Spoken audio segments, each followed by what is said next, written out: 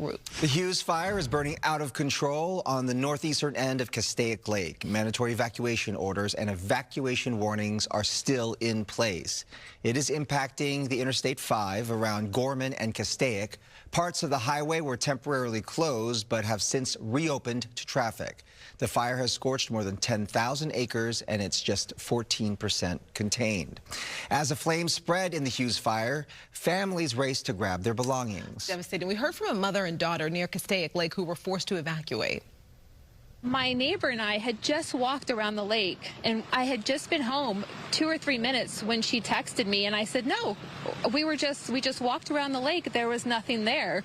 And I went outside. I looked down the street. I didn't see anything. And I went to the backyard, and then that's when I saw the smoke.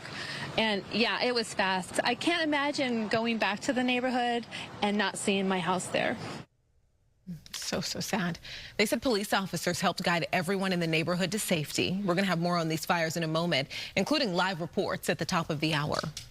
President Trump will be in L.A. tomorrow to survey damage from the recent fires, but today he's turning his attention to sanctuary cities as he prepares to sign a measure into law. His crackdown on illegal immigration is already drawing legal battles, and as Douglas Zader reports from Washington this morning, U.S. troops will soon be heading down to the southern border.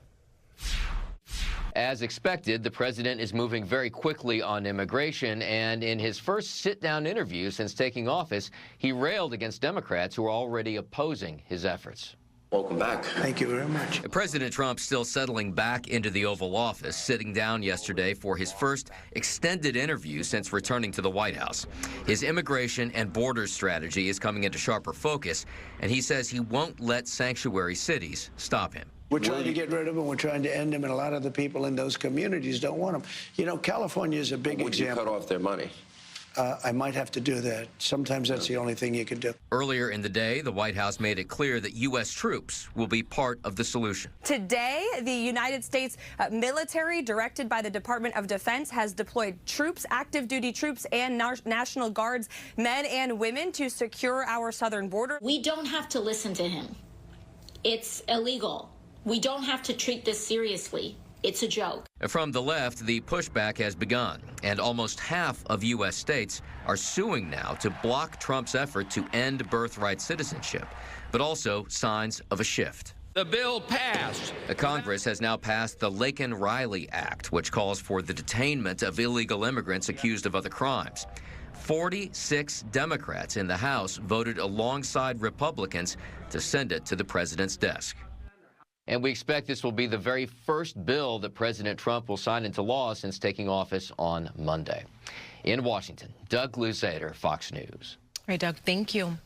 4:48 your time. Let's go to Samana with a look at our forecast today. We are still in this window with red flag conditions until tomorrow. Yes, tomorrow morning, red flag warnings have been extended into, yes, Friday, right around 10 a.m. is when we're expecting these conditions to improve and the critical fire weather conditions to relax as we push in some onshore moisture, and that's going to help elevate our humidity. A transitional day, again, Friday, before some rain coming our direction. Saturday, lingering all the way through Tuesday. So we've got big weather changes and big weather impacts potentially in this next 7 days. Current winds right now, we continue to follow those winds. We're looking at some varying wind amounts or wind speeds, 14 miles an hour through Fillmore near the Lake Hughes Fire area. We're looking at much calmer conditions, so favorable for the firefight. Oxnard into Malibu Hills, a range there of 15 to up to 34 miles an hour. And the Sepulveda Fire,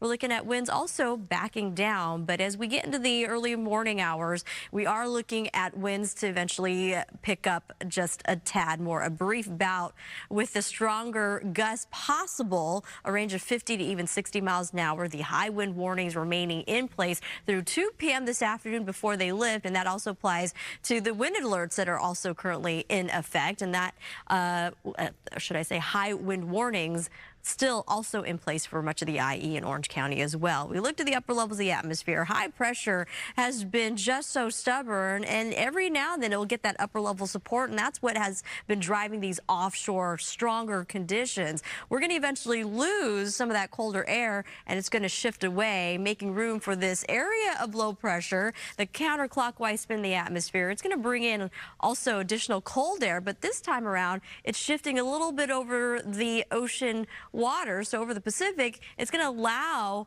for some moisture to finally get pulled into SoCal. This is what we need. This is what we want. The beneficial rain, but unfortunately, with our such dry conditions and our burn scar areas, this added rainfall could also pose new threats in the form of flash flooding and mudslides and debris flow. So we're prepared, or we're trying to prepare for that. And the same system is also going to give additional snowfall, not just for the Sierra Nevada, but for our local mountains as well. Above the 5,000-foot level, we may pick up 3, potentially even 4 inches of snow, believe it or not, by this weekend, say in the Idlewild area. And at the resort level, we might even pick up over 5 inches of additional snow. So a roller coaster ride of weather. Today, we're actually not just warm, but we are hot. All the way down the coast. Temperatures could reach up to the 80s today. Winds will still be a factor into later this evening. Rain chances are coming our direction, and lingering showers all the way into Tuesday. So we've got, again, the active weather pattern. We've got you covered traffic-wise as well. Good Day LA traffic, as I mentioned, is going to be brought to us by Sweet James Accident Attorneys. And we do have an issue out there. Just a heads up, your drive along the 405 isn't bad. That's pretty wide open. Just an issue because of the Sepulveda Fire. The closures in place is just the off ramps of the Getty Center Drive, both north and south. We've got coming northbound the 110 from the 405. Your drive through downtown looks good. And downtown LA not being impacted by those winds. Send back over to you. Oh, and now we look at some other traffic hotspots. If you've been hurt in an accident and you need results, call Sweet James. Here are just some of the recent wins for our injured clients. Call the firm that wins big. Call Sweet James.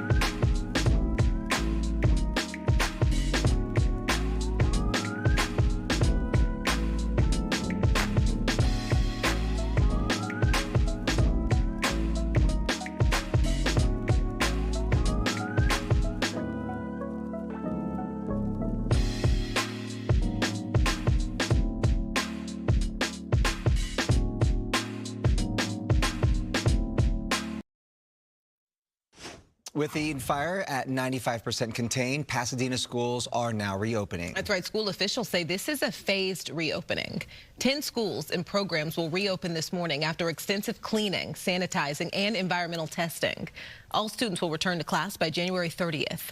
The campuses have been closed for 2 weeks. This morning, our Coco McAvoy will be at Willard Elementary School to help welcome them really back to class. It's crazy how some schools are reopening and then we have other fires that spring up and then schools close, right? In so many ways. Some people, getting back in their homes, some people evacuating. There's just, it's awful, truly. Yeah. Coming up next at 5, 2 new fires burning in LA County. One of them near the 405 freeway, the other burning near homes near Castaic, near the 5 freeway. Live reports on both the Sepulveda Fire and the Hughes Fire coming up.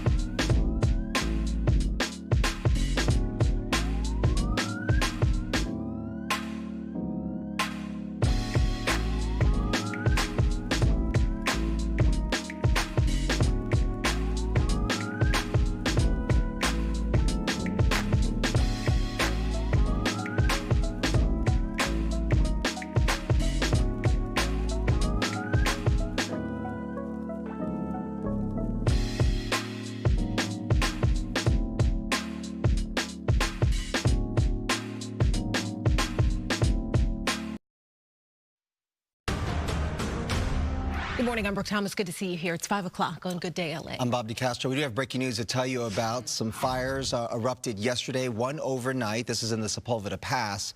Forward progress has been stopped on the Sepulveda Fire, and the evacuation warning has been lifted.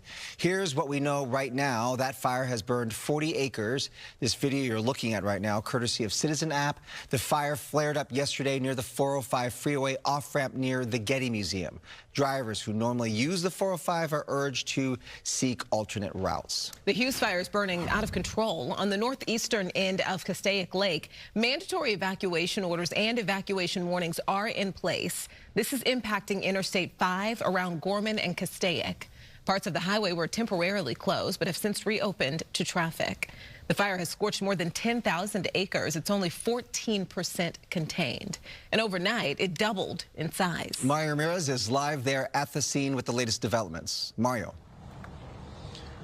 Barbara, good morning. The Hughes Fire grew with wind gusts reported at around 40 miles per hour, much calmer than the 70, 80 mile per hour gusts that quickly spread the Palisades and Eaton Fire 2 weeks ago. But we know the conditions can change. Now, we're along the 5 freeway here at Lake Hughes Road, and the fire so far has been spreading to the north. This intersection here, or off-ramp, is shut down. And as the fire has been spreading to the northeast, to the east of Castaic Lake, it's been working as a buffer between the flames and the freeway. Now take a look here at the video. The Hughes Fire reported yesterday morning around 11 a.m., first located near Castaic Lake along Lake Hughes Road. The fire, again, 14% contained, burning over 10,000 acres and spreading to thousands of acres in just a few hours. Fortunately, with no structures damaged or destroyed. More than 4,000 fire crews are assigned to the blaze, with over 50,000 people affected by either evacuations or warnings. Now, those evacuation orders in place for residents near the reservoir, including Charlie Canyon, Paradise Ranch, and Bitter Canyon. And that means there's an immediate threat to life and you should leave. Warnings, meanwhile, in place for thousands more. Parts of the 5 freeway, as Brooke mentioned, through the grapevine had been closed as the flames got closer, but the freeway fully reopened late last night. The fire also forcing the county to evacuate parts of a 5,000-person jail, moving nearly 500 inmates from the Pitches Detention Center. Listen here. When the fire got so close to Pitches Detention Center, we had to act quickly, working through our different department. We had Ventura County Sheriff bring over some of their buses, our department's buses deployed to Pitches Detention Center to help evacuate those inmates and make sure that they're safely away from the fire to help prevent any harm done to them. And while the flames quickly spread through shrub and grassy hills, we haven't seen or heard any reports, again, of damage to structures or any injuries. We know Red Cross volunteers are set up at an evacuation center at College of the Canyons campus, East Gym, and the entire Angeles National Forest is closed to the public through January 24th because of that ongoing fire activity from multiple wildfires. And according to the Sheriff's Department, 32,000 residents remain under those mandatory evacuations at this hour. For now, that's the latest here in Castaic. Back to you in the studio. It's good to see some positive signs there in terms of the wind. It's certainly died down quite a bit. Mario, thank you. Yes, thank you, Mario. We got to tell you about this now. Schools across multiple districts in the Santa Clarita Valley are closed due to poor air quality. Today, campuses in the Saugus Union District, including West Creek Academy and Tesoro del Valle Elementary, are shut down. Castaic High, Valencia High, and others in the Hart District are also closed. So is the Santa Clarita Valley International Charter School.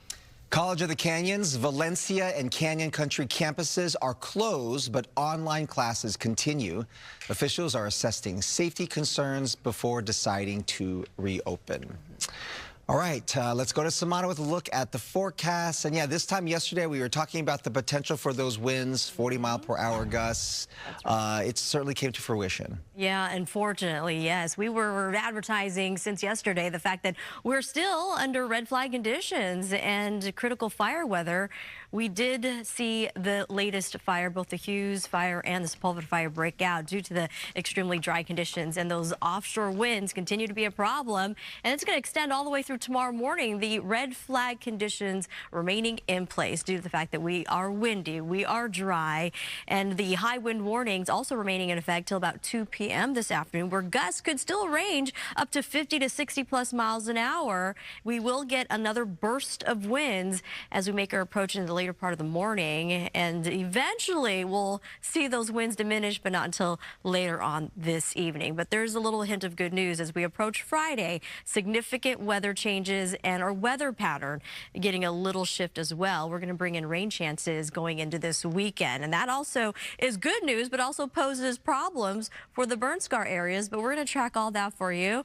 Outside of the fire zone and the wind-prone locations, we've got temperatures on the rise. Those Santa Ana winds pushing numbers all the way down the coast up to 83 degrees in some spots. So we're going to be looking for a range of 10 to even 15 degrees above what is normal for this time of year. We're in January. We're talking about heat and dry conditions when we should really be talking about rain. And we will when we see this weekend. Red flag conditions, as I mentioned, extend from LA County, Ventura County, out towards the IE, much of the Inland Empire, incorporating the mountain communities across San Bernardino as well, and Orange County through, as we mentioned, 10 a.m. tomorrow. Here's a look at our future cast as we make our approach into the 9-10 o'clock hour. You can see the brightly lit areas get a little extra glow, indicating the stronger bursts of winds, also applied to downwind through the Cajon Pass and the Santa Ana Mountains as well. We maintain the forward speed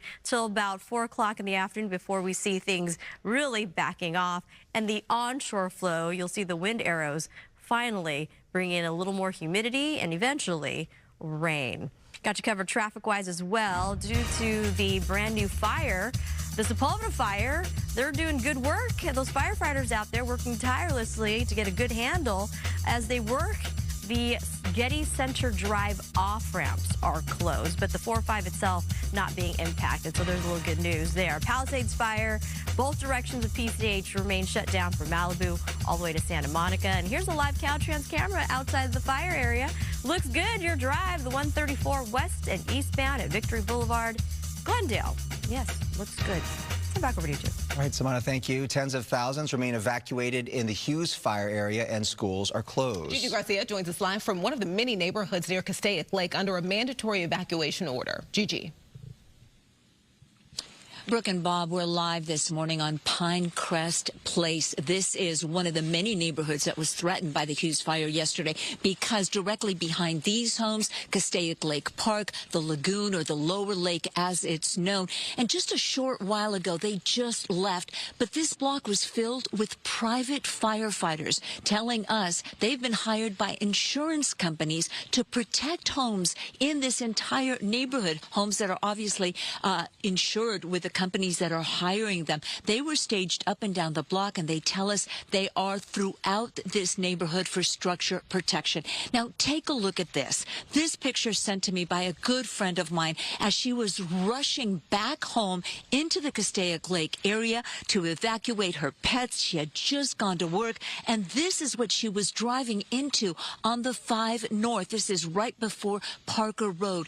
This is the reason the 5 freeway was eventually shut down, because the smoke cloud and plume could be seen from as far away as Torrance yesterday. And there were certainly some very tense moments. I have friends that made it through when it was an evacuation warning. They were able to get their pets and important papers, but so many people did not, because all of a sudden the North Lake neighborhood was under a mandatory evacuation order. That means none of them were let in. Traffic on the 5 North, which was shut down, was backed up for miles all the way down to the 405 and points beyond. We spoke to some folks. Some of them had already evacuated. Others were trying to get back home.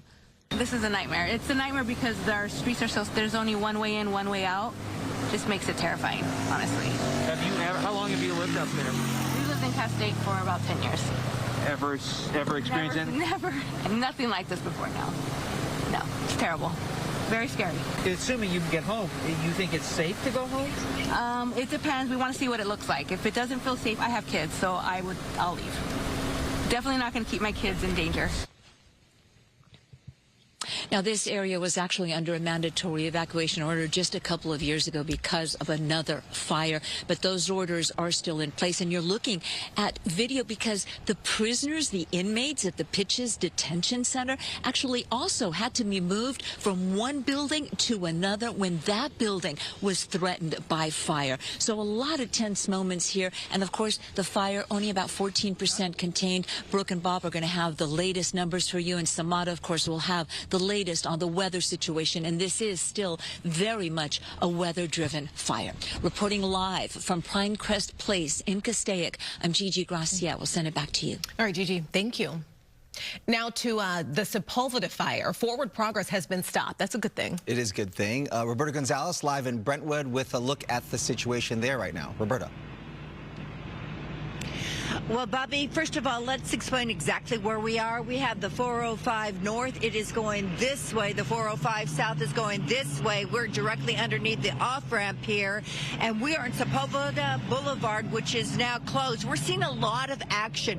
Fire trucks coming in and out still, even though this fire was spotted at 11 o'clock last night. It was extinguished, put down, knocked down about 1:30 this morning, but my photographer, Ian Jones, he's just the best. He's a former firefighter in the San Francisco Bay Area. He explained to me what these trucks are doing. They're coming in, they're dropping off water to these existing trucks. These trucks then go up about 100 to 200 feet up this mountainside here, and that's what they are using to extinguish the fires. Now what they're doing is trying to control all the hot spots in this area, and there have been several, according to PIO David Ortiz, who will be joining us from the Los Angeles Fire Department the next time around after 5:30.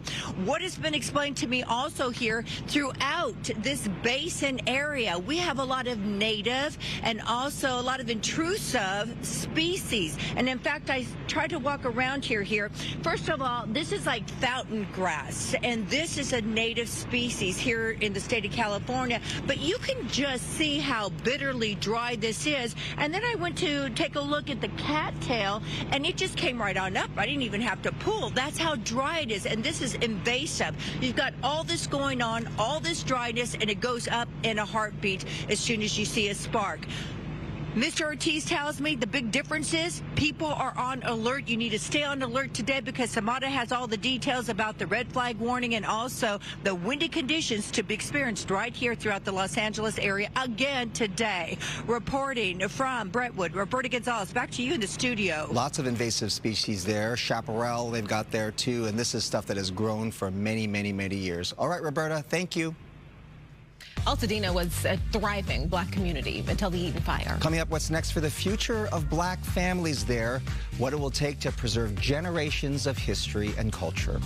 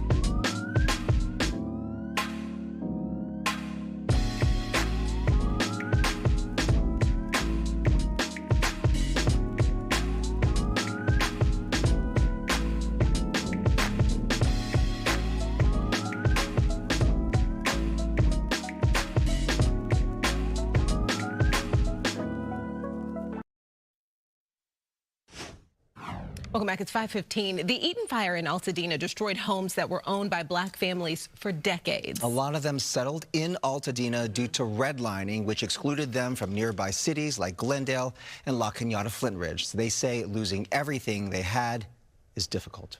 This has been our family home. My mother worked very hard to get this home. It's my first time doing a complete walkthrough, yes. And everything's a total loss. I would love to rebuild. This is all we know. This is all my kids know, all my grandkids know, all my sisters and brothers know. That's Mona Morgan. She is just one of the many black residents who lost homes in the fire, historical businesses, churches, landmarks, all destroyed. Brianna Hawkins is co-founder of social impact research firm Fractal Strategies. Brianna, thanks for joining us this morning. And we know you have a personal story in this. So many people impacted there, so we're sorry for your loss. How many families do you estimate may have lost their homes in this fire? Thank you so much, Brooke and Bob, for inviting me to join. You're right, the loss has been significant. While it's still too early to be able to estimate the total dollar value of the loss, we know that of the 7,000 structures that were either destroyed or damaged, about half of them were residential structures, and 21% of residents in the Altadena community are Black and African American. So you can, and with the highest, one of the highest home ownership rates in Los Angeles County among the Black community. So you can imagine probably close to 1,000 of those structures that are destroyed or damaged belong to residents within the Black community. And when you calculate the median home value of homes in the area at about $1.3 million, we estimate that the total loss could be close to $1 billion when you think about the loss in property, businesses, cultural landmarks, and other resources in the community that have been destroyed through the fires. Again, yes, thank you so much for getting up early and being here with us. This has been something really important to us. We've been talking about this and kind of just knowing how important this should be to everybody, this conversation. Brianna, the national, in the United States, the national Black homeownership rate is 44%, just 44%. I know in Altadena, before this fire, it was 81%. That is just an amazing number, just coming from one community, comparing it to the national Black homeownership rate. I think that tells a story in itself. Can you talk about the loss in, Black generational wealth from these fires, what this could mean? Absolutely. I mean, Black Angelenos have had a long-standing history in the Altadena and Pasadena community dating back to the mid-19th century, with Robert Owens, a leader in Los Angeles who was formerly enslaved, who ultimately became a prosperous entrepreneur and established a community in Altadena where Black settlers in the community could come and be able to create a community there. The El Prieto Canyon neighborhood is one of the earliest Black communities in the area and was a sanctuary for families fleeing systemic racism and played a critical role in the region's cultural and historical narrative.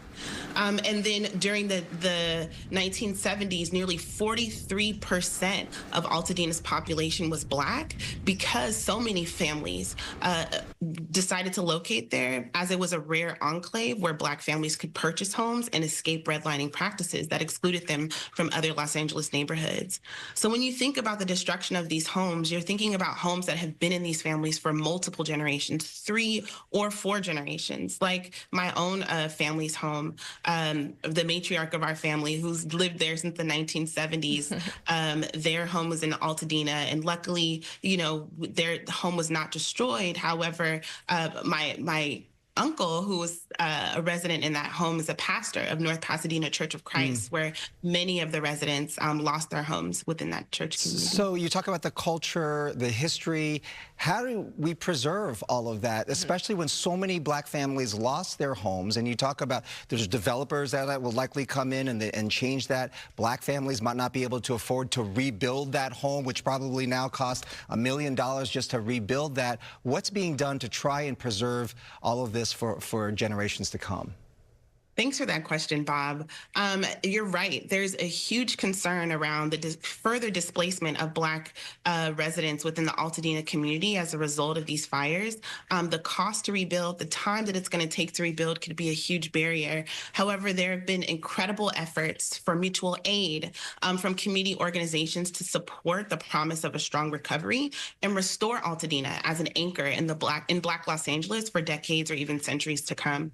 There have been grassroots efforts that have been providing, resources to address the immediate needs. But I'm a part of a collective, the Wildfire Collective, that is thinking also about the long-term strategies for supporting the retainment of residents within the community. We are offering emergency grants and grant writing assistance to both small businesses and homeowners who are seeking FEMA and SBA grants and loans to be able to access resources that can support them to stay in the community. We know legal aid organizations are providing consultation to families and businesses to support them with advocating with the insurance companies so that they're able to get the support that they need to be able to rebuild and remain in the area. There have also been other organizations within the collective, the Wildfire Collective, like Blacklight Imaging, Morganite Writing, and my own company, Fractal Strategies, that are also working to preserve the cultural fabric of the community. Blacklight Imaging is offering free family photos for families who have lost everything in the fire, including mementos and photographs that capture memories that are still here, but the physical representation of them are no longer gone due to the fires.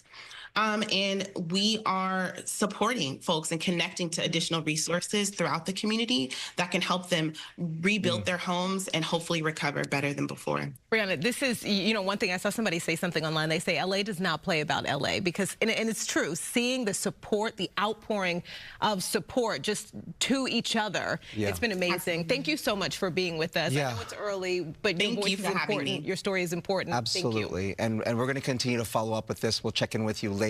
I mean, this is going to be a long recovery, and you're going to need all the resources that you need to try to preserve the history, the Black history there. To lose all of that would be an incredible tragedy, travesty. It's been a big concern, but we are not going to forget about the community in Altadena. That's not happening here. Thank you, Brianna. Thank you. Thanks. Have a good one. All right, we'll be right back.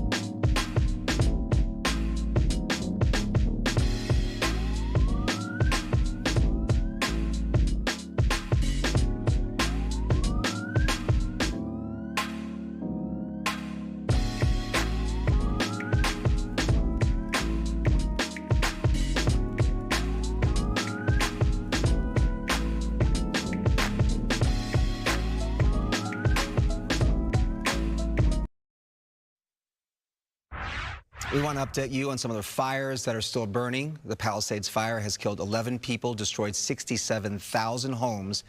Firefighters braved fierce Santa Ana winds to gain control. That blaze has scorched more than 23,000 acres.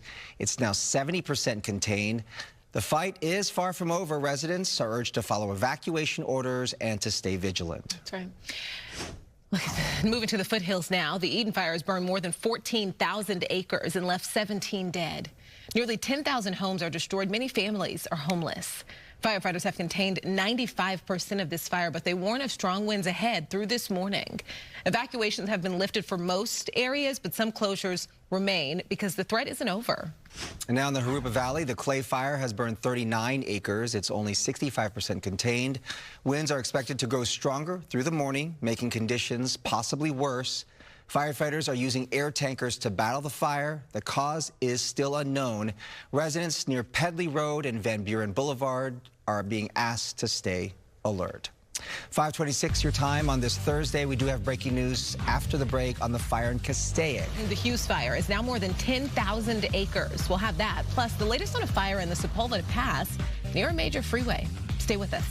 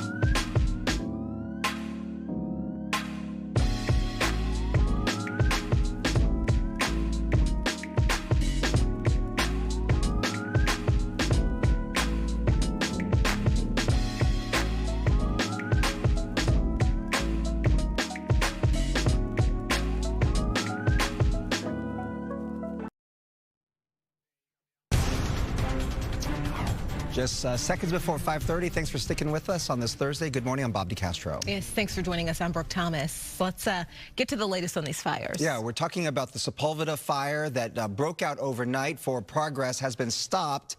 That's the good news. The evacuation warning has been lifted. The fire has burned 40 acres. It spread very quickly. This is video courtesy of the Citizen app. The fire flared up yesterday near the 405 freeway off-ramp near the Getty Museum. No structures were damaged and no injuries reported. However, this could impact traffic for drivers who use the 405 freeway. New information just in from the Hughes Fire. It's grown quickly. Evacuation orders there are still in place. There is concerned winds will pick up this morning. Mario Ramirez live from Castaic with the latest there. Mario.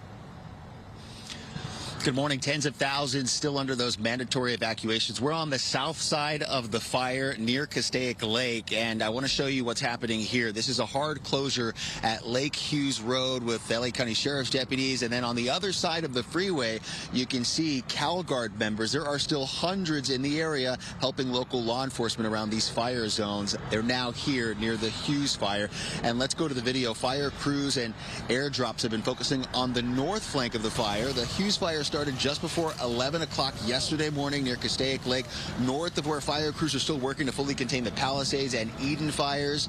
Officials say current conditions are more favorable. Calmer winds allowing helicopters to carry out those water drops throughout the night. And they also note that crews here have direct access to Castaic Lake and other nearby reservoirs for those drops. The area where the fire is burning, known for its dry, grassy hills, making the fire conditions critical. And that's what those crews are working with on the ground. People being ordered to evacuate in the areas near the reservoir, including areas of Bitter Canyon, Cambridge, Charlie Canyon, Hillcrest, and Paradise Ranch. The Sheriff's Department urging residents in these zones to be prepared. Once people leave those hard evacuation order zones, unfortunately, they're not allowed back into that specific area because of the curfew, and with the fire department needing that area safe for them to do their jobs. The warning zones, obviously, we're telling people, hey, to pack all your desirable items such as paper, cash, any pictures, basically everything that your families hold dear to themselves, ready to go.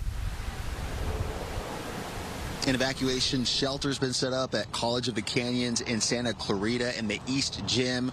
Red flag warnings for critical fire risk are still in place through tomorrow morning. Now, coming back out here live, the freeway was reopened fully late last night as the flames moved northeast away, and there is a smoke advisory that's been issued for northern Los Angeles County, Simi Valley, and Thousand Oaks, and we'll have more on that, but definitely a day where you'll see and smell that smoke here in these areas. For now, that's the latest in Castaic. Back to you in the studio. All right, Mario, thank you. 5:32 now. Schools across multiple districts in the Santa Clarita Valley are closed because of poor air quality. Today, campuses in the Saugus Union District are shut down, including West Creek Academy and Tesoro del Valle Elementary. Castaic High, Valencia High, and others in the Hart District are also closed. So is the Santa Clarita Valley International Charter School. College of the Canyons, Valencia, and Canyon Country campuses are also closed, but online classes continue. Officials are assessing safety concerns before deciding to reopen. All right, here's Samana with a look at the forecasts. Yeah, the smoke yesterday was incredible. I actually saw it, here on the west side too. So it's coming down to our area, and that coupled with all the fires that we've had, the air quality is just terrible. Oh, it is just horrible. So make sure you protect your lungs, and if you've got to bring out your N95 masks out to help you out, do so. And it's all courtesy of the offshore winds. Those winds coming out of the northeast pushing towards the south-southwest. And if you're talking about the Hughes Fire, all that billowing smoke that we saw yesterday just continues to pour out in those very vulnerable regions downwind. And unfortunately, we've got more winds on the way. We are tracking currently a wide range of wind conditions near the Hughes Fire, where Mario is. So good to see that winds have backed down. There is that possibility that we could see another burst of winds this morning before winds diminish, but not until later this evening. The offshore flow, you can see here Camarillo with wind speeds pushing to about 22 miles an hour. Malibu Hills, 39 miles an hour. So it is in alignment of what we have been forecasting. The high wind warnings will remain in place till about 2 p.m., but the red flag conditions are going to extend all the way through tomorrow morning. We are very dry. We are warm to hot, and unfortunately makes for critical fire weather. We've got rain in the forecast, and I'll go over that when I get back and show you the 7-day forecast, so you don't want to miss out. And also traffic conditions, now that we have these new fire zones, I wanted to also point out, with all that smoke yesterday, did shut down the 5 freeway for a short period of time due to the low visibility, but now the 5 freeway is open, but the closures, the off-ramps are still closed off at Parker Road and Lake Hughes Road. But yes, right now the 5 still open at this hour, and Sepulveda Pass, the Getty Center Drive off-ramps only are closed off. 4-5 looks good. Send back over to you, too. More on the Sepulveda Pass, the fire that broke out there overnight. Forward progress has been stopped. However, the fire will still impact you if you use the 405 to get to wherever you need to get to go this morning. Roberta Gonzalez is live in Brentwood with a look at the progress. Roberta, good morning. Good morning. Current air temperature stands in the mid and high 50s. The winds have been fluctuating. In fact, they are increasing. Looks like that offshore push again out of the north and northeast up to about 10 miles per hour. I've been out here since 4 o'clock this morning to talk about this fire that began right after 11 o'clock last night. But to tell you better about exactly what's going on here, let's bring in PIO Officer David Ortiz. Come on in here, sir. Good morning to you. Good morning, ma'am. Perhaps you can describe the situation. Well, the situation is quiet, as you can see to the rear, but firefighters are still here with hose around this fire, making sure that any hot spots don't move out of the perimeter of the fire. We have very dry vegetation out there, so any spark will make this vegetation just catch fire immediately, and that's because of the drought we've had for the last over decade. We've been having a lot of new starts. For example, the Hughes Fire the day before, and now this one here next to the 405 freeway. So this one started right around 11 o'clock last night. How did you know about it? Someone call in? Yeah, somebody called 911. It sounds like somebody on the freeway saw the fire starting, and it quickly grew to 10 acres when the first firefighters arrived. Then it grew to 250 firefighters, and we had 7 aircraft, 5 medium, 2 heavy, and they slowed it down a lot.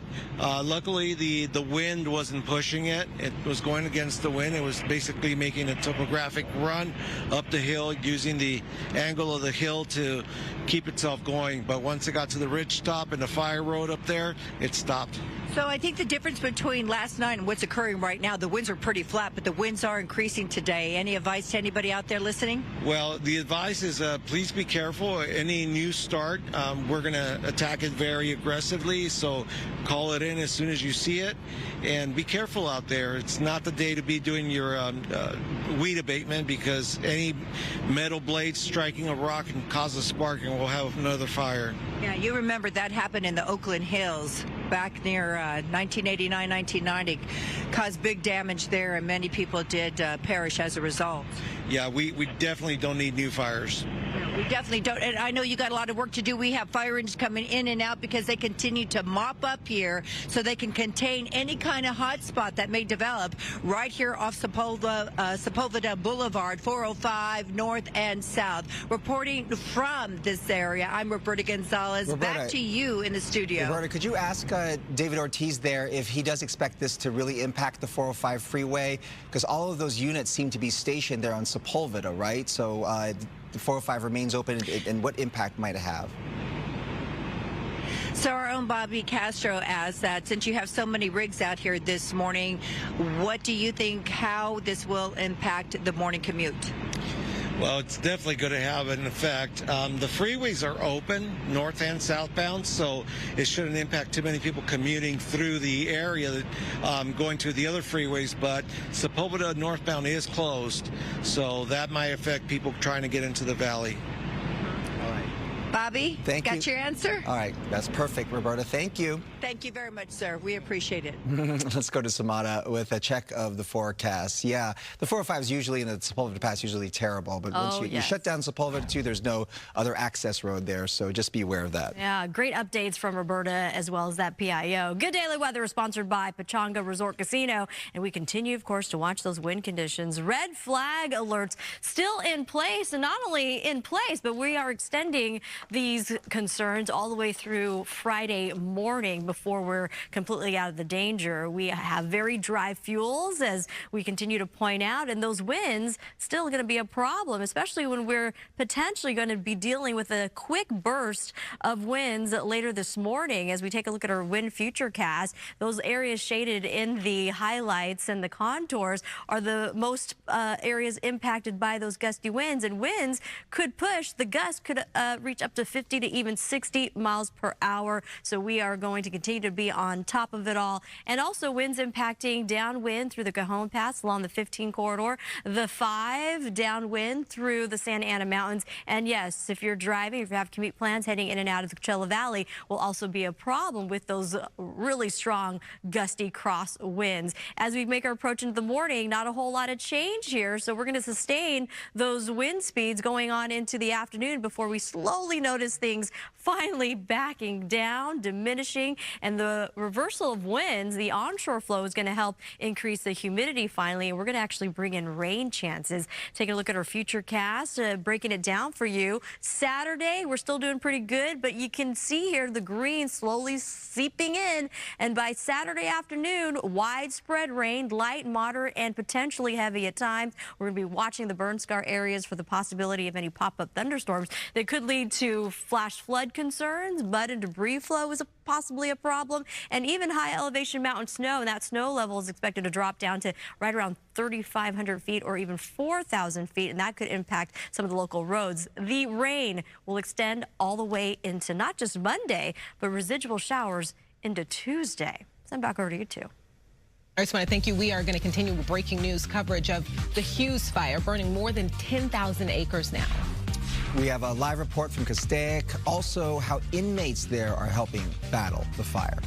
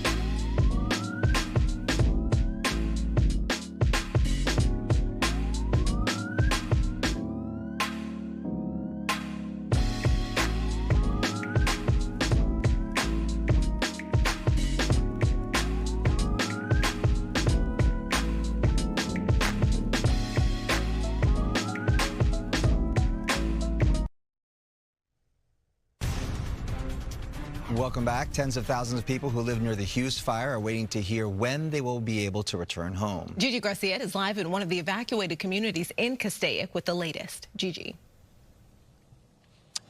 Brooke and Bob, I'm on Wilderness Place. This is on the other side of Ridge Route. Castaic Lagoon, or the lower lake as it's often called, is actually on this side. But this neighborhood was also threatened and is still under a mandatory evacuation order.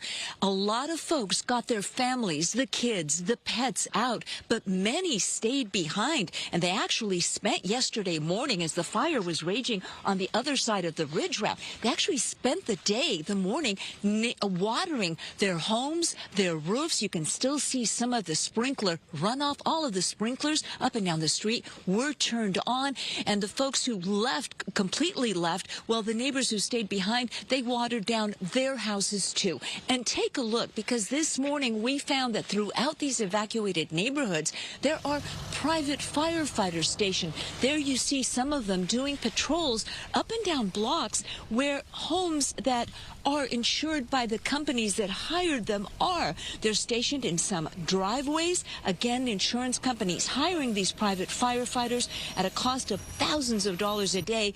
In the end, it is much cheaper to hire them to try to replace a lost home. Thankfully, no structures have been lost or damaged. And take a look at this. This picture was sent to me by a good friend as she rushed home here to her Castaic Lake neighborhood. This is the 5 North, right before Parker Road, and you can see that plume of smoke she was driving straight into to get home and get her pets out.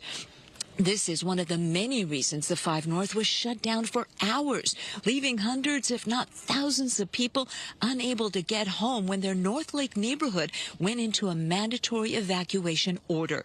No one but first responders allowed in. Since the fire broke out just after 10:30, many were gone for the day. Kids were at school and later had to be evacuated too. Adults were at work or out running errands. It was certainly a stressful time for so many. Did you guys evacuate, or? We did. We're just trying to see if we can get back in or not, but it doesn't look like they're going to let us in. So you're trying to get back to Castaic? Yeah, we're up the hill. When did you evacuate? A few hours ago, about 3 hours ago. Yeah. What is this ordeal like? This is a nightmare. It's a nightmare because our streets are so, there's only one way in, one way out. Just makes it terrifying, honestly. Assuming you can get home, you think it's safe to go home? It depends. We want to see what it looks like. If it doesn't feel safe, I have kids, so I'll leave.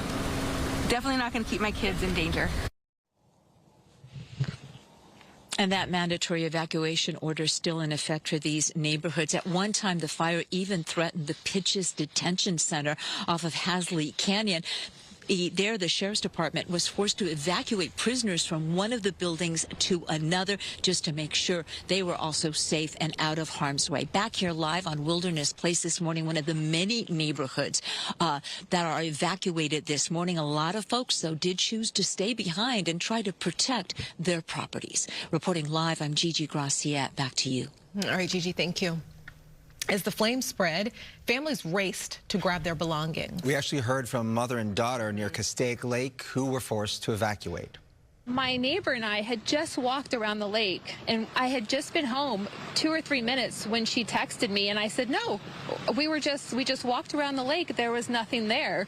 And I went outside. I looked down the street. I didn't see anything. And I went to the backyard, and then that's when I saw the smoke.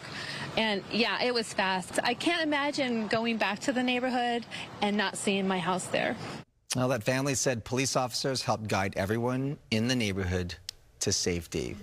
All right, let's go to Samana with a look at the forecast. Those winds yesterday were strong, but fortunately not those hurricane force type winds where those air assets could actually get into the skies and get a handle on that fire. Yeah, so true. And I was there yesterday when the fire broke out here at the studio, and we quickly saw how fast that fire spread. And kudos to all the firefighters out there in the community.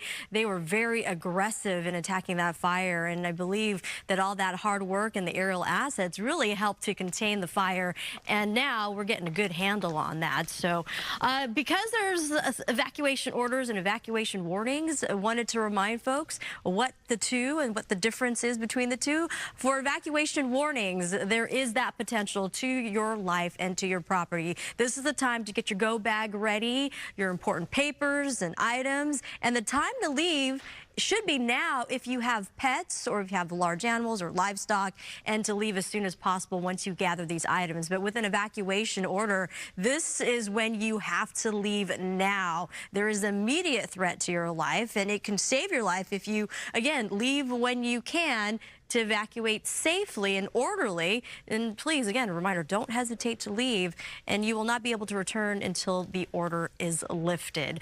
We are watching those winds, and in some spots, the winds are cooperating, but there are other locations in the highlighted areas still dealing with gusts that could still range between 30+ miles an hour, and sustained winds in Oxnard, at least, about 14 miles an hour. Now, outside of the wind-prone areas, much of the basin and the areas of Orange County right now, on the calm side, really depends on where you are, but we're definitely not out of the woods. Red flag warnings are in place and will continue to be in place through tomorrow morning, and high wind alerts are also still in effect for, unfortunately, those fire zones where gusts could still reach between 50 or 60 miles an hour.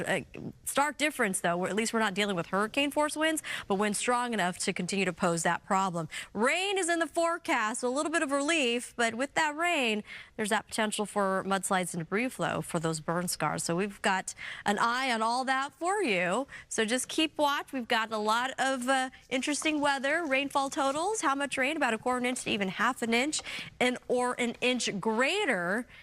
So please heed those warnings as well if you're dealing not just with the fire areas, but also the potential for flood conditions as also. And we got to cover traffic-wise. Good Day LA Traffic is sponsored by law offices of Jacob and Ronnie and calljacob.com.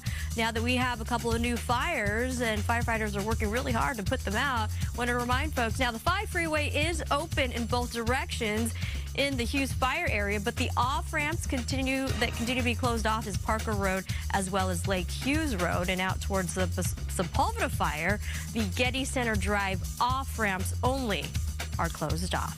Now here's a look at some other traffic hotspots. Call Jacob. Call Jacob. Call Jacob. Call Jacob. Chiama Jacob. Tawagan si Jacob. Sayang ba ba Jacob? Call Jacob. Definitely. He is the real deal. Call Jacob and Ronnie. Call Jacob.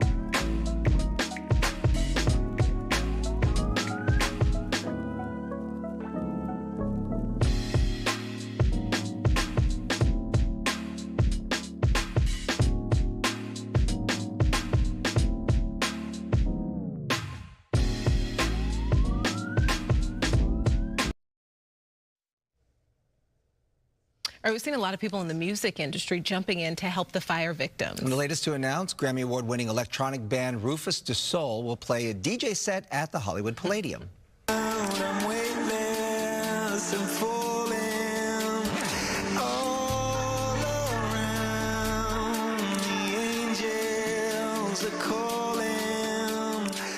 The DJ set is scheduled for March the 6th and is to support LA fire recovery. 100% of ticket proceeds from the Live Nation produced events will be donated to the California Community Wildfire Recovery Fund. Tickets go on sale today. Anything to help. Yeah. All right, it's time to check in with Melvin and Jen about what's coming up on Good Day LA. Good morning. Good morning. Good to see you back, Brooke. Thank you. We missed you. I've been down bad. Okay. So crews continue to fight 2 new wildfires in Southern California, prompting evacuation orders and warnings for tens of thousands of residents. Our team of reporters and meteorologists will have the latest on containment numbers and also how it might impact your morning commute. And after weeks of uncertainty, some residents in the evacuated Palisades zones are finally returning home. We get an inside look as one resident learns what happened to their home. All that and more coming up. Good Day LA at 6 starts right after the break.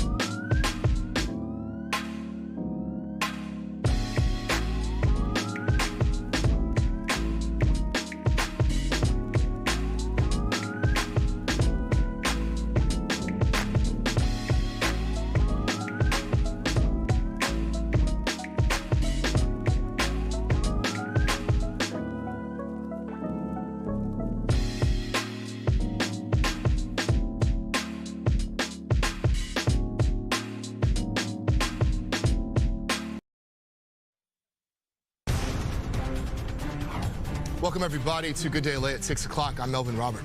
And I'm Jen Lammers. Yeah, more fires to tell you about. Unfortunately, here we go again, right? So the good news, though, is that forward progress has been stopped on the Sepulveda Fire, and the evacuation warning has been lifted.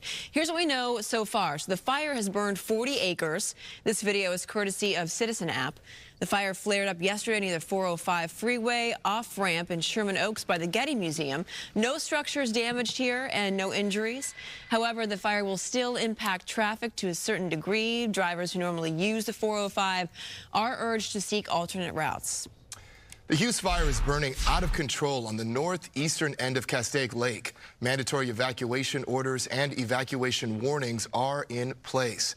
Now, this is impacting Interstate 5 around Gorman and Castaic. Parts of the highway were temporarily closed, but have since reopened to ongoing traffic. The fire has scorched more than 10,000 acres and is only 14% contained. This fire blew up so quickly. Yesterday, we first reported around just before 11 o'clock in the morning. Yeah. And we watched it go from 50 acres to 500 acres and then to 3,400 acres, almost like that. Quickly. Yes. Yeah. Yes. Yeah. When I went over the hill to go do extra, because I also do extra, everybody, if you didn't know that. And some of the folks there, you know, some of the editors and some of the, even one of the producers, they were kind of skirting out of the building because they live in that community. That's right. So it was a little bit unnerving. But luckily enough, it did not impact any homes. So firefighters, meantime, with the help of aircraft, are gaining control. So let's go to Mario for the latest updates there. Good morning.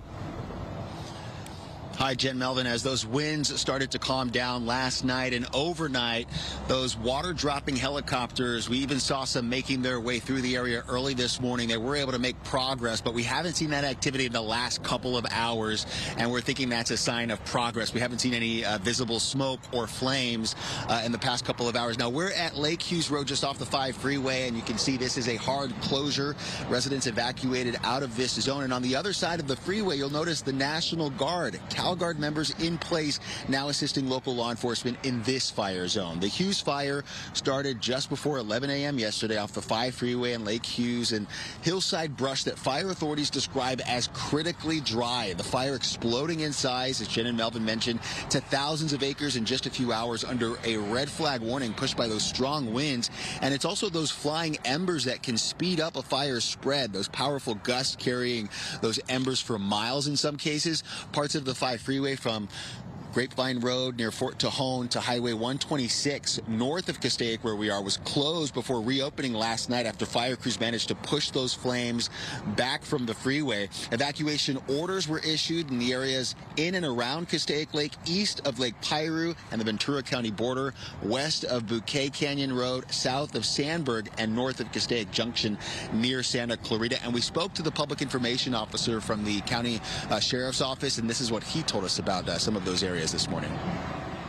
With the winds cooperating, hopefully with us, the fire department out there distinguishing the fires, we're hoping that eventually we can repopulate those people who were evacuated back into the evacuation zones. But for the safety for the public, the safety for the first responders who are out there fighting the fires, we want to keep those zones clear for them so they can do their job and make sure that their properties remain safe. And as those flames spread overnight, people in evacuated areas were being told to shelter at Hart High School and the College of the Canyons East Gym, both in Santa Clarita. Now, yesterday, when this fire started, it was quickly spread by gusts of around 40 miles per hour. Well, we're expecting winds to pick up here this morning, but we haven't been feeling those strong gusts. Of course, we'll be keeping an eye on the conditions for now. That's the latest in Castaic near the 5 and Lake Hughes. I'm Mario Ramirez. We'll send it back to you. All right, Mario, thank you for that update. Meantime, schools across multiple districts in the Santa Clarita Valley are closed because of poor air quality. Today, campuses in the Saugus Union District, including West Creek Academy and Tesoro del Valle Elementary, are shut down. Castaic High, Valencia High, and others in the Hart District are also closed. So is the Santa Clarita Valley International Charter School. College of the Canyons, Valencia, and Canyon Country campuses are closed, but online classes do continue. Officials are assessing safety concerns before reopening. With that, let's get over to Samada in for Maria for a check of our forecast. Samada, you were here until late yesterday covering this fire. And so were you, Jen. Yes, Jen and I were here, as well as Sandra, and we were watching how quickly the fire grew. To your point, right, Jen? You had mentioned it went from 50 to... So fast, 50 to 500, just like that. We were all pretty concerned because we didn't know how strong the winds were going to be later on that day. Exactly. And we also all witnessed the fact that the crews out there really aggressively fought that fire with every resource, and I really feel that all their hard work really paid off, and the wind conditions cooperating. And even at this hour, where Mario is at, the winds, yes, more on the lighter side, but we're not quite out of the woods yet. We, unfortunately, at least the guidance models are showing that there could be another brief burst of winds later on this morning before we'll see those winds finally subside, but not until later tonight. And at this hour, we are watching areas along that 5 corridor. Wind speeds still a range of 10 to 17 miles an hour, but it is significantly less than those hurricane-force winds that we experienced just 2 weeks ago. But other locations from Camarillo to Oxnard, winds continue to blow there. Outside of those wind-prone areas, much of the basin on the quiet side. And we also watch out to our friends and neighbors in the IE. Winds are still gusty there as well, so just keep that in mind. Red flag warnings are now in place, and they have been extended through tomorrow morning because we are dry and we are windy. Warming up, though. Look at our numbers. 80s for today. I've got a look ahead. We got rain in the forecast, but for right now, we're going to send it over to Stu with a look at traffic. Good morning, Stu. You were up there, too, yesterday. Hey, good morning.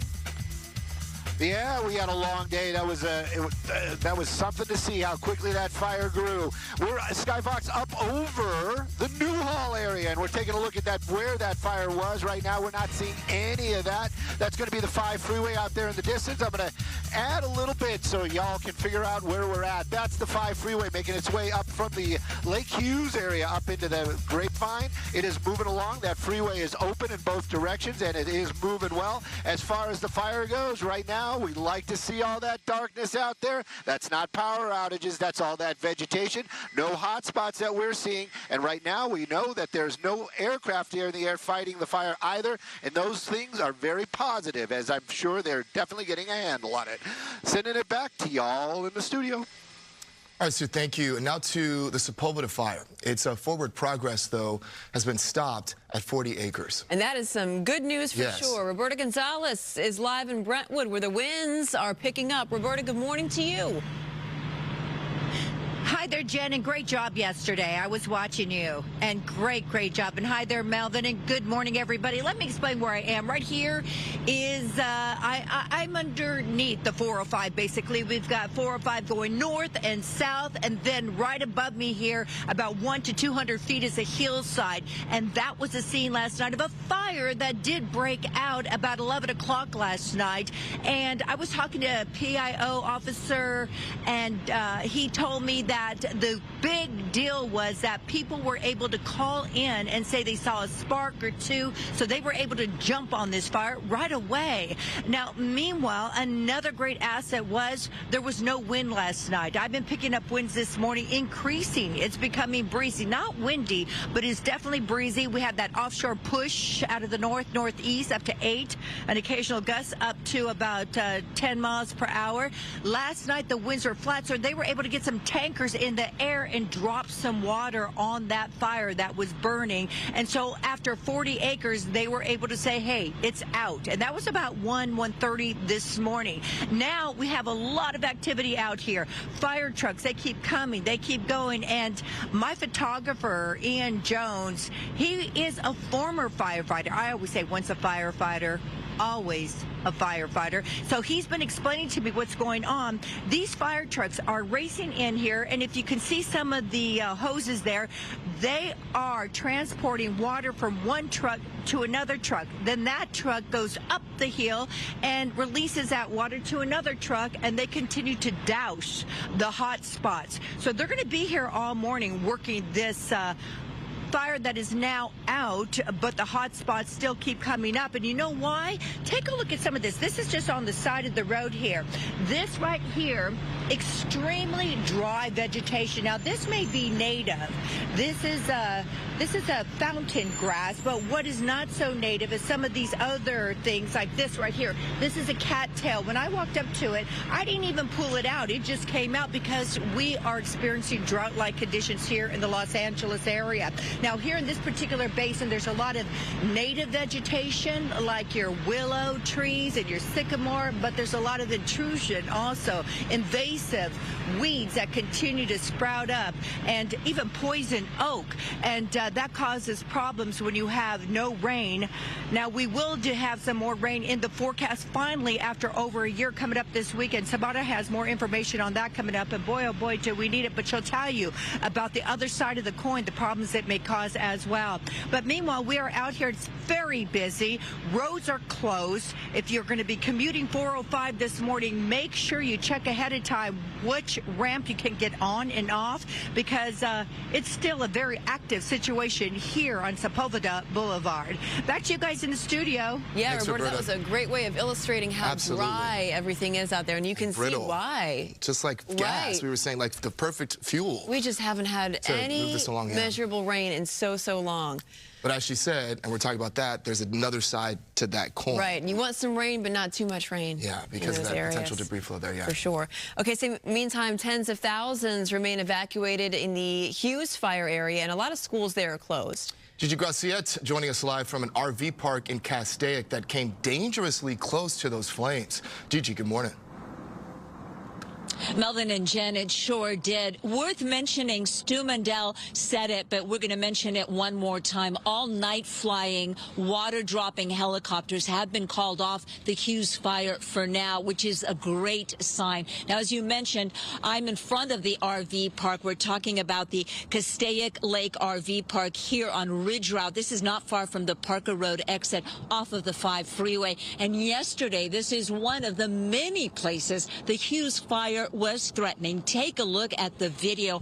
Our Haley Winslow was embedded with an inmate camp crew, cutting fire line and setting backfires to divert the fire away from the RV park, which thankfully was spared. As of yesterday, there were no reports of any structures damaged or destroyed. We are awaiting, though, the morning update, but we think that will remain in effect. Those camp crews, the firefighters, the aerial assault on the lake, on the Hughes Fire was just amazing and really did the job, with more than 4,000 firefighting personnel assigned to this area. Now, take a look at this, because this morning throughout the evacuated areas here in Castaic, there are private firefighters stationed on different blocks. They're also doing patrols. They've been contracted by insurance companies to protect insured homes at a cost of thousands of dollars a day. It is much cheaper for an insurance company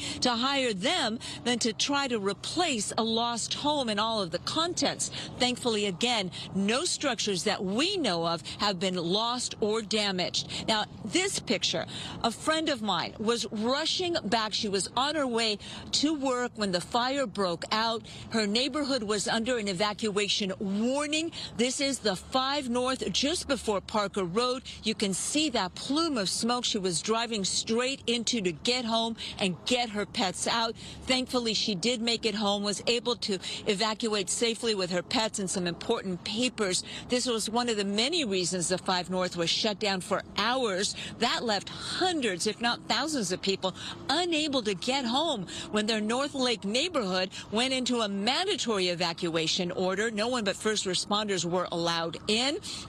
Since the fire broke out just after 10:30 in the morning, many of the folks were gone for the day. Kids were in school. They would later have to be evacuated. Adults were at work or out running errands. So you can only imagine how stressful it was for some folks. Now, we are awaiting the morning briefing. That's when we'll learn more about what the fire did overnight and if any of the mandatory evacuation orders, like the ones for the North Lake neighborhood near Castaic Lake and the Lower Lake, also known as Castaic Lagoon, will be lifted. Of course, we'll bring that to you as soon as it starts. Reporting live this morning in Castaic on Ridge Route, I'm Gigi Graciette. Back to you. Yeah, Gigi, one thing I noticed yesterday while we were doing live coverage, I think people are within reason traumatized by what happened in the Palisades Fire and the Eaton Fire, watching people's homes go up. So you had a lot of people who I saw did not obey those evacuation orders, and they stuck around. And even there was one gentleman who said, I'm not going to leave until I see flames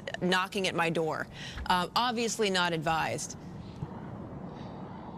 Right. We do know of several neighborhoods, one in particular here off of Ridge Route, where people got families out. They got the wives, the moms, the kids, the pets, the senior citizens. They got them all out. But several homeowners, at least on one block, chose to stay behind. They actually banded together, almost in a bucket brigade type of situation, but with garden hoses. They were watering down their roofs, their lawns. Sprinklers were turned on the entire cul-de-sac, and they were also watering down the homes of the folks who had completely evacuated or were unable to get home.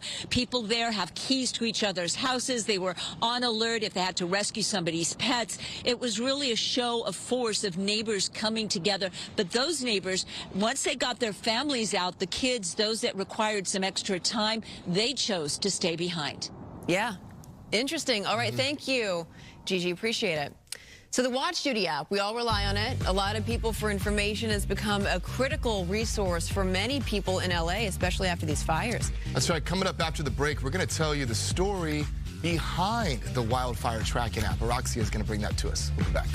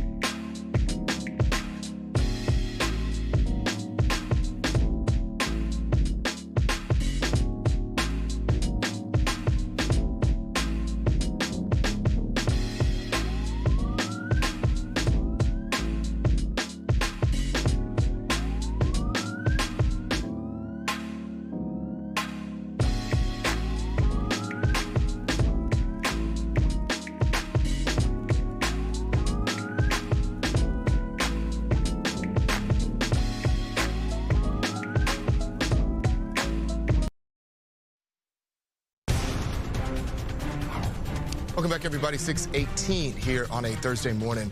When the evacuation orders went out, people raced to get their stuff together and to leave. That's right. We talked to one couple who shared their experience. Opening my restaurant over in Sherman Oaks in the Valley, and I got about 3 phone calls. My Watch Duty app went off, and I have 2 small children that both go to school up here. So I just looked at one of the cooks and I said, I'm out of here. I called my husband, and we've had the flu at our house. I call him and he's like, oh, I can't keep taking off of work. And I'm like, there's a huge fire. We're very nervous. So I rushed home. I went and got my daughter from school up the road. Immediately we packed up the car, got all our belongings, our paperwork, documentation, and I just started soaking my house. wetting it down as good as I can. In the moment, you don't know what's important, what's not, and you're looking at everything going, what do I grab? And then you look at your bag and go, I haven't even put anything in it yet. So it's a really tough moment, but I think we got the right things, and luckily we have friends and family that are close that are letting us come over. We're going to be taking off here real soon. Well, whenever a new fire breaks out, a lot of people turn to the Watch Duty app for the latest on evacuation orders. Yeah, that's right. And the free app uses a network of volunteers to gather data and vital information, including fire locations, when people need to evacuate, and where shelters have been set up. Full-time employees also listen to radio calls to gather the most up-to-date information. CEO and co-founder John Clark Mills explains why they created the app. All this information is scattered across multiple different websites. Some have good information, some have bad. There's misinformation on the internet, and there's really no place to actually go as your single resource.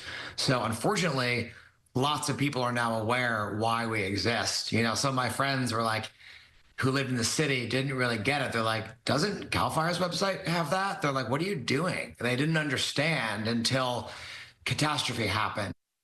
Let me tell you something. So while we were live on air yesterday, we were getting information from the Watch Duty app before Cal Fire. Wow. We would obviously verify both sources, but then, you heard me several times on the air saying, is that accurate? Is that accurate? With the acreage that was reported. And it was. They had the information before Cal Fire put it on their website. So in the days after the fire started, Watch Duty was the #1 downloaded in the Apple's App Store. So again, the app is free, and Mills says it will always be free. Yes, during the first days of the Palisades and Eaton fires, more than 2 million people downloaded the app. I think there was also conversation about him potentially taking the app public. He says that is not something that he is interested in doing. Okay. Pretty great. Pretty great. Great resource. Yes. Wonderful resource. That's been a lifeline for so many people. Yes, and the fact that it's free, and then hopefully that will continue. And the more resources, the better. When we partner up and try to get the public as much information as we know. And we also are partnering up with the National Weather Service, and we continue to watch those very strong gusty winds in some of those isolated areas. And wanted to point out, we're giving you current wind speeds, and right around the Hughes Fire area, again, really depends on where you are in and around that fire, but just north of it, we've got wind speeds now picking up to about 38 miles an hour, and that's at an elevation of 49, just a little over 4,900 feet at Warm Springs, and we've got temperatures right around 40s. So right now we've got winds that are still manageable, and it will continue to help with the firefight there. And other locations along the 5 freeway route, calmer winds, a range of 4 to 7 miles an hour. And we also wanted to keep tabs in and around the Sepulveda Fire, where we have Roberta at, and it does look like a varying range of winds, about 14 miles an hour, and at times could dip down to below 10. But up in the higher ridges, in and near the Palisades Fire, look at that. It's exactly in alignment with the current wind advisories and high wind warnings that are currently still in place. 46-mile-an-hour winds in some spots across the Santa Monica Mountains. But wanted to quickly point out, we do have a wind speed now clocking in pretty strong at 64 miles an hour at Magic Mountain Truck Trail at an elevation of 4,400 feet there. And believe it or not, that elevation could be seeing snow in just a handful of days. We got a storm system that's on the way, and yes, we continue to watch those winds. Wind alerts will stay in effect through this afternoon, and red flag conditions through tomorrow morning. Now we're going to go ahead and send it over to Stu. Stu, what you have? Hey, good morning. We're taking a look at that Sepulveda Fire and the 405 freeway. Now, the 405 freeway, it's just another day on that road. Take a look at that. Slow and go from about Sherman Way all the way down to Sunset through that Sepulveda Pass. Give yourself a little extra time for that. But if you take Sepulveda, you're going to be in for a surprise. Now, they are talking about it being closed. From the valley, going to be the southbound, from the valley out to the Sepulveda on-ramp, off-ramp right there, that's about as far as you're going to go. They're going going to force you up onto that 405 freeway.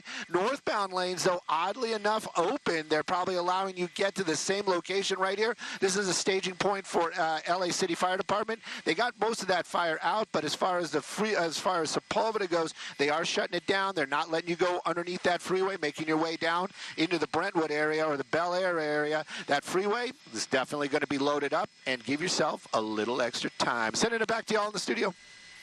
Stu, thank you. Coming up, some folks are beginning their first steps on a long road to recovery as residents are allowed back into the Palisades burn zone. More on that story in just a bit.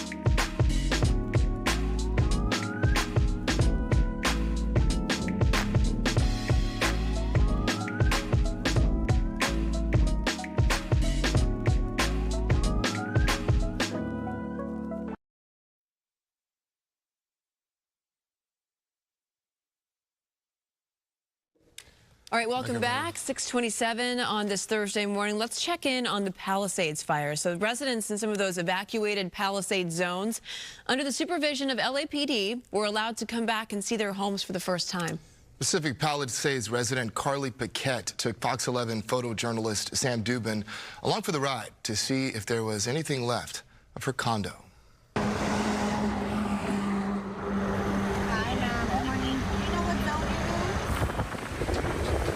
Got burned.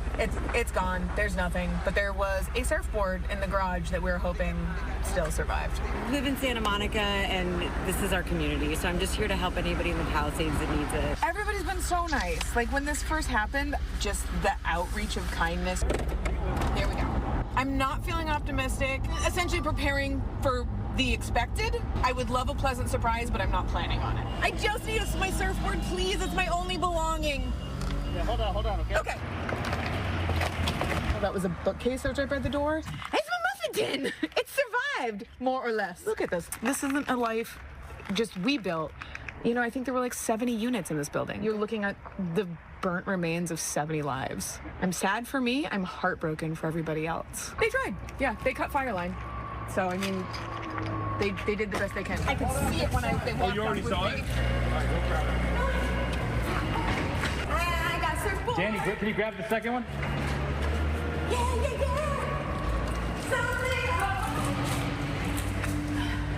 Cool. Thank you guys so much. Thank you guys so much. I appreciate it. It's something. No problem. Glad you're able to get it. Did you tell how hot it got in the garage because all the wax melted off? A lot of it. That's it for now. Some success, some sad.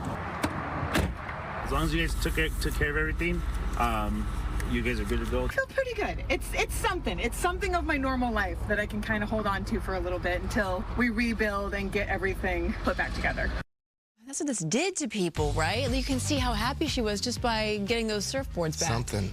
She said a little something from her normal life, right? Right.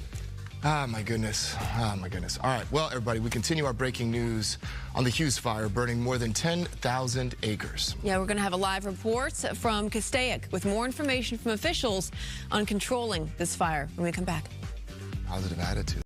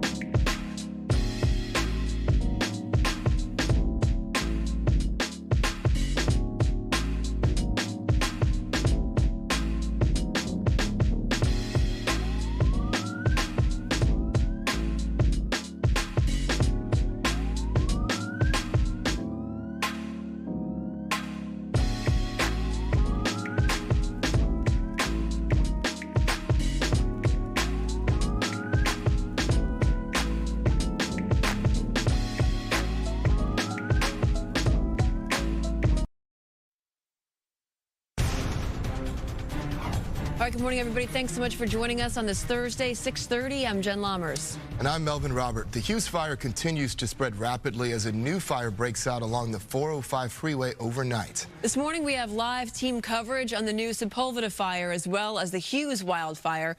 So let's start with Mario Ramirez with what crews are facing now as thousands are currently under evacuation. Good morning to you, Mario. Good morning. One of the challenges, grassy, steep terrain. That fire is still burning right now around Castaic Lake. We're on the south end of the fire near the 5 freeway and Lake Hughes Road. The freeway reopened last night, and we're being told by fire officials that the flames are spreading north away from the freeway, and around the east side of Castaic Lake, which is working as a barrier, a buffer between the freeway and the flames. Take a look. Fire crews and airdrops, they've been focusing on the north flank of the fire. The Hughes Fire started just before 11 a.m. yesterday near Castaic Lake, north of where fire crews are still battling, trying to fully contain the Palisades and Eaton fires. Now, officials say current conditions are more favorable with calmer winds, allowing helicopters to carry out water drops throughout the night. And they also note that crews have had direct access to Castaic Lake and other nearby reservoirs for those drops. The area where the fire is burning, known for its dry, grassy hills, making the conditions critical. More than 4,000 firefighters are assigned to this blaze, and people are being ordered to evacuate in the areas near the reservoir, and that includes areas of Bitter Canyon, Cambridge, Charlie Canyon, Hillcrest, and Paradise Ranch.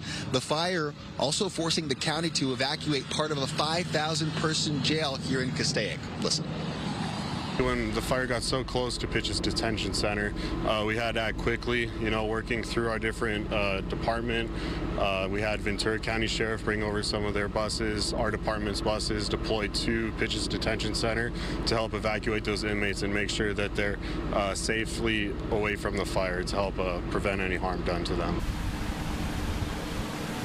And as thousands of residents evacuated, getting away from those flames, a shelter has been set up at College of the Canyon in Santa Clarita in the East Gym. Now, red flag warnings for critical fire risk are still in place through tomorrow morning. Coming back out here live, we've been watching the winds slowly pick up in this area. You can see what they're doing through the palm trees here. Yesterday, when this fire was quickly spreading, there were gusts reported around 40 miles per hour, much calmer than the Palisades and Eaton Fire wind gusts that were around 80 miles per hour, but we're expecting them to pick up here this morning. We'll keep an eye on the conditions for now. That's the latest in Castaic. I'm Mario Ramirez. Back to you. All right, Mario, thank you. And yeah, those red flag warnings keep getting pushed back, right? It was supposed to end yesterday, Samara. Right. Yesterday afternoon? They were supposed to lift yesterday, but now we're going to push those fire critical weather conditions into tomorrow morning. So we're still vulnerable to any new fire starts, and glad to see, though, that they're getting a really good handle on both the Hughes Fire as well as the Sepulveda Fire. And where Mario is, he's giving us an observation where winds are in his area on the comms side. So that's very good news, and the fire department getting a really good handle again and taking advantage of these current conditions. Wind speeds are highly variable. The higher up the terrain, we are looking at winds still gusting as we had forecast in alignment, where gusts could still reach around 40, 50, even 60 mile per hour winds. And we're seeing that in the Magic Mountain Truck Trail area, where we pointed out just about a half an hour ago that winds were kicking up into the 60s, and some areas downwind, Camarillo at 23 miles an hour to 22 across Oxnard. Wind protected areas on the comm side, not doing too bad across Anaheim. There are wind advisories and high wind warnings also in effect for San Bernardino and Riverside counties as well. Red flag conditions, again, extending into tomorrow morning. Temperatures away from the fire zone, numbers are getting into the 80s, and we've got rain in the forecast, and I have more details on that coming up as well. Now we're going to check in with Stu with Look at Traffic. Morning, Stu. Hey, good morning. We're doing traffic, and we're also doing some gymnastics. Right there, you've got somebody that's going to be a suspect from a earlier pursuit, still on the run, but now on his feet. Whoa, look at that. Guy's just jumping over stuff and climbing up on rooftops. Let's take a little bit of a look at traffic. I don't want to stop looking at this guy. It's either. Man, talk about a morning workout. Whoa, look at him go. Yep, scared the cat. This is like he's doing parkour. Two cats. Huh? This guy is hardcore for sure. Up now, maybe he's taking a little bit of a rest right there. What area Either is this? that or maybe he had to tie his shoe. I'm not really sure. But the Sheriff's Department there definitely want to speak to that guy. This is a pursuit that came to an end out here in the Bellflower area, right near the 91 freeway. It was a motorcycle pursuit, and now maybe he slowed down a little bit. Oh, there he is on the bottom of the screen. But the Sheriff's Department definitely out here. They're keeping an eye on it. Hopefully he doesn't try to get into anybody's home. I think that's the biggest concern that is going on right here. There you go. You got the Sheriff's units all in this area. I should have showed you that to begin with. Made it look like he was just out there on a run and nobody knew where he was. Deputies all in this area. This was a pursuit. We're going to do a quick 91. Take a look at that. It is moving along pretty well, the 91 freeway. If that's your drive through the Bellflower area, they don't have any off-ramps closed, but you might see some helicopter activity as you get near the Bellflower off-ramp. I'm Stu up in Sky Fox. Back to you all in the studio. All right, Stu, thank you. And, of course, everybody will circle back with Stu for an update on Yeah, I mean, it looks the like apprehension of this gentleman. Which will hopefully be happening soon. Yeah. It looks like they're searching backyards with flashlights and... Seems like they've definitely surrounded that area. Yeah, I mean, the concern is you don't want him going into any of these homes, obviously. He's already been in their backyards, but yeah, you don't want him going Right. into the interior of the house. What a... I mean, always fascinating situation at the end of these pursuits. That is their biggest concern. Dylan, if you can do a little bit of an orbit, maybe we could get a little bit of a better look. So yeah, clearly the deputies are, I was going to say watching a Fox app, but they've gotten their information from that helicopter that just went through our shot. The sheriff's helicopter, probably seeing the same thing that we were. This is that last location. That's going to be the corner of Palm and Apple. Deputies are here. If he did make his way inside that home, they're definitely going to get inside there as well, make sure that everybody is safe. But this is that last known location for that suspect that we just saw do that run. This was an earlier motorcycle pursuit. Now, there he is. He's underneath the trees, coming back over this way. He's going to probably... going to be in the bushes right there, but you can see the deputies' lights coming on, the flashlights. Oh, hopefully he's not trying to get into the backyard. But yeah, he's that. Right there he goes. He's going over the wall again. Oh, boy, this guy can move, can't he? Yep, just squatting down. You got a homeowner right there. Please go back in now there. he just jumped back over this wall. My goodness, you know the strength and agility this guy has got. I know. I mean, I've said it in the past. I'm getting tired just watching this guy jumping around. But at any rate, yeah, he just made his way over. There he is. You know, eventually he's going to go into custody. You know, the sheriff's ship sees him. Oh, I just hope it doesn't turn. Oh, look at that little camouflage action going on there. Nope, I'm just a door. I'm just a door. Gosh. Nothing here. It's like where's Waldo? It really is. Because I don't even see him. Is he behind the door? He's behind the door. Oh, he's behind. Yeah, he's behind this. You can see him kind of popping out right there. Oh, there he is. Yep. Pulling a trash can or some kind of bag there as well. Right. No. No, I mean, my old nickname, my old hashtag was Sky Snitch, and I'm kind of living up to it today. The deputies are moving around. I'm sure the the deputies in the helicopter see him as well. But you know, the problem is they don't want to kind of just rush up on him with their weapons out. They don't want to have any kind of confrontation. They want to be at a distance, call this guy out, and have him come into custody, have him come to them. But continuing to hide right there behind it. But it looks like now I'm getting a better look at it. It looks like a door from a water heater, like an outdoor water heater. I'm concerned about that resident that was just kind of walking around out there, but there he goes. Is he? Look at that. He's got his little shield going on. Is he hiding behind the door like a shield? Yeah. Yeah, I think he was. There he goes. He put it down. Back on the run again. Okay, now where are we going? Making his move over here. Yep. Yeah, it is. It's one of those. We get to watch this today and see this, but you know, the deputies and law enforcement, for them this is almost routine, right. Which to me sometimes you just go, this is what you do all day. You know? Can you imagine if you're somebody at home watching us and watching somebody run through and then you recognize, that's my neighbor. Yeah, that's my neighbor. That's my backyard. That's he just your keeps neighbor. on climbing these fences. Going over another fence. I'm just going a little wider to get the names of the streets. That's going to be Palm. Palm right near the right near the 91. Looks like he's trying. Nope. He's over here. He's over here. Is he in between the fence and the house? I believe so. Yeah. There he goes, going over another wall. He's hopping another one. Boy, the endurance on this man. I know. Is mystifying. Yes. Agility. Yeah.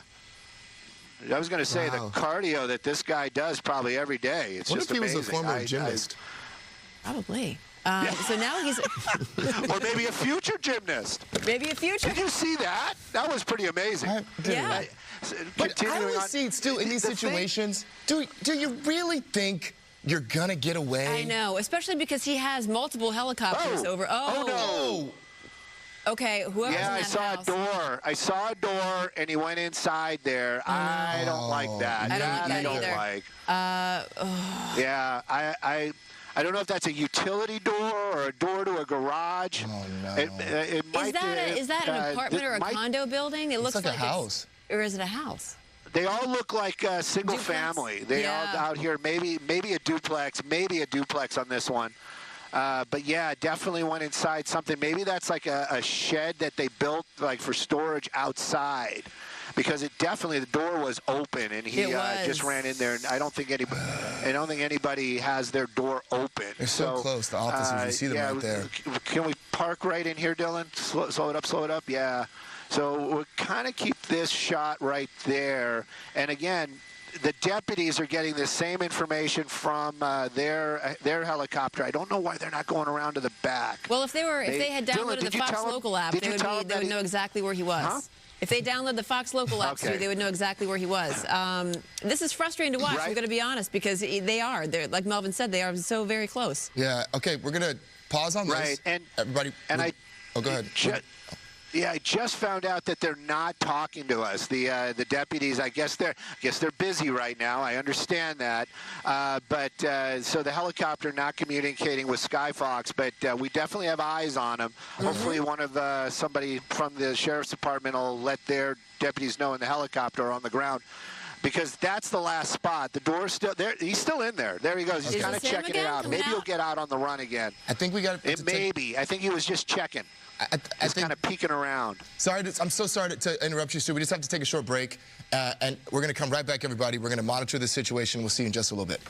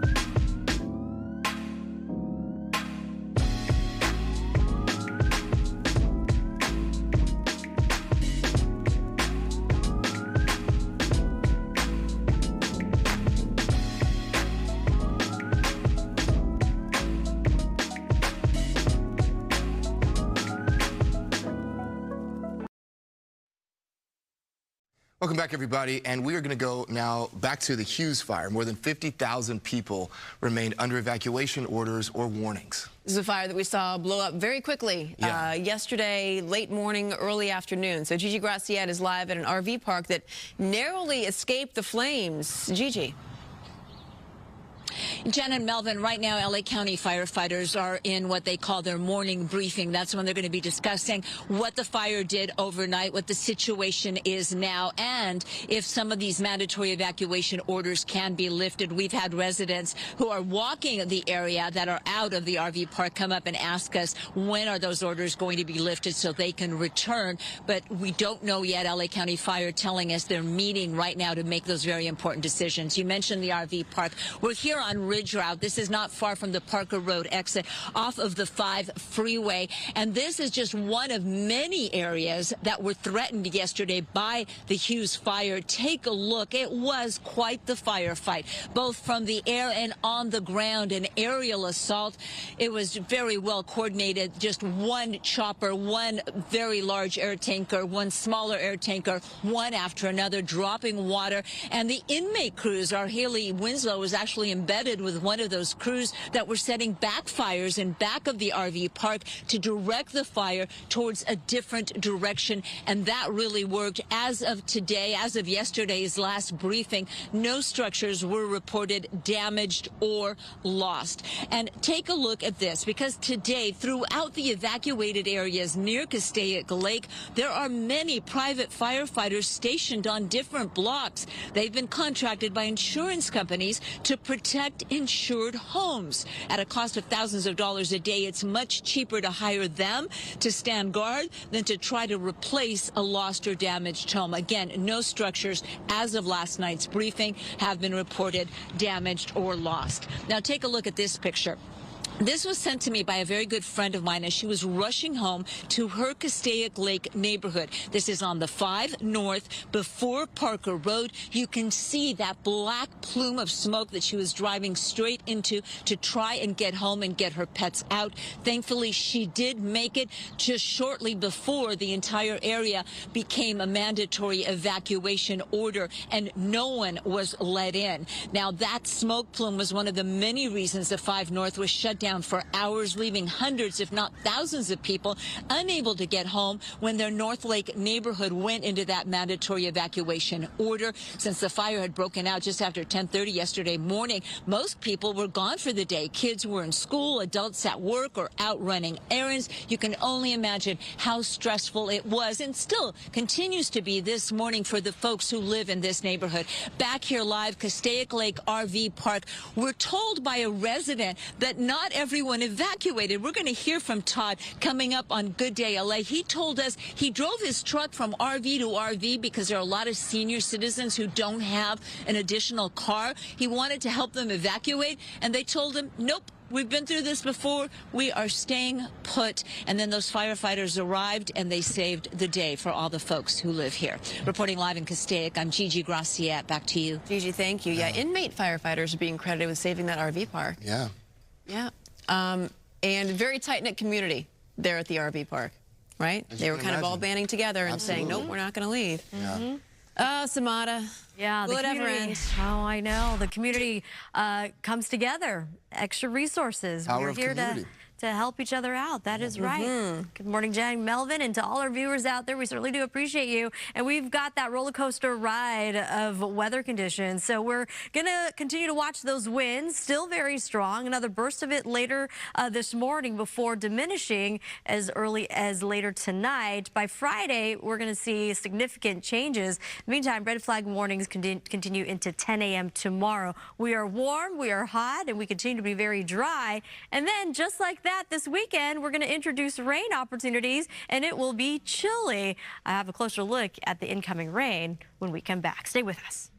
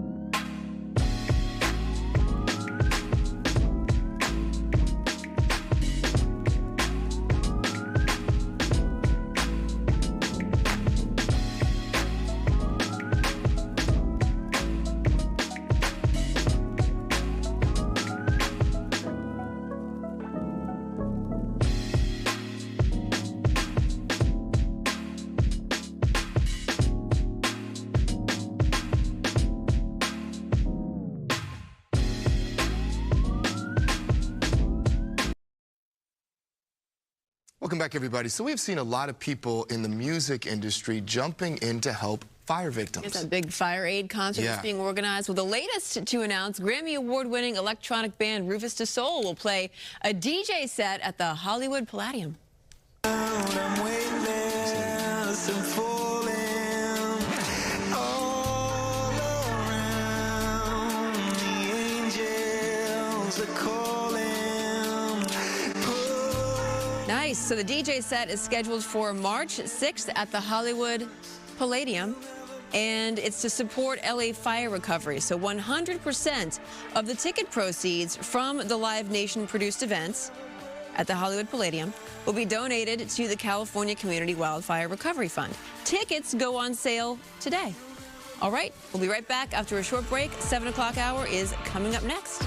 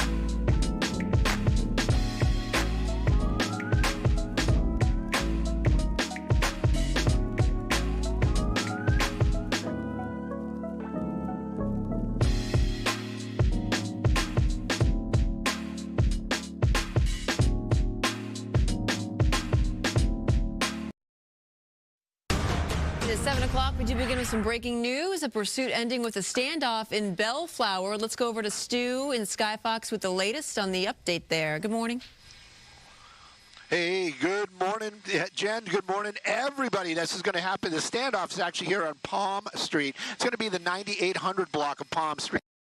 Suspect is going to be in that, what we call an attached shed behind this apartment building. You saw the sheriff's helicopter fly over just a moment ago. How did he get there? Well, we got some tape to show you. This guy was jumping over fences and running at incredible speeds A lot of acrobatic incidents going on, running across rooftops like you just saw right there. And it actually was trying to hide behind some stuff, but then he decided, oh, I'm going to keep moving. And then he ran and ran and ran, and then made his way over here to this location. Now, he made his way into what we saw was an open door. Very concerned for anybody out here in Skyfox, because we were worried that he was getting inside a home or something down there. But it turns out that it's an attached type of shed or storage unit behind this small apartment building. Now, Skyfox, Dylan at the tiller today, that's going to be the pilot of Skyfox, got a hold of the sheriff's ship and told him where we saw this suspect last, and we never saw him leave there. So right now, deputies are actually out here door knocking. We saw him just moments ago, getting some of those residents, or talking to the residents, seeing if there's any other way in or out of that spot. Right now, though, we understand that there is a canine coming down to this location. That's going to be one of their police dogs, and in this case, maybe a deputy dog. But he's going to make his way back there, and hopefully that suspect's going to give up before he gets bitten. But deputies definitely saw some movement. That door pops open every now and then, so they know that suspect's in there. As it stands, nobody's been injured. But again, this started as a pursuit of a motorcycle suspect. That guy dumping the bike and then starting to run through this neighborhood. I'm Stu up in Skyfox.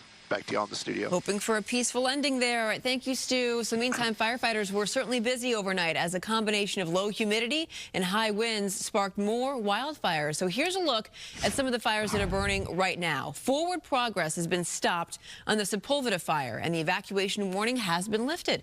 The fire has burned 40 acres. This video that you're looking at right now is courtesy of Citizen App. The fire flared up yesterday near the 405 freeway off-ramp by the Getty Museum. No structures damaged here and no injuries reported.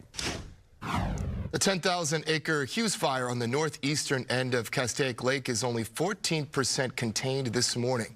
There are mandatory evacuation orders and evacuation warnings in place. This is impacting Interstate 5 around Gorman and Castaic. Parts of the highway were temporarily closed, but have since reopened to traffic. And there are new developments from Castaic this morning. Evacuation orders are expanding as flames spread toward homes. Take a look at the latest map here from Cal Fire. About 31,000 residents are now under evacuation orders. Schools and roads are closed, and parts of the 5 freeway were temporarily shut down. We have Mario Ramirez live with the latest information on that. Good morning to you, Mario.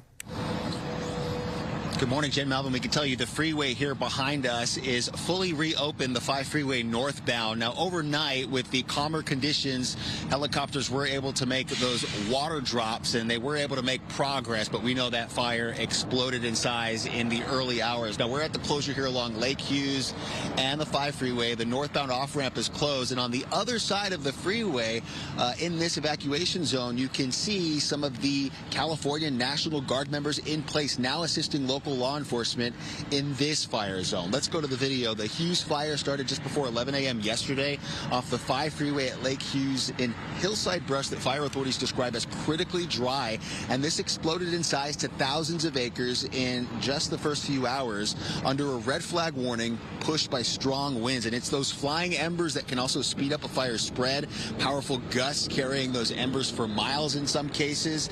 And as Jen mentioned, part of the 5 freeway from Grapevine Road near Fort Tejon to Highway 126 north of Castaic, where we are, was closed before reopening last night after firefighters managed to push back the flames from the freeway. Evacuation orders issued for areas in and around Castaic Lake, east of Lake Piru and the Ventura County border, west of Bouquet Canyon Road, south of Sandberg, and north of Castaic Junction near Santa Clarita. And we spoke to LA County Sheriff's public information officer earlier this morning, and here's what he said about some of those areas. Once people leave those hard evacuation order zones, unfortunately, they're not allowed back into that specific area because of the curfew, and with the fire department needing that area safe for them to do their jobs. The warning zones, obviously, we're telling people, hey, to pack all your desirable items such as paper, cash, any pictures, basically everything that your families hold dear to themselves, ready to go. Fire crews and helicopters overnight focusing on the north side of the fire, and people in evacuated areas told to shelter at Hart High School and the College of the Canyon's East Gym, both in Santa Clarita. And coming back out here live around 6:30, we showed you what the winds were doing here in this area, and they were a little stronger than they were right now, sort of backing off. The Sheriff's Department says that there are still over 31,000 residents in those mandatory evacuation zones, and we'll keep you updated throughout the morning if that changes. For now, live here in Castaic, we'll send it back to you. There's skies, though, where you are. That is a good sign. All right, thank you, Mario. So meantime, some school closures to tell you about. Schools across multiple districts in the Santa Clarita Valley are closed because of poor air quality. Today, campuses in the Saugus Union District, including West Creek Academy and Tesoro del Valle Elementary, are shut down. Castaic High, Valencia High, and others in the Hart District are also closed. So is the Santa Clarita Valley International Charter School. College of the Canyons, Valencia, and Canyon Country campuses are closed, but online classes resume. Officials are assessing safety concerns there before they make the call to reopen. 2 evacuation centers are open, one at Hart High School, that is just south of Newhall Ranch Road, and Copper Hill Drive. The address is 24825 Newhall Avenue in Santa Clarita. The other evacuation shelter is at the College of the Canyon's East Gym. That's about 3 miles northwest of Hart High School. The address for that one is 26455 Rockwell Canyon Road in Santa Clarita. So the Red Cross is there helping out people who choose to evacuate. Now, let's get over to Samada for a check of our forecast. Hey there. Good morning, Melvin. Good morning, Jen. And we continue to watch, of course, those wind conditions. Red flag warnings are remaining in place all the way through at least tomorrow morning because we are just so excessively dry, and critical fire weather, unfortunately, with us through tomorrow as well. Those current winds still highly variable, but it is coming into fruition. We were advertising the fact that winds are expected to get stronger as the morning goes on, and we are already seeing that change. The increase in strength just about an hour or two ago, we were looking at wind speeds and the higher ridge tops across and near the Lake Hughes Fire or Lake Castaic and the Hughes Fire area. Wind gusts were right around 30s. Now we're seeing them increase to now 40-mile-an-hour winds, so we have a tough battle ahead in terms of those fire zones. Fillmore at 16 miles per hour and the range of 18 to 22 in portions of Ventura County. Malibu Hill still clocking in wind speeds about 32 miles an hour. Meanwhile, the basin still very quiet out, and those offshore winds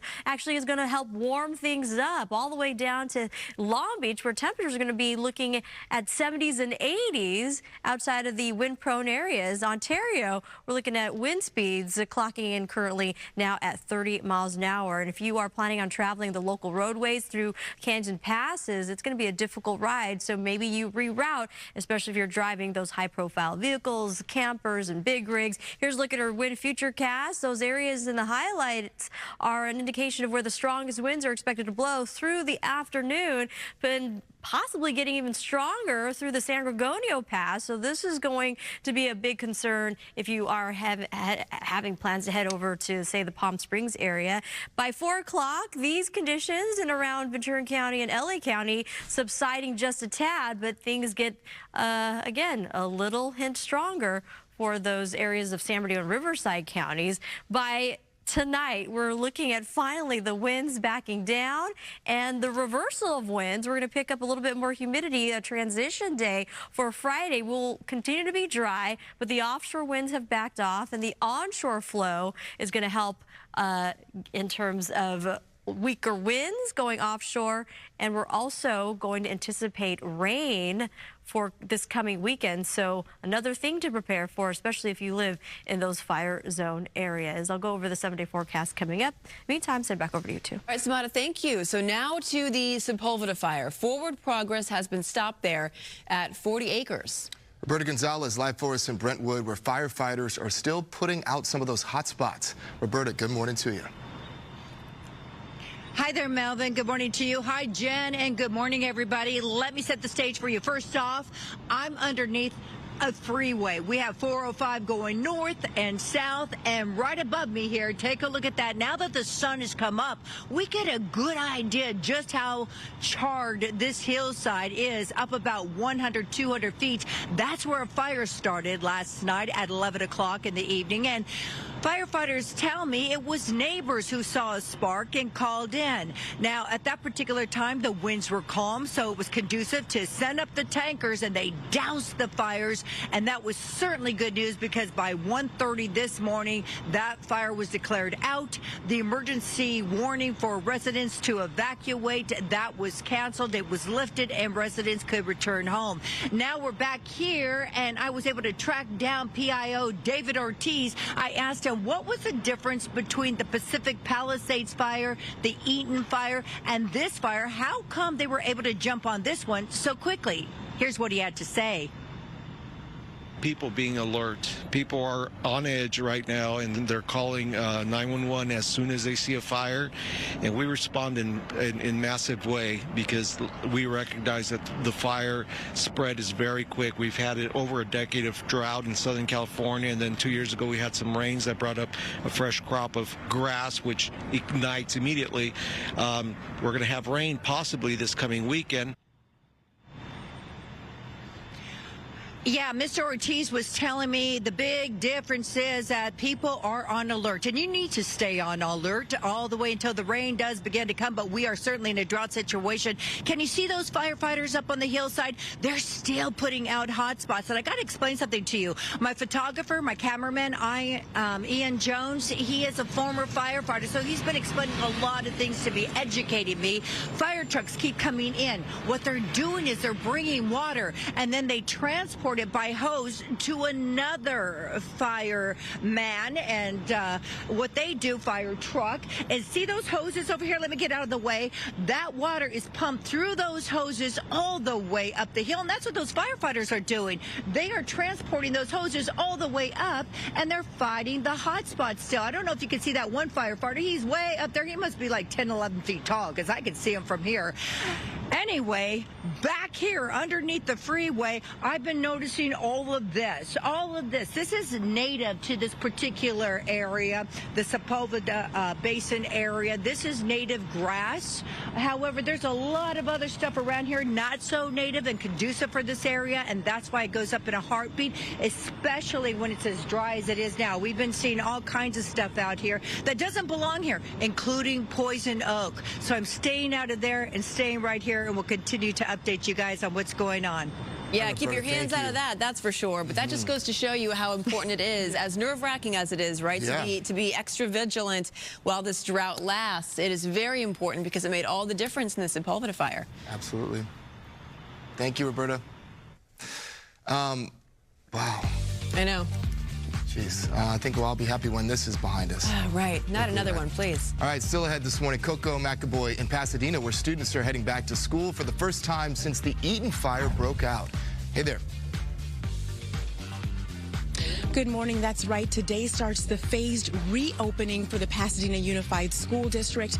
We are here at Willard Elementary School, and we will be here as parents and students start to arrive shortly.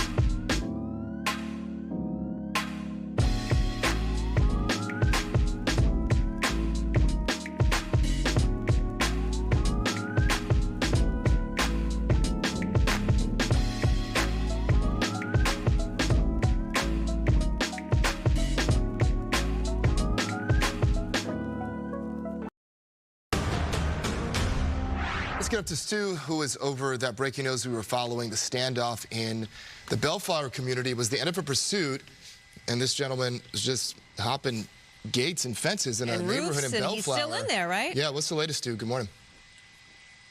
Hey, good morning, everybody. Yeah, it's an early morning pursuit. Motorcycle suspect ends in a standoff out here as that suspect is hiding inside what we can describe as an outside storage unit out here in the Bellflower area. This is going to be the 9800 block of Palm Street. Now, this is the last spot we saw that suspect actually go into a door. Thought it was part of that home or apartment area. It turns out it's a storage area. Deputies were alerted. They've been here ever since. We've been keeping an eye on it, too. This area is still surrounded. We're waiting on a canine to arrive out here, but that suspect's still inside that storage area. Hopefully he'll come out peacefully before that deputy dog gets here to take him into custody. I'm Stu up in Skybox.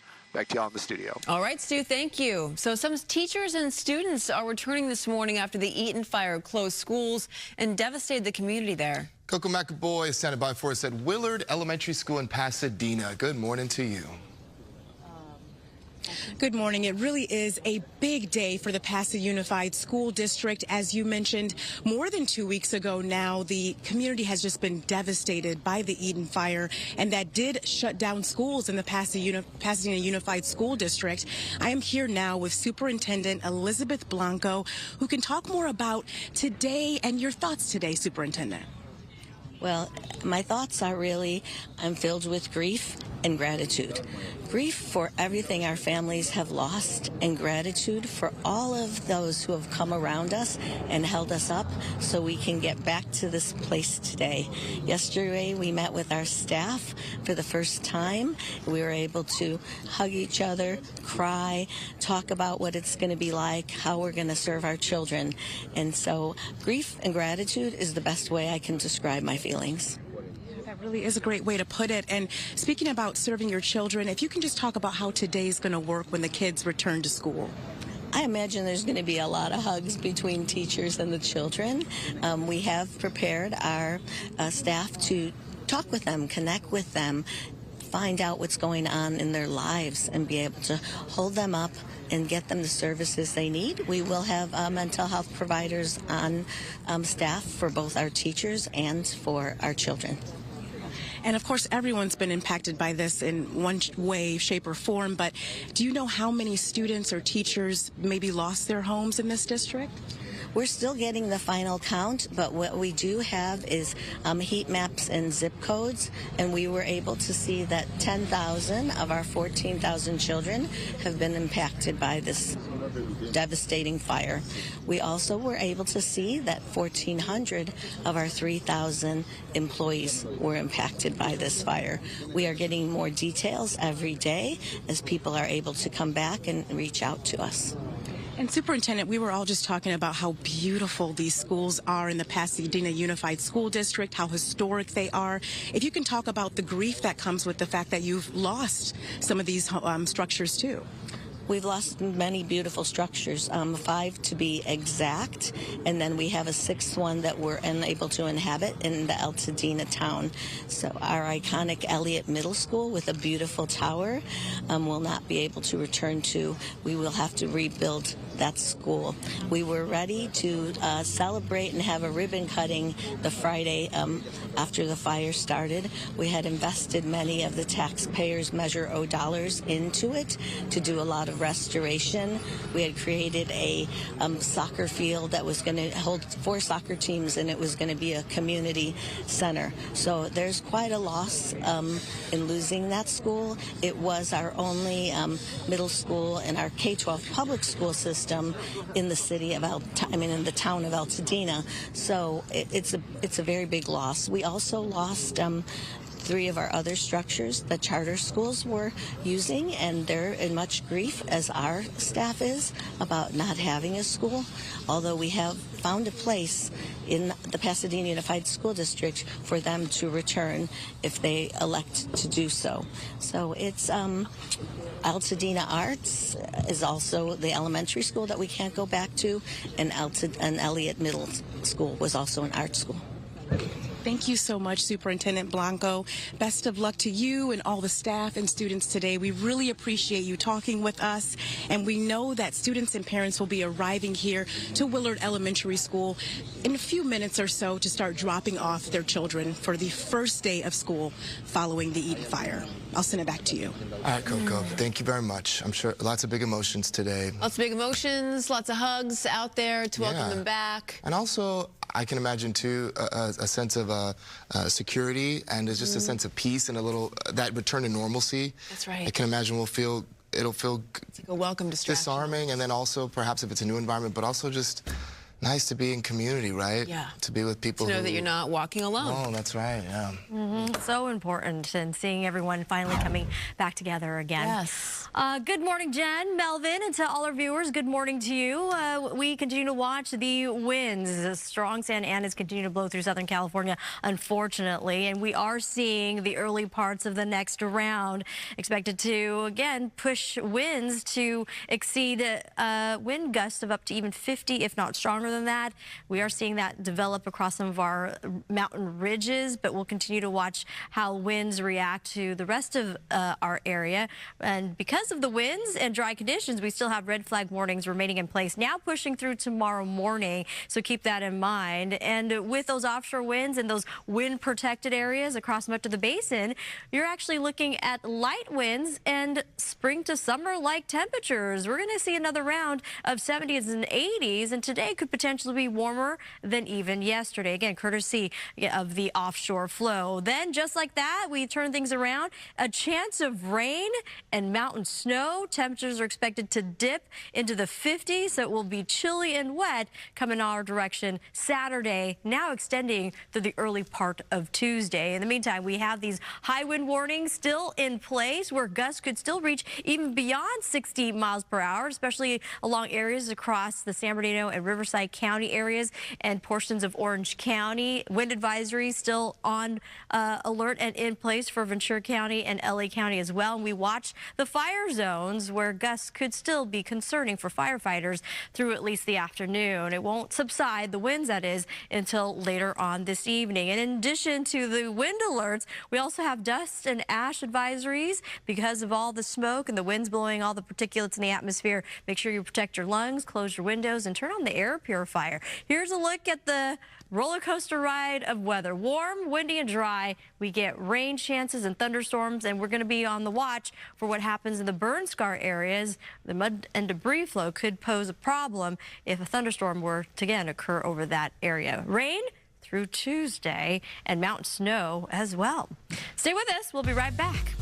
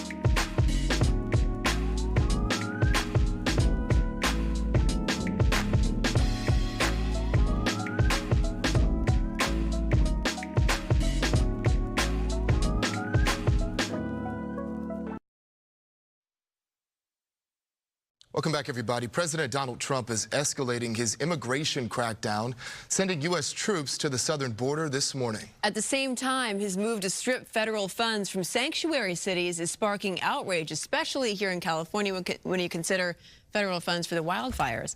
Brooke Thomas has the latest on this developing story. Good morning. Good morning. Yes, U.S. troops are being deployed this morning to the southern border. They include 1,500 active duty troops. This comes as the president's executive order targets sanctuary cities like Los Angeles. And as you said, Jen, this possibly puts federal funds for wildlife disaster relief at risk. The White House says it's about enforcing the law, but critics warn it will hurt communities. Here's White House Press Secretary Caroline Leavitt defending the plan. Today, the United States military, directed by the Department of Defense, has deployed troops, active duty troops, and National Guards, men and women, to secure our southern border. The deployment brings the total number of troops at the border to nearly 4,000. Meanwhile, sanctuary cities like Los Angeles could lose crucial federal funding as it recovers from wildfires that destroyed more than 15,000, I should say, structures and claimed 28 lives. This policy is facing growing pushback from local leaders and immigrant advocates. We will oppose any efforts to run immigration enforcement actions at churches or hospitals or schools. In Mexico, crews are building shelters to handle deportees as the crackdown intensifies. Critics say the president's policies create fear and divide communities. Supporters argue this is about securing the border and enforcing the law. You'll remember Trump has promised the largest deportation effort in American history. This, he says, is part of, playing out that promise. It's interesting, though, whenever there's any sort of discussion about federal funds coming into California, there's always, in pushback, the conversation about the disproportionate amount of money Californians put into the federal tax system. So there's that as well. And it's also keeping an eye on what this is going to be doing to the schools as well, because I have a friend whose son goes to school. I think he's in elementary school, and the teacher there handed him a pamphlet explaining what to do in case ICE were to approach him. It's a big conversation there because there are a couple places that are typically considered, off limits, churches, schools, and it appears that that is soon going to be no longer the case. We'll have to keep an eye on that. Thank you, Brooke. Thanks, Brooke. All right, well, still ahead, the Hughes Fire, now more than 10,000 acres. We'll have the latest on the fire in the Sepulveda Pass. And after being delayed by the wildfires, this year's Oscar nominations have finally been revealed. Amanda's going to be here to break it all down for us. And some of the Oscar snubs, as we see every year. There were some that make you go, That's right. We'll have all that when we come back.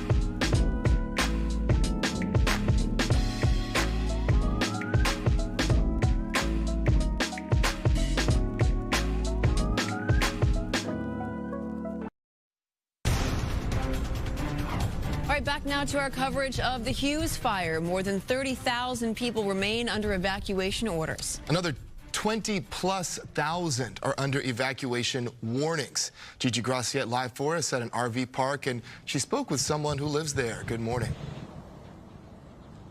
Good morning, Melvin and Jen. Good morning, everyone. I want to start off with the #1 question on folks' mind. We're getting it over and over again.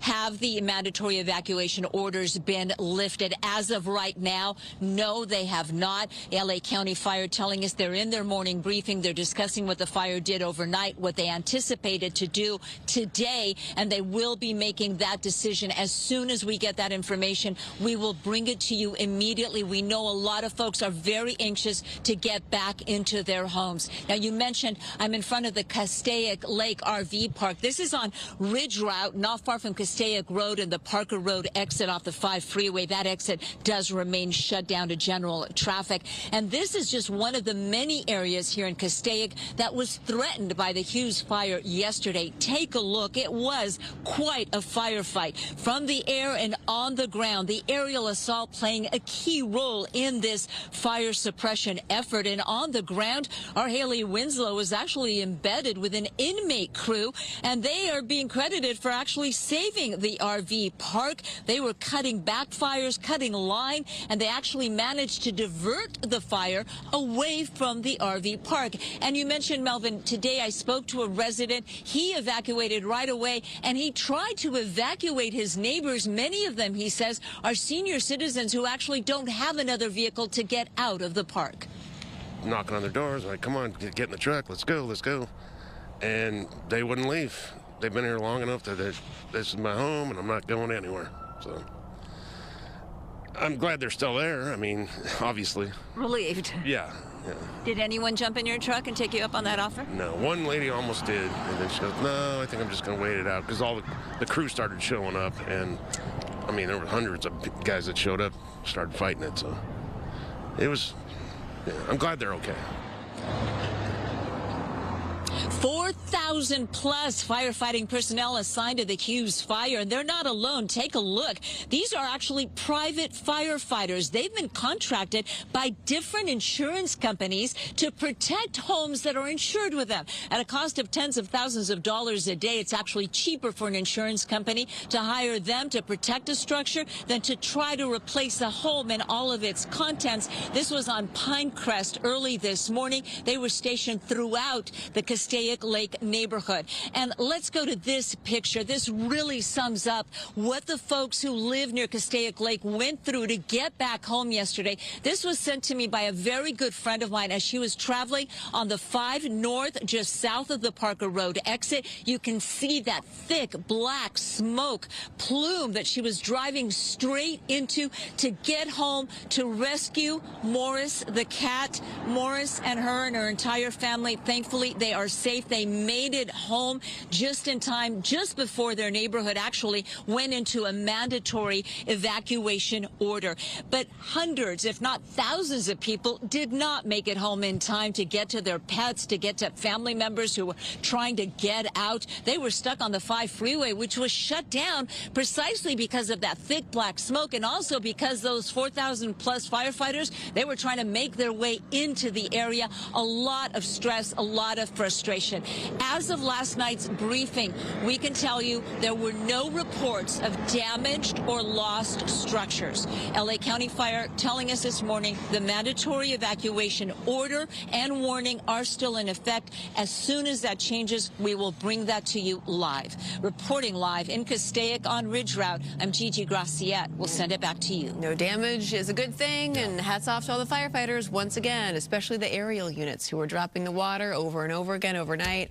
Hugely important, as we know. Oh, absolutely. Heroes all the way around. To Jen, Melvin, and to all our viewers, good morning. Weather sponsored by Larry H. Parker. We continue to watch those winds, and taking a look behind me right now, Long Beach, even Long Beach seeing wind speeds of over 10 miles per hour. But relatively speaking, Long Beach on the lighter side of winds. We're going to turn you over to our map here, and I've been closely watching these wind conditions, and unfortunately it is coming into fruition. Those stronger winds right on schedule. We have seen an increase in wind speeds across areas of Lake Hughes. I'm going to get out of the way here. About from 30 miles an hour gusts to now 40 miles an hour in the higher ridge tops. And then we're going to swing down to a place that I've been closely watching, which is Magic Mountain Truck Trail, an area of the San Gabriel Mountains, currently with wind speeds, fortunately out of the fire zone, but you're looking at pretty strong wind gusts of 68 miles per hour. And just not too long ago, gusts have reached up to 76 miles an hour, again, in our mountain areas. And downwind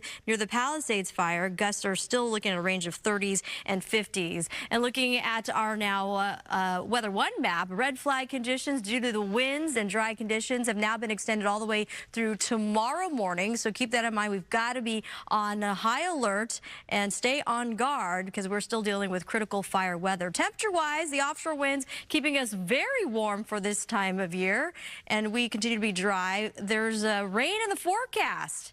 I'll tell you details coming up, and this could also pose a problem for the burn scar areas, but beneficial for everyone else. Send back over to you two. All right, Samada, thank you. Well. Boy, I'm always happy to see you. Well, thank you. I'm especially happy to see you today. Well, thank you. I'm wearing my nomination jumpsuit. Because, Amanda, some of the snubs were There were some big-time snubs. Big snubs? I feel like bigger than usual, One made me extra mad, and we will get into that. One made me a little extra passionate.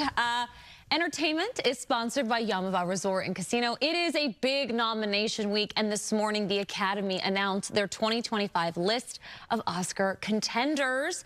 Let's start with the big one, huh? Best Picture: Anora, The Brutalist, A Complete Unknown, Conclave, Dune Part 2, Emilia Perez, I'm Still Here, Nickel Boys, The Substance, Wicked. Quite a list. Wow, that's a tough list. Quite a list. And like a bunch of different genres, too. A bunch of different genres. If I had to call it right now before March, I want to say The Brutalist is favored to win. Well, they won the Golden Globe. In that category, yep.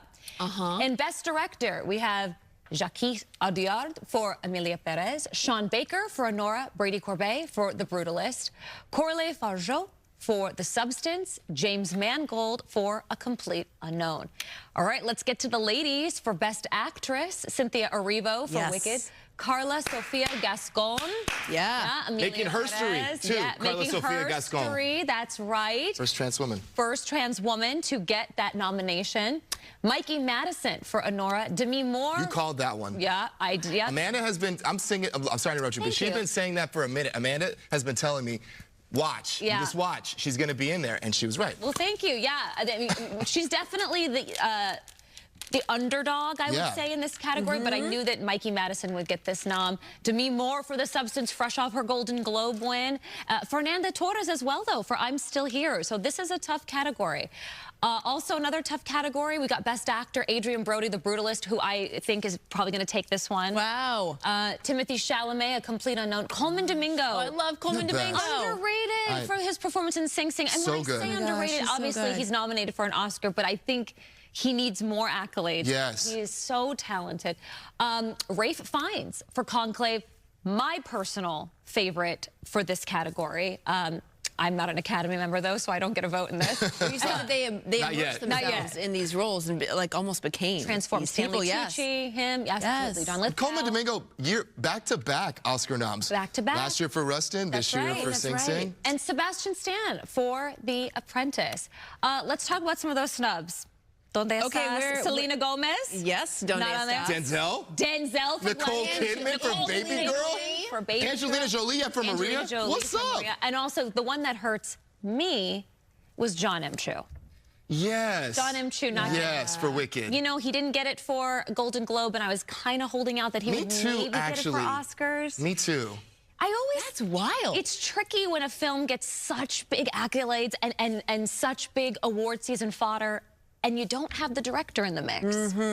You know, because Wicked's an awards darling, but you don't have the director, the one who's at the helm. But you wonder how much would Wicked have been Wicked without the vision of John M. Chu? Because that's right, Jen. He is more than a director. He's a visionary. He is. Especially in the musical movie genre. And he's such a lover of Broadway. That's the other thing. It's such a passion point for him. And he talked in interviews about his mom would take him, and they love, and the way the care I think that he took with that project was just exemplar. I was bummed about that one. I was surprised about Nicole and Angelina.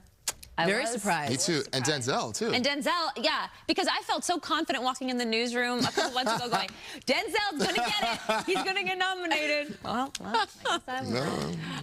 well, from movie awards to music, Taylor Swift and Morgan Wallen lead the 2025 iHeartRadio Music Award noms for this year.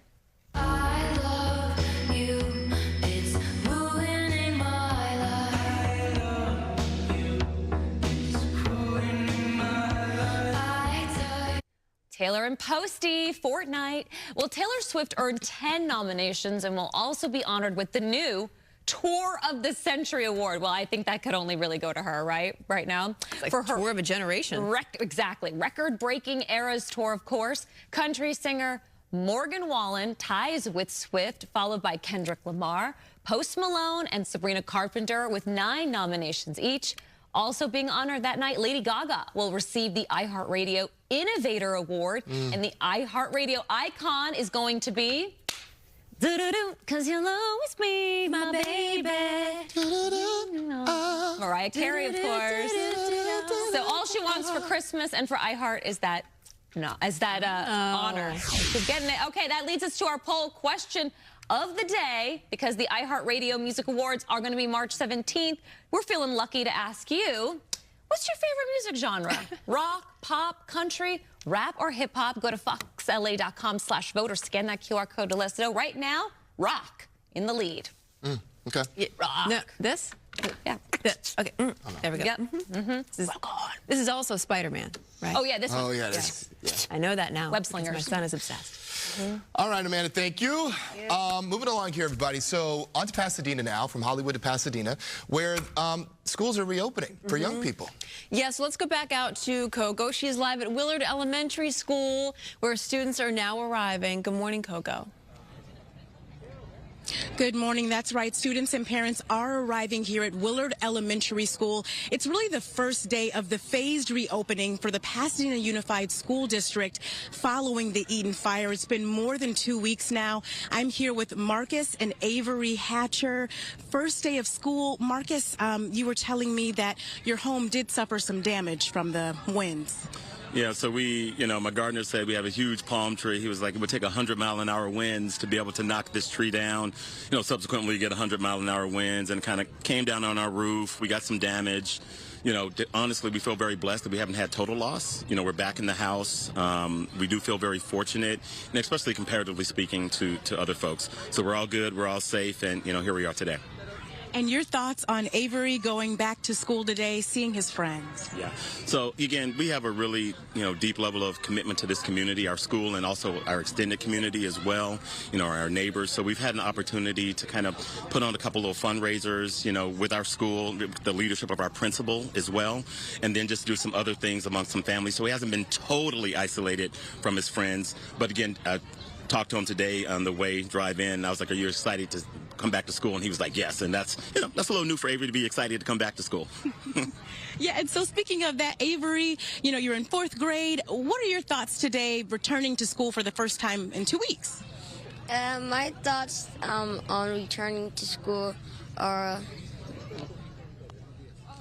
that I'm excited to see all my friends again and play soccer at my school and learn some more stuff that I already haven't. I like that answer. Learn some stuff that you already haven't. I like that, Avery. Best luck of today for you. We're thinking of you on your first day of school back from the fire. Thank you, Marcus, for speaking with us as well. A lot of wonderful families in the Pasadena Unified School District returning today for the first time following the Eaton Fire. We've been speaking with people. There are, of course, some emotions. As you heard from Marcus, it's really a tight-knit community as well. So there will be some tears. There will be hugs as well. But a lot of support as they return today.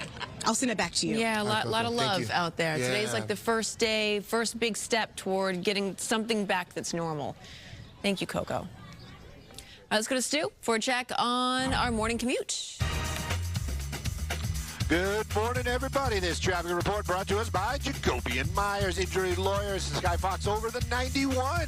And that's going to be through the Bellflower area. Coming away from the 605, you see some slow and go right there. The Bellflower off-ramp, only on the westbound lanes, is going to be closed for deputy activity. It's for an unknown amount of time. Eastbound lanes coming away from the 710 out to the 605. That's a great drive. So we're taking a look at some other traffic hotspots. Jacoby & Myers has been protecting the hard-working people of California for over 50 years, and we've recovered more than $2 billion in settlements for our clients' injuries. If you've been injured in an accident, Jacoby & Myers will fight for the justice you deserve.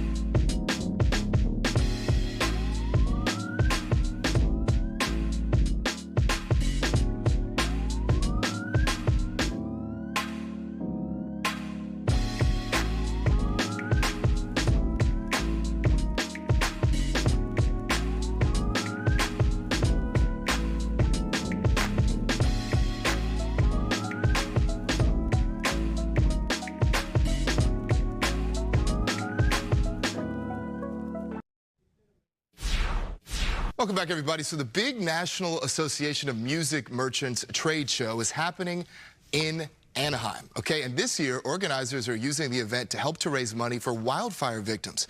Bob DeCastro standing by for us with more. What's up, my friend? Good to see you. Good morning. Yeah, NAMM 2025, the National Association of Music Merchants. It's the biggest show of its kind, pretty much the only one. Has a huge global outreach, and it brings together musicians and manufacturers. It's the latest in technology. If you think about like one of the biggest auto shows or the biggest auto show, and they show that technology, you get to kick the tires. Well, here you also get to kick the tires. What's different about this year, of course, are the fires that have impacted Southern California, and NAMM is wrapping their arms around that as well. I'm going to bring in the president and CEO of NAMM, John Malinzak, to tell us a little bit more about what they're doing here today. And yeah, you guys are doing something really special for the fire victims. And in fact, you're starting, one of the things you did is started a fund, right? Yeah, we knew it right away when the fires broke out that we have a lot of NAM members up in LA. So the first thing we did was get on the phone. We talked to everyone impacted. We talked to the companies. We checked on their employees, and we knew there was going to be a need. So we immediately, NAM contributed $50,000 to start a relief fund. We allowed other NAM members to contribute. We've almost doubled that now with lots of folks. 85% of contributions have been less than $100. So folks all over the world have given to support the industry. We have coordinated efforts with multiple foundations of other industry partners. We've put together 2 relief centers here at the show, so folks attending can come and find firsthand not only our fund, but all of the funds from the various folks, including our friends at Music Cares, and also the needs assessment. People that know folks impacted, they can come and share with us so we can continue to build that large needs assessment. But this show, and I hate to say it's perfect timing, but this is the worldwide music industry gathering here in Anaheim, so we can now gather to rally support and relief for those impacted this week. And music heals too, so I think it's like very fitting. This is a good way for us to be able to try to heal from this, and we know the process is going to be long. Let's talk about what's happening here at NAM, because the latest and greatest comes from this show. Last night you had Peter Frampton here. What are some of the things you're excited about in terms of the technology that you're seeing coming out of this show this year? And one of the greatest things about the NAM show is, yes, it's about musical products, and everyone who makes, manufactures, or sells a musical product is here launching their new innovations for 2025. But with musical products, they need an artist. They need to be played. They need to sing. They need to be explored. So what we do here at NAM is we have the products, but we also, our vendors bring in amazing artists to showcase all those products. So yes, we had an event with Peter Frampton. We'll have Jack White tonight at the Tech Awards. We have John Batiste on stage tomorrow night. We have Jacob Collier on Saturday morning, rallying for music education. So the show is a combination of all the latest products and innovation, but also artists that inspire folks to use those products and make music with them. But I've been here in the past, and we've seen some amazing things come out of here, some products that people can use at home, people who are professionals that use an industry. Anything that stands out to you that you've seen so far? Yeah, so the trends, you know, the thing about NAM, we're 124 years old. So we've had this show, we've seen the products follow the musical trends of the time and even genres of the time. You go back to the late 90s, it was all like grunge rock and that, and then the 80s, you know, you had like electronic. So what we're seeing now, especially with like AI-driven technology, we're seeing a really big wave of on-stage synthesizers and effects processors that artists can use in real time. We're seeing some throwbacks from products from a couple decades ago coming back into trend, more like analog style things now with digital technology to emulate. Yeah. So it's just always what you see is like this show is kind of showing you almost where musical genres are going. All right. Can't wait to see what comes out of here. And lastly, really quickly, just give me the website, because people can donate to the NAM Foundation, right? Yeah, so our website is www.nam.org. We also have namfoundation.org, and there's information on the Wildfire Relief Fund on both sites. Okay, so we'll be here throughout the morning, and we'll show you some of the products coming out of NAM. We'll send it back to you.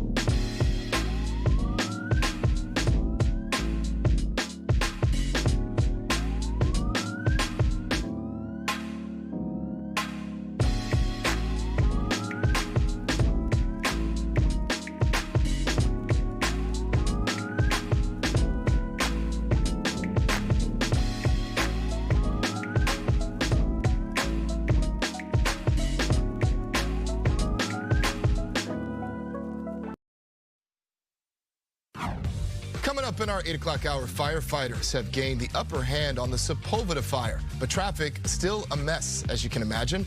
We'll have more on how it is impacting your morning commute when we come right back. Stay with us. See you in a bit.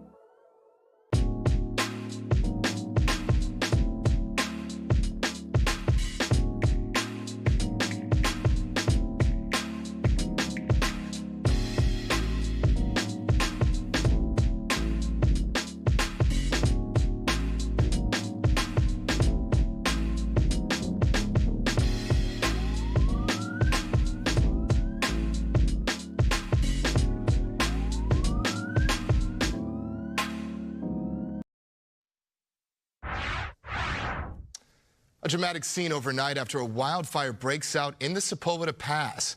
This as red flag warnings are extended yet again all across Southern California.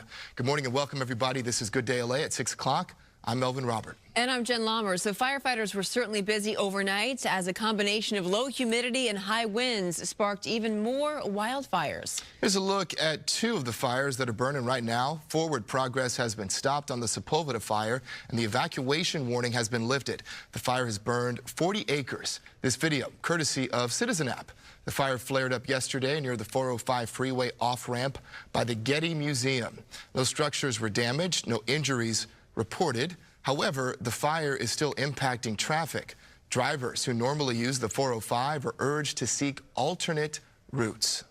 And the 10,000-acre Hughes Fire on the northeastern end of Castaic Lake is only 14% contained this morning, but a lot of progress made by firefighters overnight. There are mandatory evacuation orders and evacuation warnings in place. It is impacting Interstate 5 around Gorman and Castaic. Parts of the highway were temporarily closed, but they've since reopened to traffic. And crews, meantime, are racing to gain the upper hand on the Hughes Fire. Mario Ramirez standing by for us from Castaic with the latest developments. Good morning. Good morning. Those evacuations are still in place. We're at the closure here along Lake Hughes and the 5 freeway. We've been listening to sheriff's deputies on their loudspeaker, turning residents away from this area. And I want to show you here what we can see. We just started noticing some smoke picking up here off to our north behind homes on the ridgetop there, the direction where the fire has been burning near Castaic Lake in steep canyons and grassy hillsides away from the freeway. But let's go to the video here. Just take a look at what this fire activity did overnight as it burned through thousands of acres in just the first few hours. Burning through brush, fire officials describe as critically dry. And as the flames were spreading, parts of the 5 freeway here that connect LA to Bakersfield closed through the Grapevine. It was reopened overnight, well, I should say late last night, and this is an area that typically sees extremely strong winds during events like this. Tens of thousands of residents ordered to evacuate immediately in and around Castaic Lake, east of Lake Piru and the Ventura County border, west of Bouquet Canyon Road, south of Sandburg, and north of Castaic Junction near Santa Clarita. The LA County Sheriff's Department hoping to repopulate these areas as soon as it's safe to do so. With the winds cooperating, hopefully with us, the fire department out there distinguishing the fires, we're hoping that eventually we can repopulate those people who were evacuated back into the evacuation zones. But for the safety for the public, the safety for the first responders who are out there fighting the fires, we want to keep those zones clear for them so they can do their job and make sure that their properties remain safe.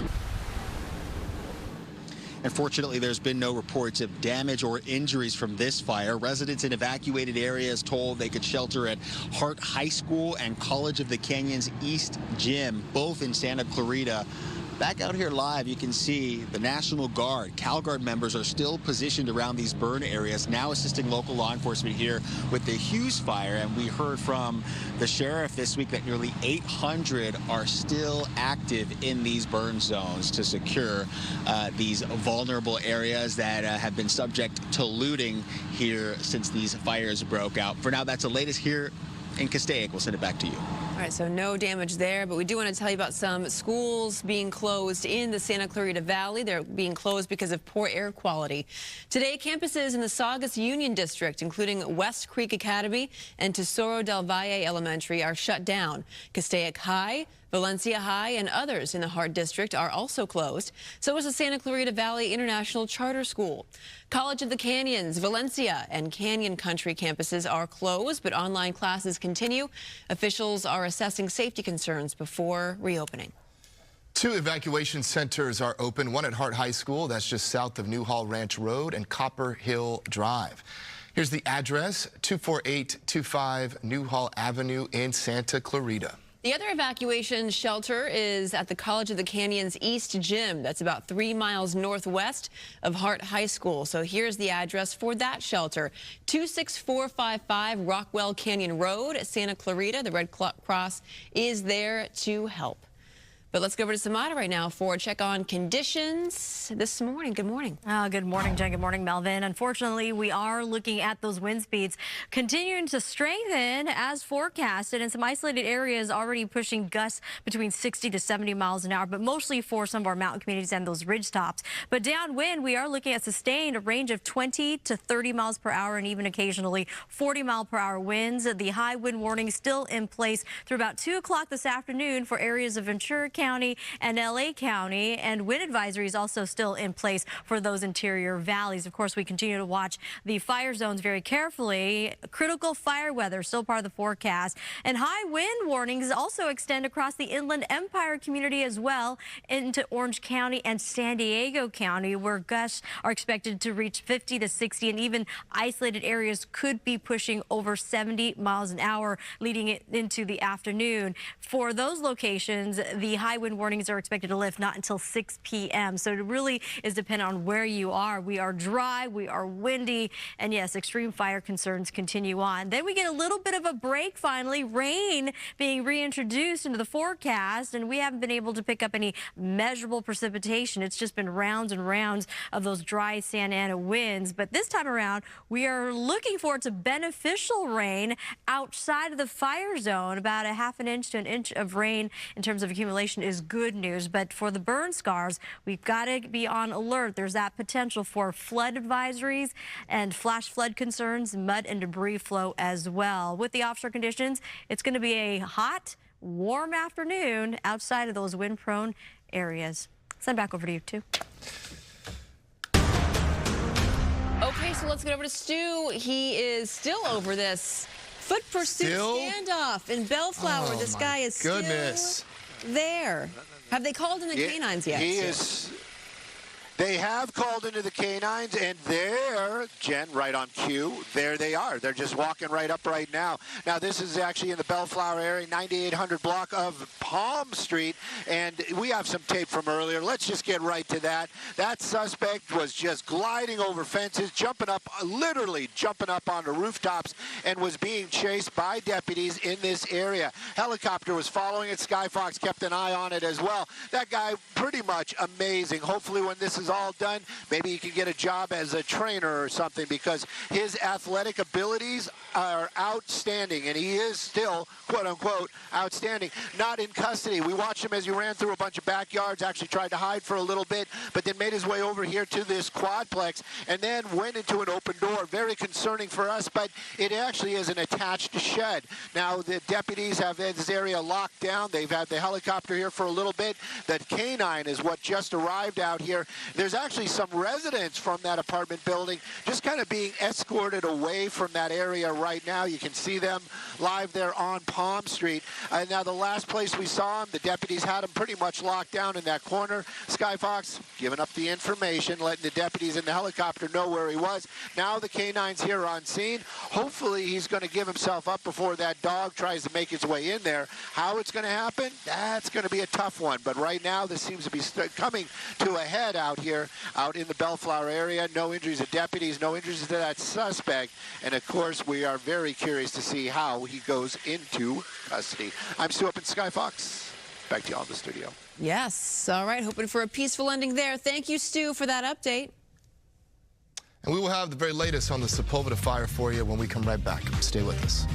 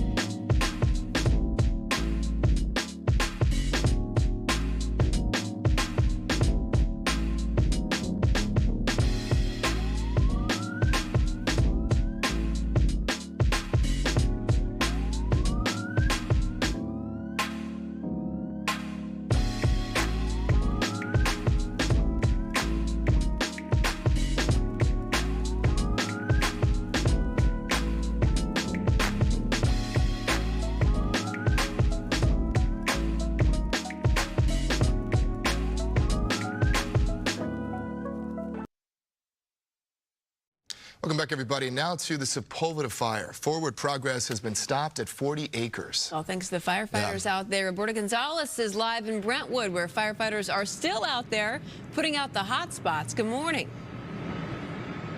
Yeah, they have a big job ahead still, Jen. They're going to be out here all day long. Okay, let me explain where we are. You said we're in Brentwood. Yes, but I'm actually underneath the freeway. 405 north, 405 south, and then over here to the side of me, that hillside, that's what was on fire last night. It was 11 o'clock last night when residents started calling in that they were seeing sparks. The fire department jumped on this immediately. The winds were calm at that particular time, thank goodness. So they were able to send up some tankers that just tossed some water on top of the flames. It just took a dumping, put out the fire officially between 1 and 1:30 this morning, but not until after there was evacuations in place for the residents. So what you're looking at now, the firefighters, there's lots of hot spots. Can you see those flames up there? There's still a little bit of a line of fire. So I talked to PIO David Ortiz, and I asked him, hey, you guys were able to tackle this pretty quickly. What's the difference between what happened last night and the Pacific Palisades and Eaton Fire? And this is what he had to say. People being alert. People are on edge right now, and they're calling 911 as soon as they see a fire, and we respond in massive way because we recognize that the fire spread is very quick. We've had it over a decade of drought in Southern California, and then 2 years ago we had some rains that brought up a fresh crop of grass, which ignites immediately. We're going to have rain possibly this coming weekend. Yes, Samada has been talking about that all week, that we will have rain this weekend, and that's certainly good news. But did you hear what he had to say? It is what we've been jumping up and down about. We've been talking about it takes a village. It takes residents to call in when they see something. It takes you. It takes me to help protect our home, our neighborhood, and our community. We have to stay vigilant. We have to stay on guard. Plus, he was talking about the vegetation. Jen and Melvin, take a look at all of this. Just even here on the side of the road. So if it's on the side of the road, you know what's up there. Some of this is native to the area. Some of this is not. It's all flammable. It's all dried out. We haven't had any measurable rain since April of last year. So it's time for that rain to come to moisten some of the soil, and you'll hear more about that weather report a little bit later in this broadcast. But meanwhile, we're on Sepulveda Boulevard. We're still noticing the traffic. It's quite backed up here. This road is closed. Check ahead of time if you plan on driving the 405 this morning. Back to you in the studio. Thank you, Roberta, thank you so much. Yeah, for sure. You see why these fires go up so quickly, because the ground is just so dry. We need that rain. It's like but fuel. Not too much of it. It's like gas, you know, that right. brittle. For sure. So Okay, let's get over to Stu. He's in Skyfox over the standoff that is still happening in Bellflower. This is still happening. That suspect in that. Yeah. Yeah, we saw the dog go in. You know, the dog went into the apartment building, so that's where the dog is right now. That's the last place we saw that suspect. Made his way into what looks like it is a shed right there. As we move a little bit around, you might be able to see the actual door where that suspect went. For the longest time, deputies were actually right there at that wall. One of them had a shotgun on this guy the entire time, just to make sure that that suspect didn't jump out and start running off again. You can kind of make out the doors right there. Now that canine unit is inside that apartment building. Not sure if there's an access way or how they're planning on doing this, but they're saying that canine is in preliminaries right now. So maybe they're just kind of discussing how they're going to take that suspect into custody. This was all after a running pursuit through that neighborhood. Some folks from this apartment building have been evacuated. They've been out here for quite some time, just sitting on the curb, anxiously awaiting, much like we are, to get that suspect into custody. Deputies have been out here having this place surrounded, but as it stands, that suspect's still inside this little area right here. Hopefully they'll be able to get him into custody without a dog bite or any kind of incident. But right now, it's just kind of a little bit of a waiting game. Back to y'all in the studio. Those people are probably thinking, we want to go back home. Yeah. Let's get this wrapped up already. All right, thank you, Stu. Hoping for a peaceful resolution there. Yeah. All right, Samada, over to you. What's up? Oh, hey, How's what's that up? forecast looking? Yeah, good morning, Melvin. Jen. Oh, over where, of course, Skyfox is weather-wise, you see the sunshine, it's out. We're actually going to be looking at warmer than normal conditions. Spring and summer-like temperatures. Look forward to 70s and 80s. But in the higher elevations, check this out. We've got clear skies, winds a little breezy right now, and temperatures at 26 degrees. Some folks are going to be heading out there. We have your Big Bear Mountain snow report, and it looks good. If you're heading up there today, we're looking at machine-groomed conditions, 12 to 48 inches, and open trails, 18 out of 31. Roadways are open, but a reminder, you got to make sure you carry your snow change if you are heading up to the high country. And highs and lows, a range of 30s overnights and up to mid-40s. Winds are expected to pick up in the Big Bear area later today. But get this, if you love the snow, the skiers, the snowboarders, this weekend, yes, in just, 2 days, we've got a foot of snow possible at Snow Summit, just like that. So we'll be watching the precipitation as it comes down coming in this weekend. And not just snow, but we're also dealing with rain, beneficial rain. We haven't seen this type of precipitation come through in a very long while. We've just been reporting on Santa Ana winds after Santa Ana winds, and now I can finally say there is some relief. The humidity levels are going to increase because we have been unprecedentedly dry conditions, that is. A quarter of an inch to half an inch of rain is possible just about anywhere, and our foothill communities and mountain spots could reach up to half an inch to an inch or more. Then we throw in, unfortunately, the chance of thunderstorms, and if a thunderstorm were to pop up over a burn scar, we have a slew of other concerns to be dealing with. There is that chance of flash flooding concerns, mud and debris flow, and runoff going to be a big concern if we have rainfall rates over a quarter of an inch, but it's not going to take very much. Very vulnerable and unstable hillsides there near the burn scars. Mountain snow again. Wow, we're going to see there may be a potential to issue winter weather alerts if it gets really heavy in terms of snowfall. Red flag conditions again remain in place all the way through tomorrow morning. We are going to be looking at winds pretty much strong throughout at least this afternoon for LA and Ventura counties, but winds are going to really pick up and linger until 6 p.m. for areas of the Inland Empire, Orange County, and San Diego as well. We'll have much more. Stay with us.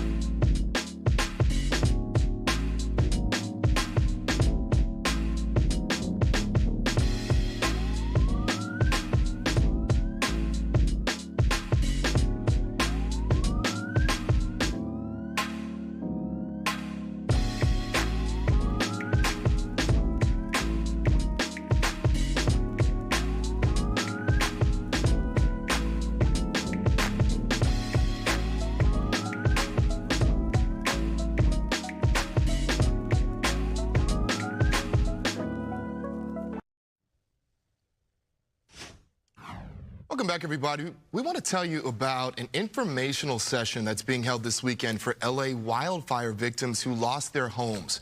On Saturday at 11 o'clock, experts in real estate are going to speak at Array Creative Campus and Echo Park. And if you're not familiar with Array is the nonprofit arts and social impact collective founded by Academy Award nominated filmmaker Ava DuVernay. We just saw her on the screen. So they do the best work. Ava and her team, always offering support for the community. The sessions will be covering topics like rebuilding, talking to mortgage lenders, and even offering legal resources and telling you what's available to people who need it most. Tickets are complimentary with an advanced RSVP. You just go to arrayplay.com. Just so much for the community. Arrayplay.com. Yeah. The best. Yes. Love Ava. Yes. Okay. So meantime, President Trump is escalating his border crackdown with plans to deploy up to 10,000 troops to the U.S.-Mexico border. This dramatic expansion comes with controversial policy changes, including immigration raids in schools and in hospitals. Brooke Thomas is following the developments for us, and she's got the latest. Hey there, Brooke. Good morning. Yes, good morning. Yes, this has drawn almost immediate backlash. The first wave of 1,500 soldiers is already on the move, bringing Army personnel and Marines to support border patrols. Here's White House Press Secretary Caroline Leavitt on the plan. Today, the United States military, directed by the Department of Defense, has deployed troops, active duty troops, and National Guards, men and women, to secure our southern border. The troop surge is part of a new executive order declaring a national emergency at the border. According to internal documents, the plan includes building barriers, using military bases for detention centers, and expanding deportation flights. Critics argue the policies will target vulnerable communities and create chaos.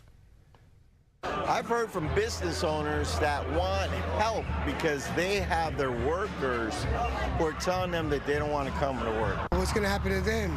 They go through those borders that they could get raped, they could get murdered. Meanwhile, Mexico is preparing for a surge in deportees by setting up tent camps along the border. The first camp is expected to open in Juarez by the end of the week. It'll provide food and medical care for those sent back.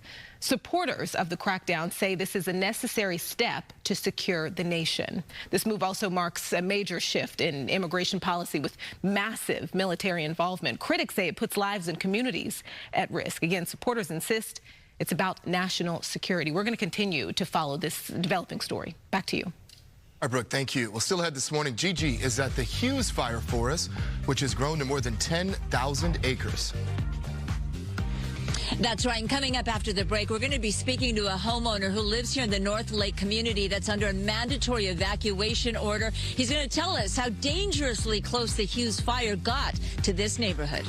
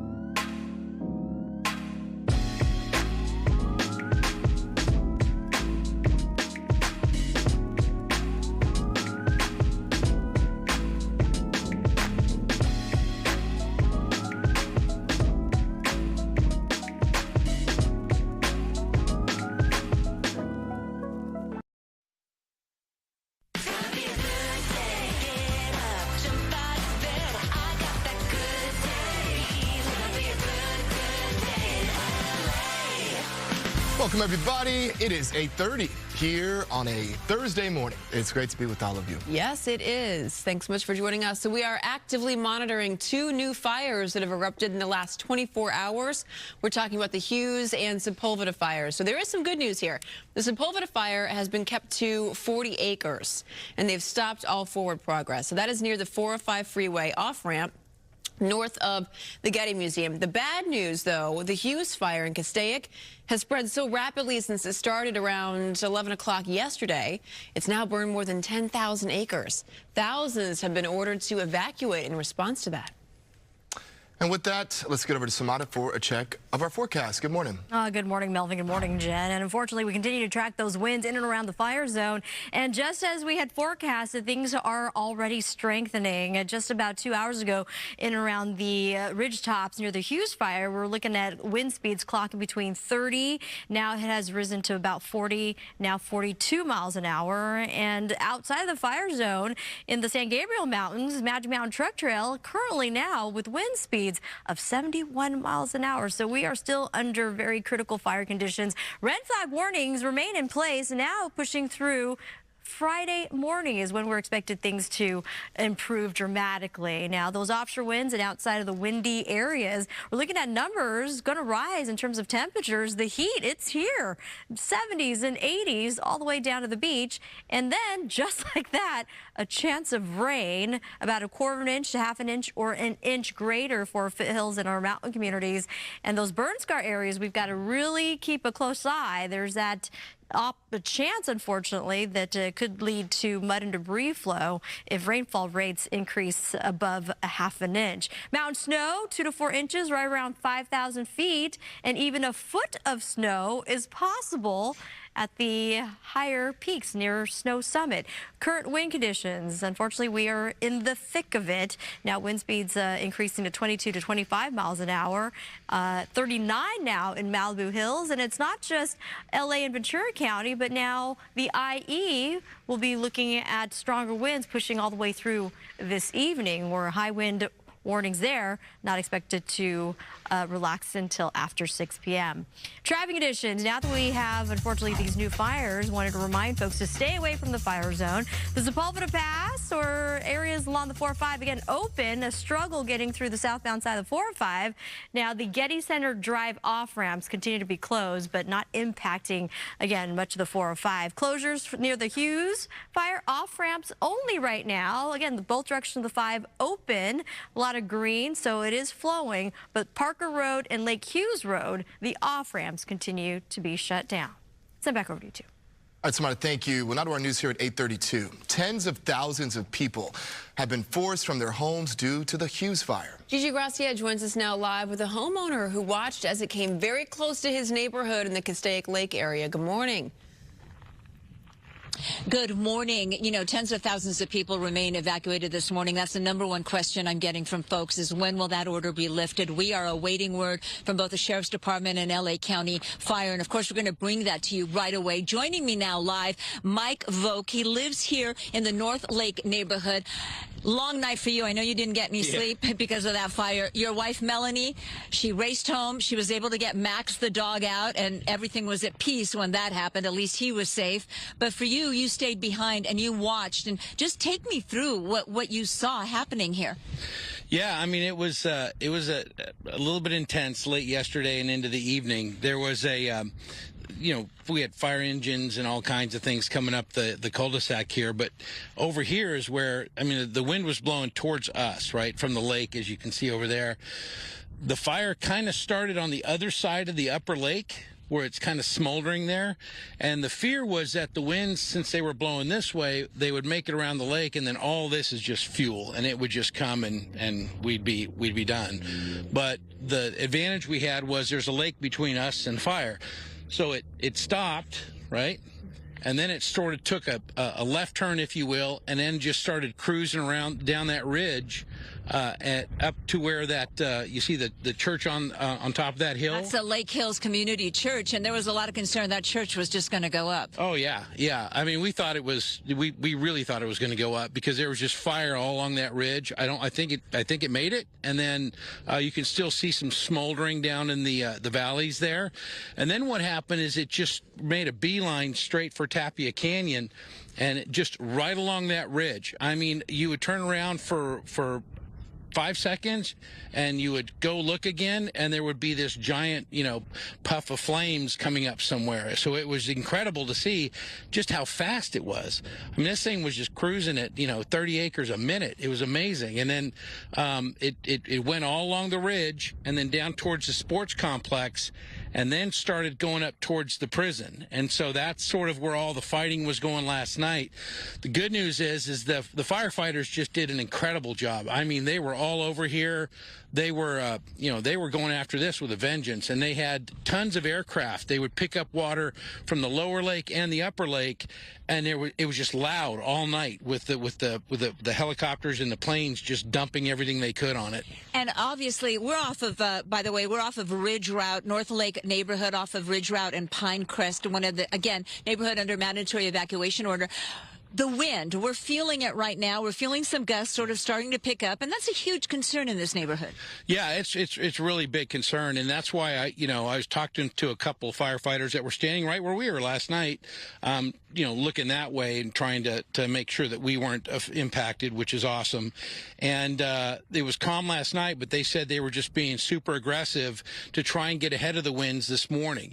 And about an hour ago, there really wasn't much going on, and if you can see, these palm trees, which are kind of tiki torches, in this event, they're starting to blow south. And that's the fear that they have it not, where the hope is they have it knocked down enough to where that's not going to kick something else up, but you never know.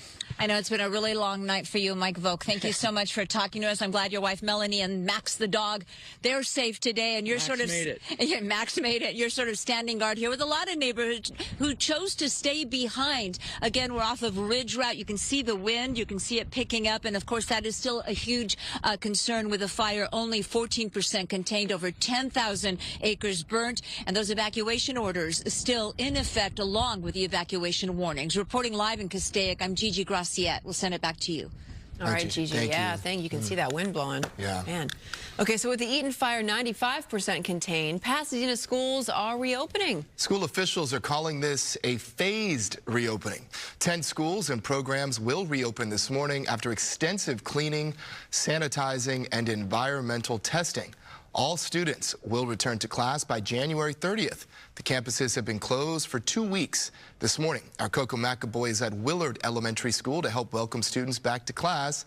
She'll give us another live report in the next hour. They're so cute. Yeah, they are. I'm excited to get Little back sweeties. to school. Oh, my goodness. Get back to it. Who wants to laugh? Yes. I think we could use... Who needs a laugh? Please. Yeah. Right? Well, you got to wait a few more weeks, but I'm going to get you excited about the laughing. Okay, Entertainment is sponsored by Yamava Resort and Casino. George Lopez's friend of the show, George G-Lo Lopez, his final comedy special has set a premiere date. I heard this guy say, because haven't been old that long, so I can still hear. I heard this guy say, go ask that old Mexican lady what time it is. Okay, his special is going to air on Prime Video. It's called George Lopez Muy Católica. Very Catholic. Muy Católico. Very Catholic, yes. Yes, which means very Look at that hair. Look at that mane. Wow. Muy Católico. Yes, recorded last September at the famed venue, the Dolby Theater. It's going to premiere on February 18th. Across 1 hour, George is going to share reflections on aging, Latino family dynamics, and cultural quirks. He also embraces the challenges of getting older and even touches on some generational clashes and some Latino superstitions. Okay. Let me tell you something. If you've ever had a Latino grandparent, you know all about the candles. Yes. I love the light a candle, you know. I still now buy them at the Dollar Tree. You know, can't go wrong. Now they're $1.25. And your family oh, yeah. lights the candles all the time. Oh, yeah. Big on the candle and the rosary. Yes. On the candle on the rosary. Timothy Chalamet is getting a lot of buzz for playing Bob Dylan, but he's going to be playing himself ×2 this Saturday night. So I brought in some help to cover with all the hosting duties. What's up? Hey. Stuff like meeting with the writers or working on my monologue. Oh, I'm supposed to be on Fallon right now. Timothy Chalamet!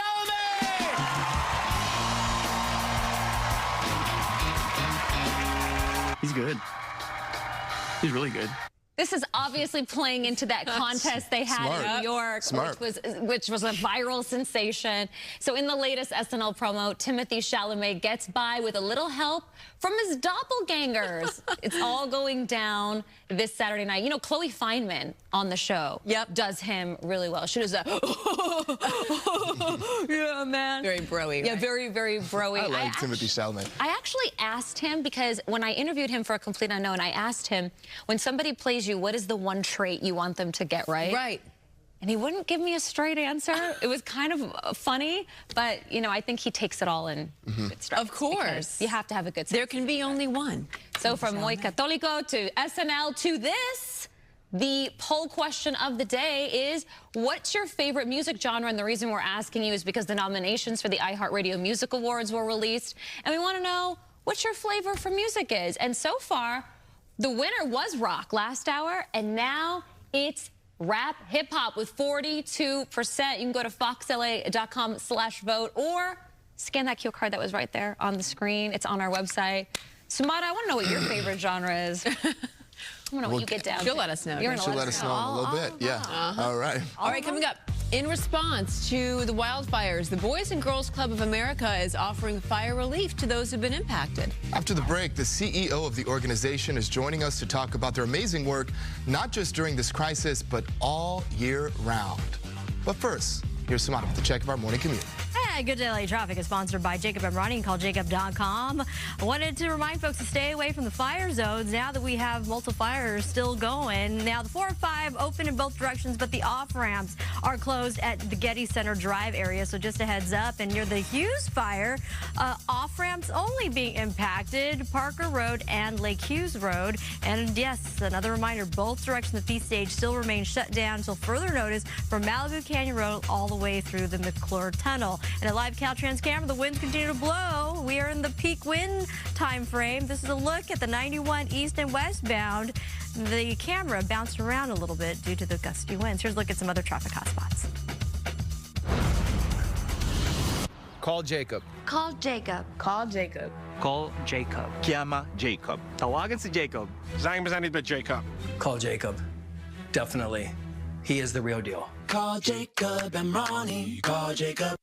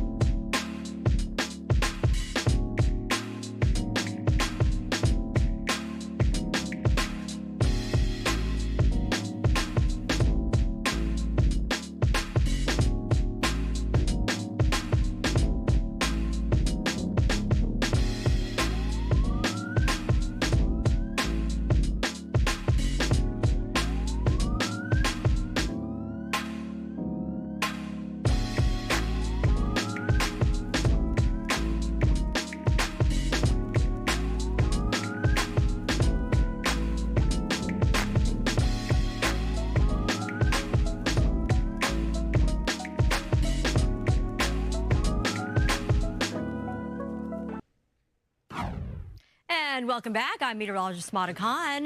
This weather report brought to you by Larry H. Parker. We continue to watch these very strong winds gusting across Southern California. We are in the peak time frame.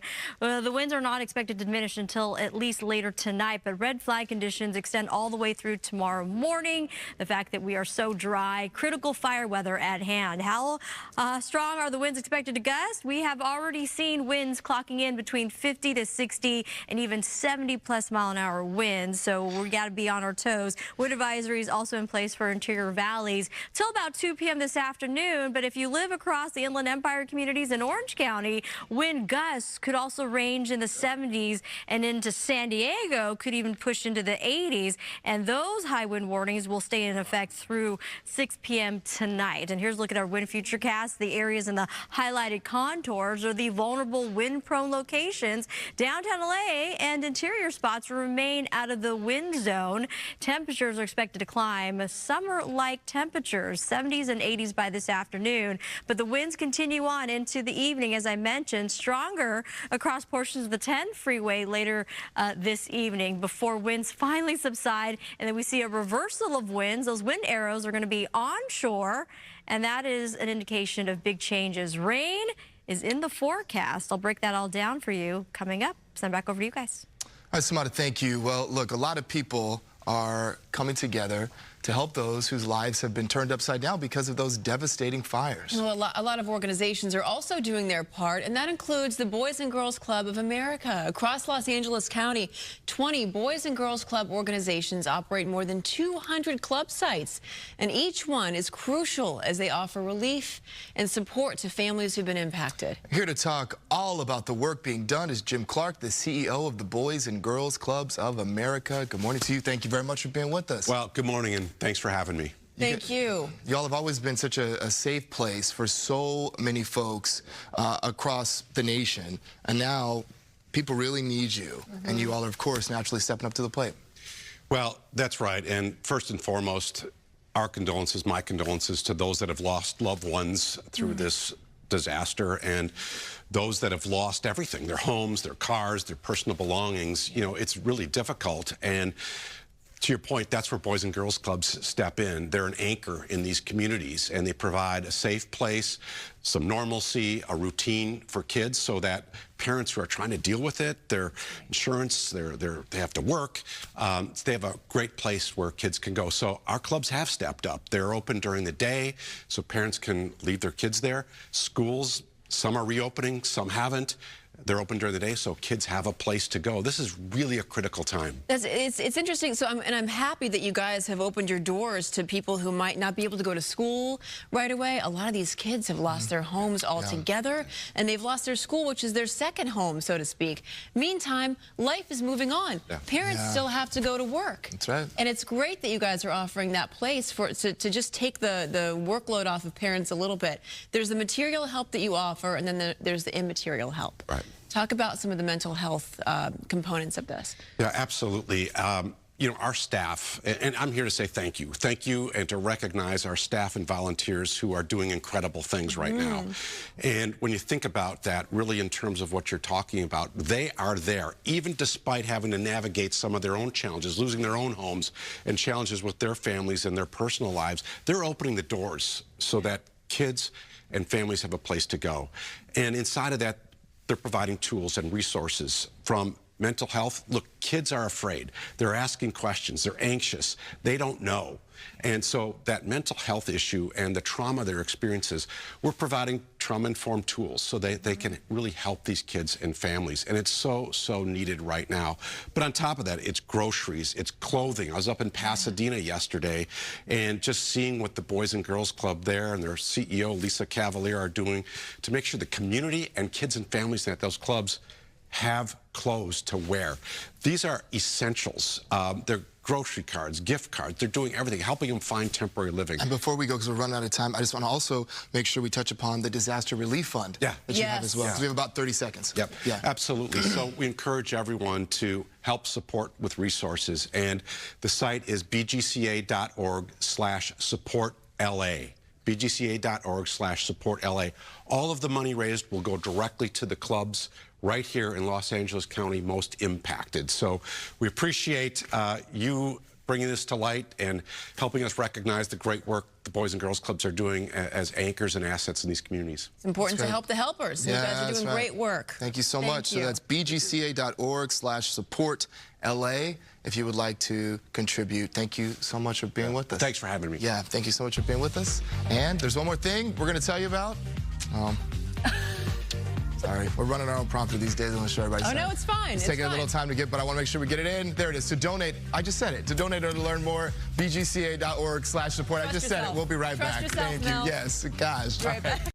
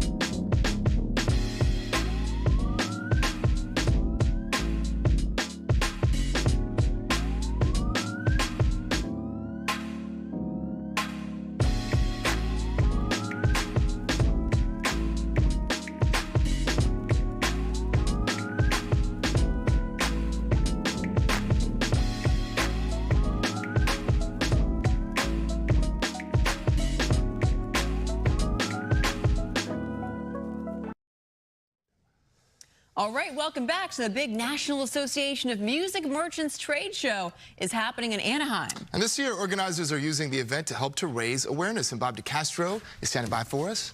For more, they're raising awareness for wildfire victims. It's good stuff. Absolutely. And, you know, music really does have the power to heal, right? And all of the musicians, the manufacturers here who come to NAMM, which is the biggest of its kind in the world, are really wrapping their arms around the fire victims and helping out. I'm going to show you at the end of this segment here how you can help as well. They're doing a huge fundraiser here at the NAMM convention. Everybody knows NAMM, as I said, across the globe. This is one of the manufacturers, and look at this. These are just beautiful.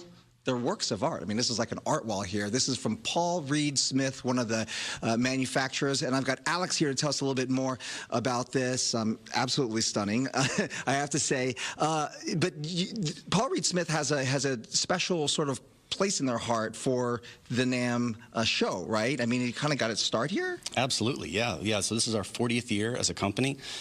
Paul started this brand officially in 1985 at the NAMM show. So there's a lot of PRS history kind of tied up in this. Yeah, he was kind of this guy who kind of just had fun making these guitars and decided just on his own to start going out and like, hey, I'm going to knock on some doors and sell these guitars? Well, he was repairing guitars. His first one he had built for a college project in '75, and then started doing repair work and building his own designs around the D.C. area.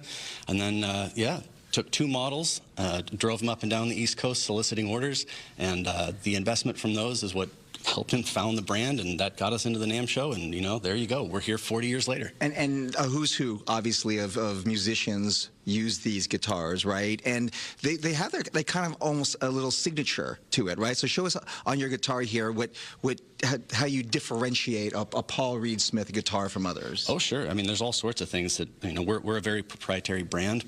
Pretty much everything on these guitars at this point is done by us in-house in our facility in Stevensville, Maryland.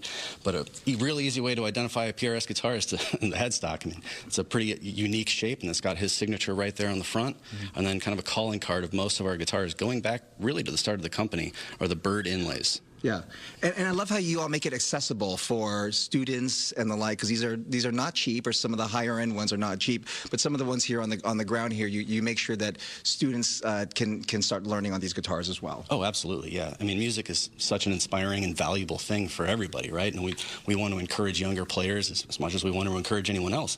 So we've got stuff that starts at $4.99 and really goes up from there. All right. So NAMM has dedicated $50,000 to the fire victims in a special fund. I'm going to put there on the bottom of your screen there how you can help donate to them as well. And Alex says he's a musician as well. So as we send it back to you, we'll play you out. All right, fantastic. An Alex original here. Okay.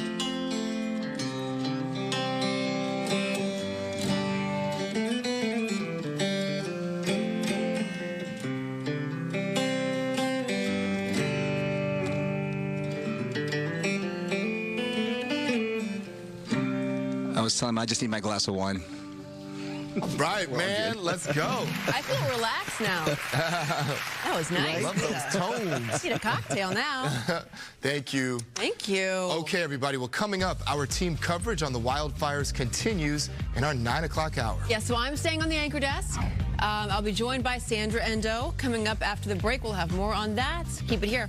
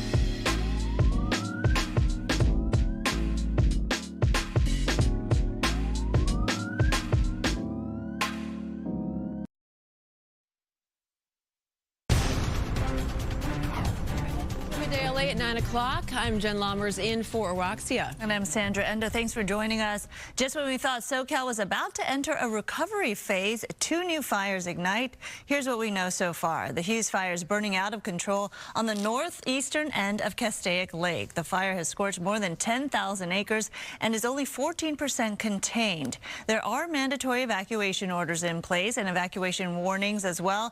It's impacting Interstate 5 around Gorman and Castaic. Parts of the highway were temporarily closed at one point, but have since reopened to traffic. Meantime, forward progress has been stopped on the Sepulveda Fire, and the evacuation warning has been lifted. That is very good news this morning. So this video that you're looking at right now is courtesy of Citizen App. The fire has burned 40 acres. It flared up yesterday near the 405 freeway off-ramp by the Getty Museum. No structures were damaged, no injuries reported there. But Samada, you were telling us just a few moments ago that those winds are kicking up.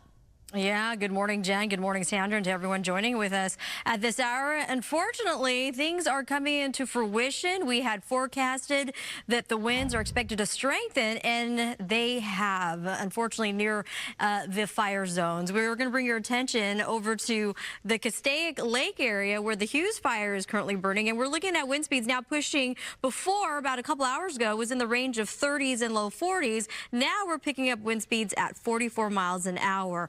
Away from the sensitive fire zones. Thank goodness it's not anywhere near a fire, but the San Gabriel Mountains, isolated gusts are now pushing to 76 miles an hour, and that is hurricane force conditions. So please be careful on your drive through those canted passes. And also vulnerable communities, sustained winds right around 20 to 30 miles an hour. Downwind of the San Susana Mountains, we're picking up 67.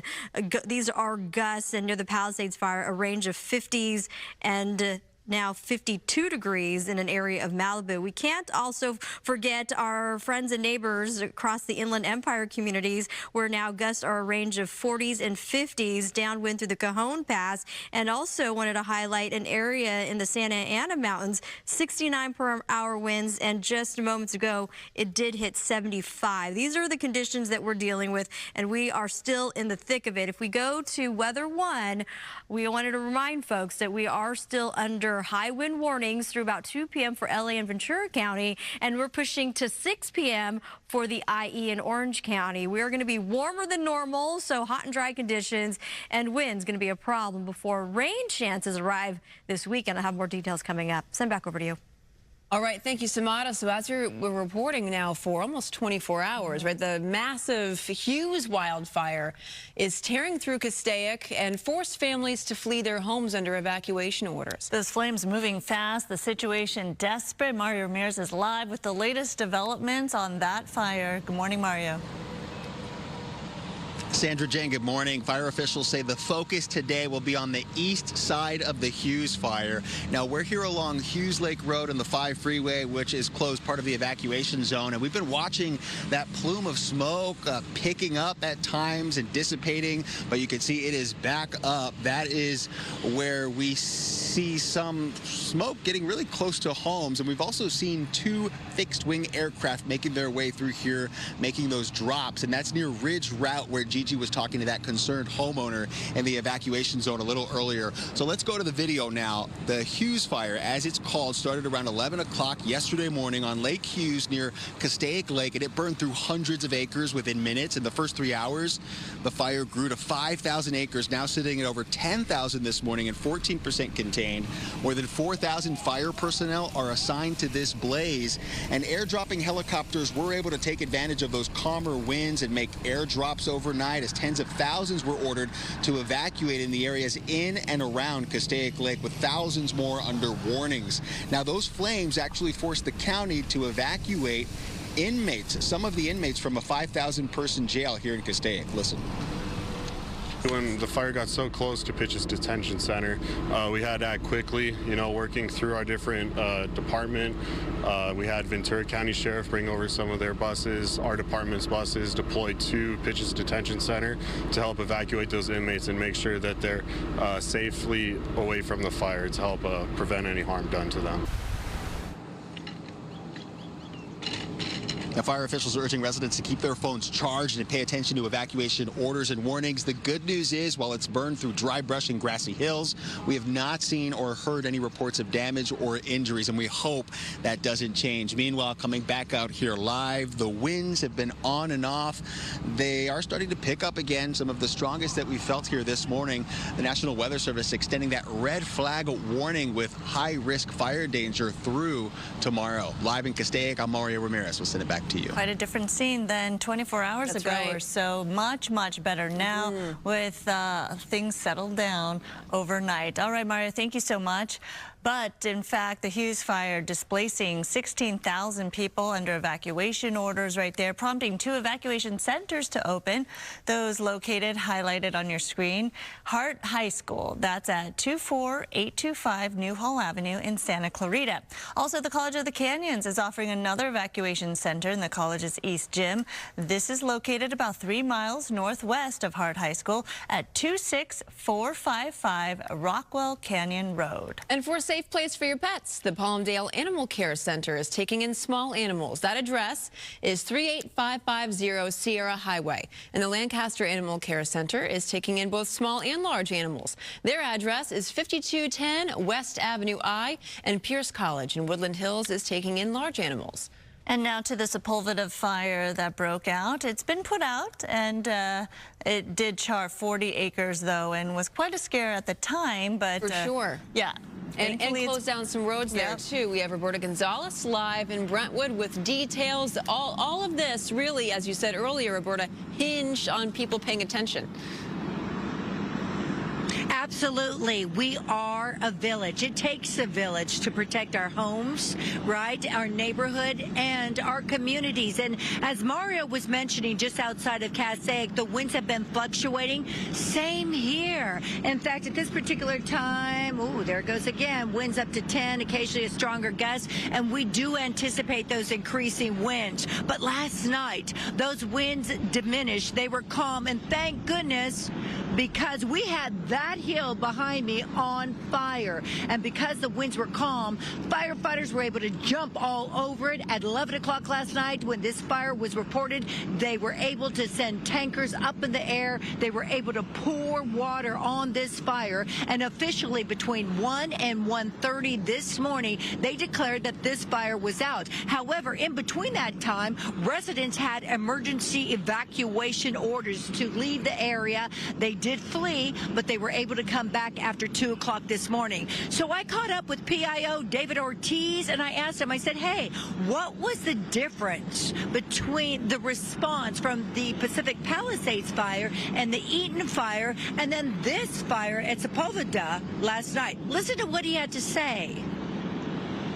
Somebody called 911. It sounds like somebody on the freeway saw the fire starting, and it quickly grew to 10 acres when the first firefighters arrived. Then it grew to 250 firefighters, and we had 7 aircraft, 5 medium, 2 heavy, and they slowed it down a lot.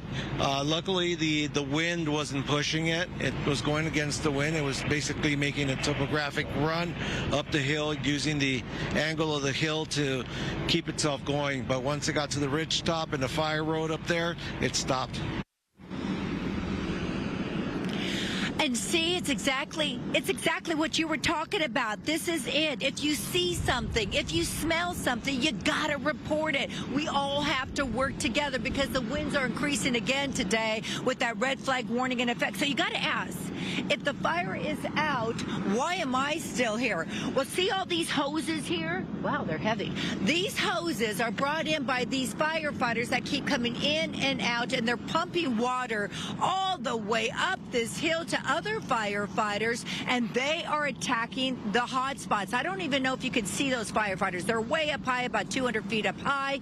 They still have flames up there, these little hot spots that keep developing, and they want to make sure before they leave today, all of that is out, totally extinguished. So this particular area here in Brentwood off Sepulveda is safe and secure for all of us. Traffic is still blocked at these particular areas, so if you're going to be driving driving 405 and trying to get off on any of these on and off ramps, you may want to check your traffic alerts ahead of time. So I'm out here in Brentwood. Back to you in the studio. Roberta, thank you so much, and we'll check back in with you later. All right, California Attorney General Rob Bonta announces charges against an LA-based real estate agent accused of price gouging a couple who lost their home to the Eaton Fire. In a news release, Bonta says the couple applied to rent a home in La Cañada, Flint Ridge. But after their application was received around January 11th, they were told the price increased by 38% since the fires first broke out and until March 8th. California law prohibits raising prices for rental properties and other essential goods and services by more than 10%. The charge filed carries potential penalties of a $10,000 maximum fine and the possibility of 1 year in jail. Bonta says his office has already sent out 500 warning letters and hopes these charges serve as a warning to people seeking to further victimize those who lost everything. Yeah, they're really taking this seriously for sure. All right, coming up, the entertainment world is buzzing this morning with the newly announced Oscar nomination. Amanda will give us the highlights, but first a check of traffic. And Good Daily Traffic is brought to you by Morgan & Morgan. A reminder, stay away from the fire zones, especially now that we have a couple of new fires and the firefighters are working hard to contain any spot fires as well as flare-ups. And yes, here are the closures, really impacting areas not actually on the freeway, but the off-ramps. Getty Center Drive, near where Roberta is, so just a heads up. And the off-ramps being impacted along the 5 is Parker Road as well as Lake Hughes Road. Again, both directions of the 5 remain open, but you got to be careful. The drive there incredibly windy as high wind warnings continue. Palisades Fire still shut down both directions of PCH all the way into Santa Monica. And a live Caltrans camera, yes, areas along the 60 corridor through Jurupa Valley. You could see the camera bouncing around due to the gusty winds and even the palm trees shaking up a little bit. Now here's a look at some other traffic hotspots.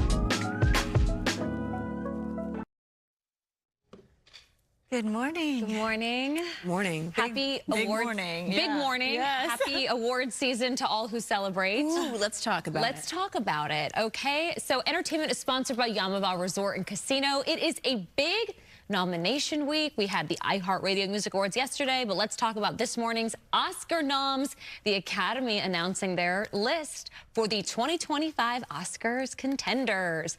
All right, let's start with the big one, the last category of the night, which is Best Picture. We've got Anora, The Brutalist, A Complete Unknown, Conclave, Dune Part 2, Emilia Perez, I'm Still Here, Nickel Boys, The Substance, and Wicked. Here's what my prediction. Okay, tell me. The Brutalist. What do I want? Conclave. But The Brutalist was a great film. And they also won the Globes, so that's usually a pretty good indicator. You sit here next to us every single day, and you nailed this whole entire list.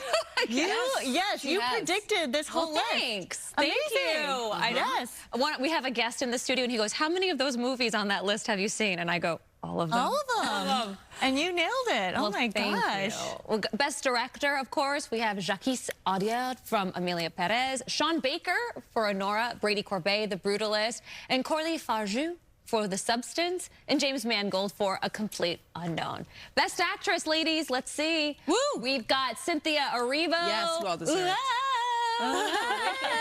Carla Sofia Gascon for Emilia Perez, Mikey Madison for Anora, Demi Moore, fresh off her Golden Globe win for The Substance, but same with Fernanda Torres with I'm Still Here. Best Actor, Adrian Brody, The Brutalist, Timothy Chalamet, who's also hosting and musical guest for SNL this weekend, for A Complete Unknown, Coleman Domingo for Sing Sing, Rafe Fiennes for Conclave, and Sebastian Stan for The Apprentice. I think it's going to go to Adrian Brody for The Brutalist, but I was kind of, again, Conclave, Rafe Fiennes. You've been talking about it. I want to see The Brutalist, but it's also more than 3.5 hours long. Ooh, The Brutalist is layered. Brutally long. It is long, 3 hours and 36 minutes. I will say it is a beautiful and heartbreaking film. Oh. Really? Yeah, it's heartbreaking. And you have Felicity Huffman in it. Joe Alwyn's in it as well. Guy Pearce. Hey, you just sold me again. It's a beautiful sad story. Oh. Okay. This is a new series that you can really sink your teeth into. Ooh. Yeah, it's in the works right now. It's all about a vampire who's a familiar face. You know this guy, Paul Wesley. Yes. Yeah. Paul Wesley is an actor who played a vampire on The Vampire Diaries, and now he's going to be executive producing a series project about a vampire who wants to be an actor. So that's amazing. Think Barry. I love that. But instead of a hitman, it's a vampire. Here's what we do know about the show. It centers on a determined 25-year-old vampire who struggles with running the family business for his murderous and suffocating vampire parents while trying to chase his dream to become an actor. Stay tuned for more details, but we do know that's going to air on Fox. So Fox, you probably already have your eye on some people, but I think Tyler Posey would be great. That'd be great. In that role. Yeah. Same, I like it. Okay, last hour we asked you, what's your favorite genre of music? Because the iHeartRadio Music Award noms came out, and so far it's tied between rock and rap and hip-hop. Go to foxla.com/vote or scan that QR code to let us know. All right. Bonus points if your date within the genre is the 90s of hip-hop. Oh, I love 90s. 90s. Samada said EDM. I was like, dang, girl. Techno. Wow. All right. Techno dance, yeah. All right, coming up, a woman from Pacific Palisades gives Fox 11's Sam Dubin a look at the fire destruction in her community. Yeah, she goes back to see how her condo's doing, what's left behind, and I will tell you, we're going to tell you how she remained positive throughout all of this, despite her condo being a near total loss. When we come back.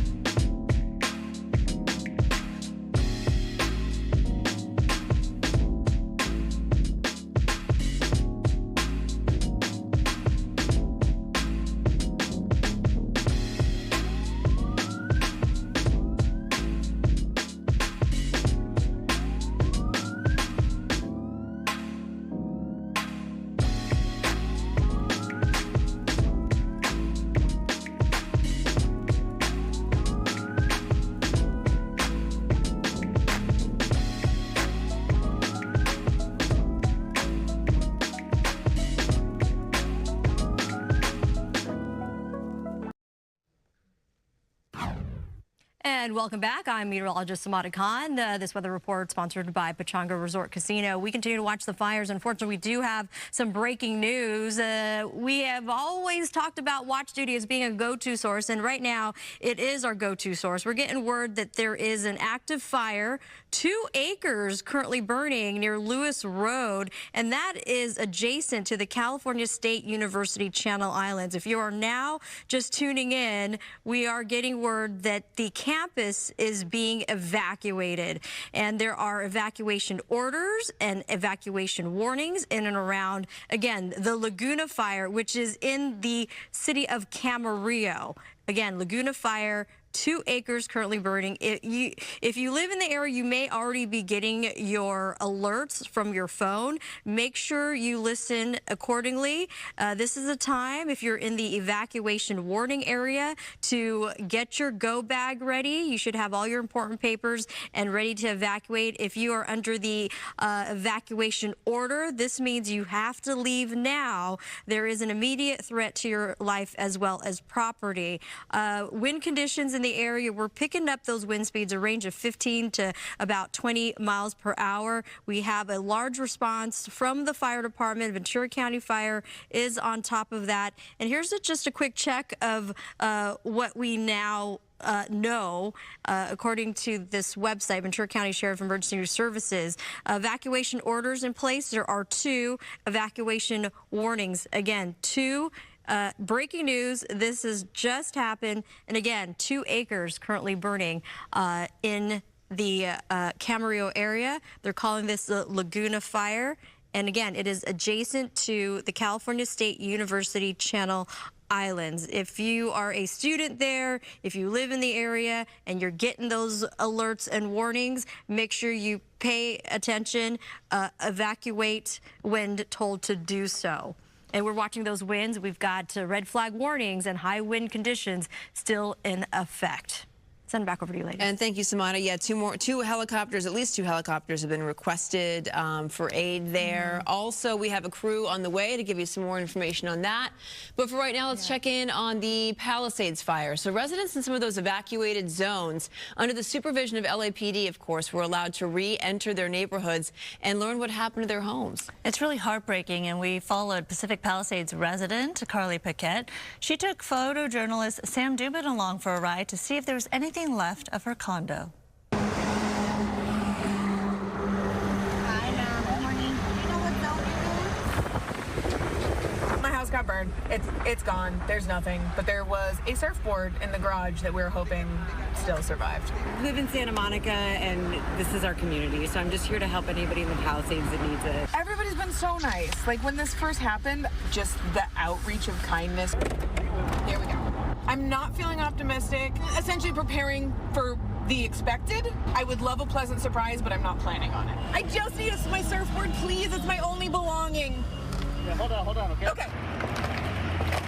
Oh, that was a bookcase that was right by the door. It's my muffin tin. It survived, more or less. Look at this. This isn't a life just we built. You know, I think there were like 70 units in this building. You're looking at the burnt remains of 70 lives. I'm sad for me. I'm heartbroken for everybody else. They tried. Yeah, they cut fire line. So, I mean, they did the best they can. I could see it when they walked. Oh, you already saw it? All right, no problem. I got surfboard. Danny, can you grab the second one? Yeah.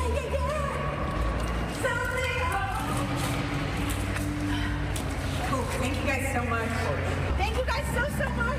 I appreciate it. It's something. No problem. I'm glad you're able to get it. You can tell how hot it got in the garage because all the wax melted off, a lot of it. So for now, some success, some sad. As long as you guys took care of everything, you guys are good to go. I feel pretty good. It's something. It's something of my normal life that I can kind of hold on to for a little bit until we rebuild and get everything put back together. I love that. Yeah. She can always say her surfboard survived the fire. And it's just, again, a memento of her life. It's a connection to where she lived at the time, you know? Look, she lost everything, but It wasn't everything because she still has that. All the memories and the joy. That's right. That just goes to show you that even if when you suffer a total loss like that, anything that reminds you of your former life helps. Yeah, and a shout out to LAPD Olympic and Devonshire divisions for helping Carly get a little piece of her life back. Yeah. Okay, coming up, kids impacted by the Eaton Fire are headed back to class in Pasadena. Coco McAvoy is showing us how they're doing this morning.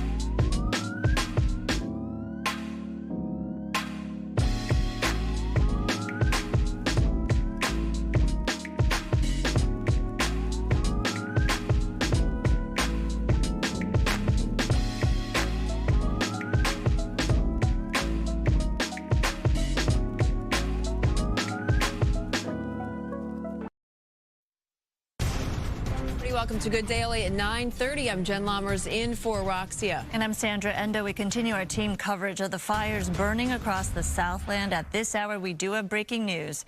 This morning, we are just getting word of a new brush fire that's broken out. The Laguna Fire has burned 15 acres in Camarillo. So this is near California State University, Channel Islands, and University Glen, in the area of Laguna Road and Lewis Road. So Sky Fox is heading there right now. We will bring you a live report in just a moment.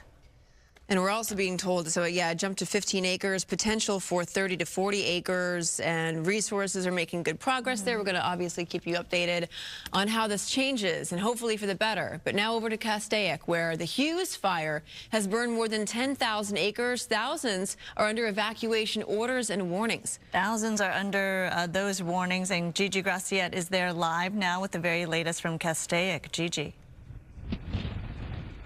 Sandra, we're on Ridge Route. We're above the North Lake community here. It is very, very windy, and the fire did start to punk up. You can make out that smoke in the distance, and we have been watching the aerial firefight. The super scoopers have just been circling and circling. They go through here, through Ridge Route. They go to Castaic Lake. They pick up water, then they dump it on that fire, and then they just circle back. It has been a continuous aerial assault to keep the fire from from these neighborhoods. Of course, now it is burning up there on the ridge. They believe this is a spot fire from the Hughes Fire, from the original fire. And this just speaks to how the wind can carry those embers and start other fires that aren't necessarily right next to the active fire zone. So we've got that area right now. They are on it. We've seen a convoy of Los Angeles County firefighters heading up the ridge. This is very much a terrain and wind-driven fire right now. Now let's go to another firefight that happened yesterday. We're talking about the one that threatened the RV park, the Castaic Lake RV park down on Ridge Route, not far from the Parker Road exit, which does remain closed, by the way. It was just one of the many areas threatened by the fast-moving fire, which as of last check was only 14% contained. This morning we spoke to one of the residents who actually had to evacuate, but before he left the park, he went around to several senior citizens because he knew they didn't have cars to get out, and he tried to get them to evacuate. Knocking on their doors, like, come on, get in the truck, let's go, let's go. And they wouldn't leave. They've been here long enough that this is my home and I'm not going anywhere. So I'm glad they're still there. I mean, obviously. Relieved. Yeah. Did anyone jump in your truck and take you up on that offer? No, one lady almost did, and then she goes, no, I think I'm just going to wait it out, because all the crew started showing up, and I mean, there were hundreds of guys that showed up, started fighting it, so it was, yeah, I'm glad they're okay.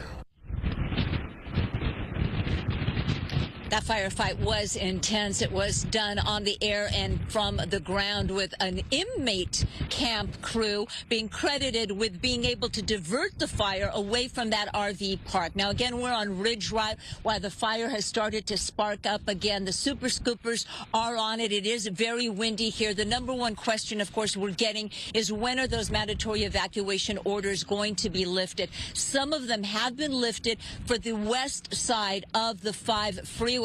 But for the North Lake community, the community closest to the upper lake and the lower lake, that order is still in effect. Reporting live, I'm Gigi Graciette. We'll send it back to you. Gigi, all right, thank you. Also, I want to get to Stu now. He's over a new fire that's broken out in Camarillo. This is being called the Laguna Fire. Stu. Hey, good morning, everybody. It's about 15 acres, like you said. It started out when they first arrived out here on scene. They were calling this 2 acres, and the reason why they're calling it Laguna Fire is because of the name of the road. It's very, very close to the Channel Islands school area right over here. But you can take a look at what is burning and how that wind is really affecting these flames. Got a huge bulk of fire down there. You've got plenty of firefighters, 2 firefighting helicopters. Both of them are from the Ventura County area. But those winds are really going to play havoc with this. Now, where's the wind pushing that right now? Well, it's pushing it out over farmland. Some of that farmland is barren and dry. That could be a problem, but the number of firefighters that they have here and the fact that they have 2 helicopters, they're keeping an eye on it. Most of this fire ran up this hillside, actually started, I believe, on this side right over here, and that's where the reason why they're calling it the Laguna Fire, ran up this hillside. How quickly? I wonder when that first alert came up. And it made its way to the top. Then from there, it was wind-driven, kind of pushing it down the other side. You can see some of those flames still kind of lingering right there and not moving very quickly, because on this side, we all know this because we live out here, there'll be a test later, is that fire usually runs up a hillside when it's a topography fire. But when it's wind-driven, it's very slow going as it being forced down the other side. So right now, they're still working. Like you said, 0% containment. Helicopters are dropping water, but this is still a very active firefight. They did talk about mandatory evacuations in the area. I would venture to say that that is the school. But again, just looking from up here, of course, if you've got a mandatory evacuation, you do as you're told. Things would have to change pretty drastically for those flames to make their way over in that direction. Right now, though, it is an active firefight, multiple fire agencies down there, and it does appear that they're starting to get a little bit of a handle on it. Back to you guys. It is, yeah. There's not a lot of structures right there in the immediate vicinity. Thank you, Stu. We do have Andrew Dowd from Ventura County on the phone with us right now. Andrew, good morning. What can you tell us about the fire? as Hi, we're good looking morning. at it? Thank you for having me. As you have seen from the air, our firefighters and firefighters from our partner agencies, Ventura City, Oxnard Fire Department, Federal Fire, Ventura County, they are here making an aggressive stop and aggressive firefight, both from the ground and from the air. We had pre-positioned resources because of this wind event and the extended red flag conditions. So Ventura County Fire had upstaffed 10 additional fire engines, water tenders, dozers, aviation assets, hand crews, as well as management and overhead staff to be able to help manage an incident like this. So having those resources pre-positioned and available meant we could get a lot of firefighters on scene immediately and work to start controlling this fire. And it looks like there's a lot of farmland in the nearby area. Are there any structures that are being threatened? So there was an evacuation order, as you know, issued by Ventura County Sheriffs for Cal State Channel Islands. We have a structure protection group that was initially established to identify and mitigate any potential structure threats. The fire is currently not impacting or moving rapidly or towards that area. So again, we've identified the threat, potential of a threat. We have resources here to be able to mitigate that threat as if it should come up. But as you see where this fire is located on Round Mountain right now, it's not progressing directly at any structures. And we're looking at some traffic conditions changing in that area as well. What can you tell us in terms of any road closures, or if you're going through that area, what people should know? Great question. So what I would advise is everybody to visit vcemergency.com for the latest information on road closures. I don't have a list of those right in front of me, but vcemergency.com is where that information can be found. I know that it's likely that Potrero and Lewis Road in the area will be shut down, but any affected individual should certainly look at vcemergency.com for road closures. Yeah, it looks also, like that's the case. I would encourage. Absolutely. I would also encourage everybody to download the Watch Duty app, and that's a place that they can find the latest updated fire information and evacuation notifications. So those two resources together, vcemergency.com, which is our County Office of Emergency Services information portal, and Watch Duty, the app, great resources for residents to stay informed about what's happening with this fire.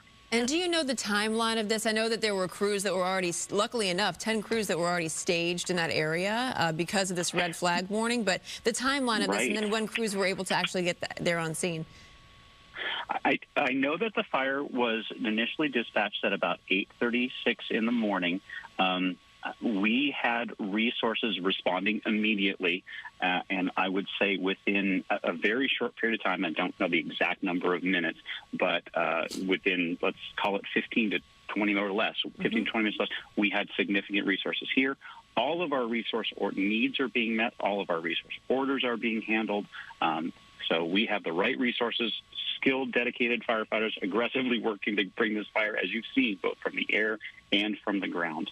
Yeah, resources are key. Pre-positioning is key. Having a plan, as you know, and you've been doing in the county over there. I know that the Hughes Fire was a threat to the eastern border of Ventura County yesterday, with Lake Piru also being an issue. Did your crews have to help with that firefight as well overnight? So, great question. We were very closely following the Hughes Fire yesterday. We did see some impacts of smoke throughout Ventura County, so actively monitoring that situation. We had pre-positioned resources along the 126 corridor to be ready. We had established a temporary information post where we gathered up our incident command staff to develop plans and contingencies. The Sheriff's County Office of Emergency Services had issued evacuation warnings for certain areas of in and around Piru. So we were prepared. We had resources ready. We had plans in place. Fortunately, a wonderful firefighting effort was done there, and so we just continued to be prepared. Yeah, we know that the first 20 minutes after a fire breaks out, that is crucial in being able to get it under control, and it does look like firefighters are making swift work of this particular fire, so that is some good news.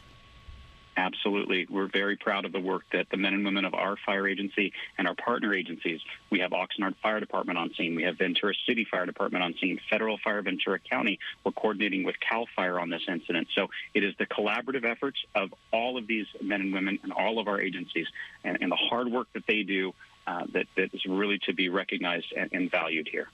Ventura County PIO Andrew Dowd, thank you so much for all of your work. We appreciate it. Thank you. Thank you very much. Have a great day. You too. And we will continue, of course, to follow the Camarillo Fire as well as the Hughes Fire. Multiple fires, burning across Southern California right now. We'll have more on that when we come back.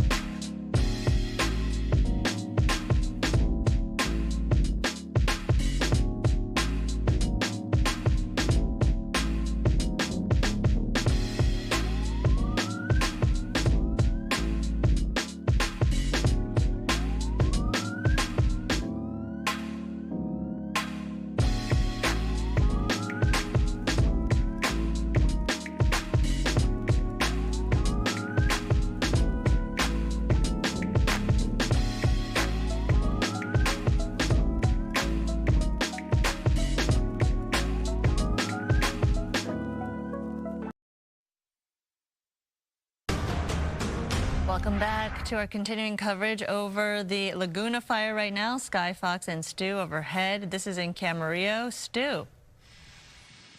Well, you can see it right there. There's a lot of smoke in it. Just moments ago, that whole little section was completely engulfed in fire. Now, I got to tell you, that portion of that fire is actually backfires being set by the firefighters down there. They're burning out that vegetation so they don't have any problems with it later on.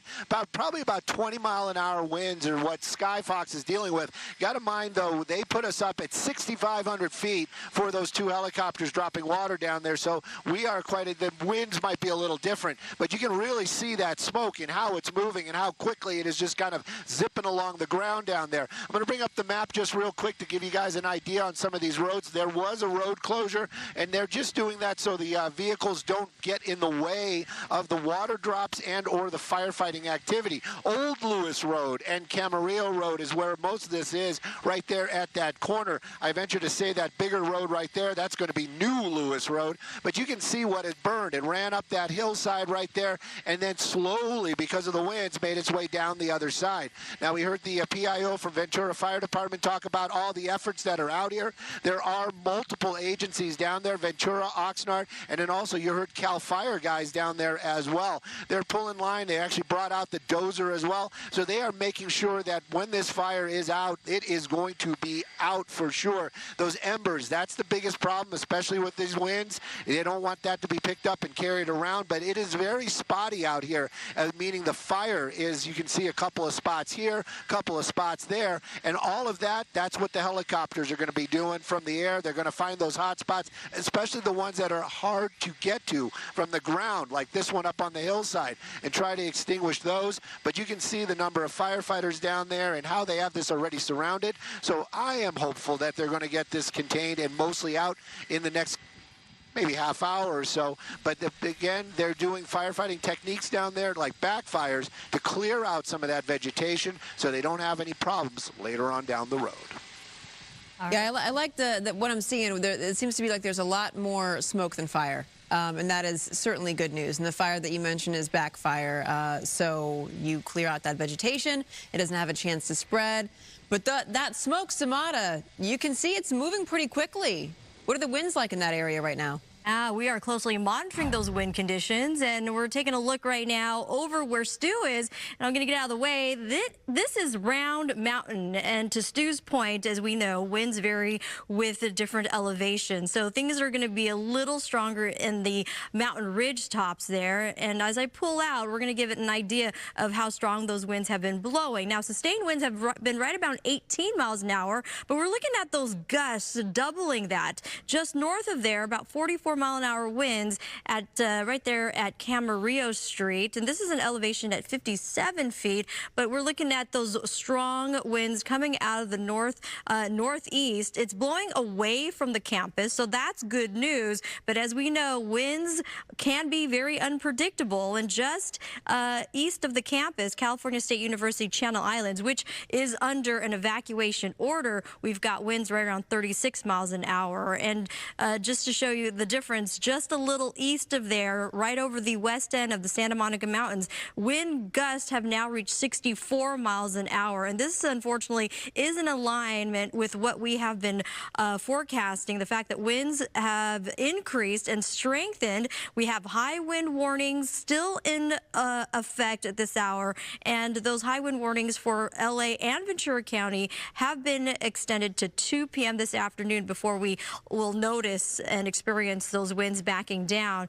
Areas of the Hughes Fire near the Castaic Lake, we're still looking at winds still pretty strong, gusts at 44 miles an hour, and the potentially hurricane force conditions, thankfully away from the fire zone over the San Gabriel Mountains. Magic Mountain Indian Truck Trail right now with gusts of up to 78 miles an hour, and that is hurricane force conditions. And if we go ahead and pull up my weather one, just to give you an idea, again, the red flag conditions are widespread across Southern California, incorporating the Inland Empire communities as well as Orange County. And those are regions of concern as well, where gusts could also reach 50, 60 plus miles an hour. This also applies to San Diego County, where winds are expected to be even stronger, pushing to 80 plus a mile an hour wind gusts for, again, San Diego County. Temperatures are on the warm side and hot along the coast. Red flag conditions. We are in critical fire weather before the rain comes in. When? This weekend, Saturday through Tuesday. I have more information, again, on the incoming rains coming up. Back to you two. All right, thank you, Samada. So yeah, talking about the Hughes Fire. So schools across multiple districts in the Santa Clarita Valley are closed because of poor air quality there. So today, campuses in the Saugus Union District, including West Creek Academy and Tesoro del Valle Elementary, are shut down. Castaic High, Valencia High, and others in the Hart District are also closed. So is the Santa Clarita Valley International Charter School. College of the Canyons, Valencia, and Canyon Country campuses are also closed, but online campuses continue. Officials are assessing safety concerns before reopening. However, we do have some good news in Pasadena. Teachers and students reuniting this morning after the Eaton Fire closed schools and devastated the community there. Yeah, Coco McAvoy is live at Willard Elementary School with a closer look. Lots of hugs, lots of love there on campus today. Hey there, this really is such an important day for the Pasadena and Altadena communities following the Eaton Fire because the Pasadena Unified School District has started its phased reopening of schools today. That means 10 programs and schools reopened and 3,400 students will be back in the classroom. And you have to imagine the grief, but also the happiness for the students to be able to see their friends, able to see their teachers as well, because hundreds of those students were impacted by the Eaton Fire, whether their homes were destroyed or damaged or they had to evacuate. And Superintendent Elizabeth Blanco was here at Willard Elementary School today to really welcome back the students for this first day of school following the Eaton Fire. It's been more than 2 weeks. We were here as parents and students were here for drop-off, lots of hugs, lots of welcomings as well for people, because the Pasadena Unified School District has really been through a lot with the Eaton Fire. 5 schools were destroyed in the Eaton Fire, and so now there's really that time to try to start rebuilding. But we want you to hear from some of the students and parents as they returned to Willard here today. It means that I get to talk and see my friends again and have fun with other people. More than we were having this week, even though it was fun.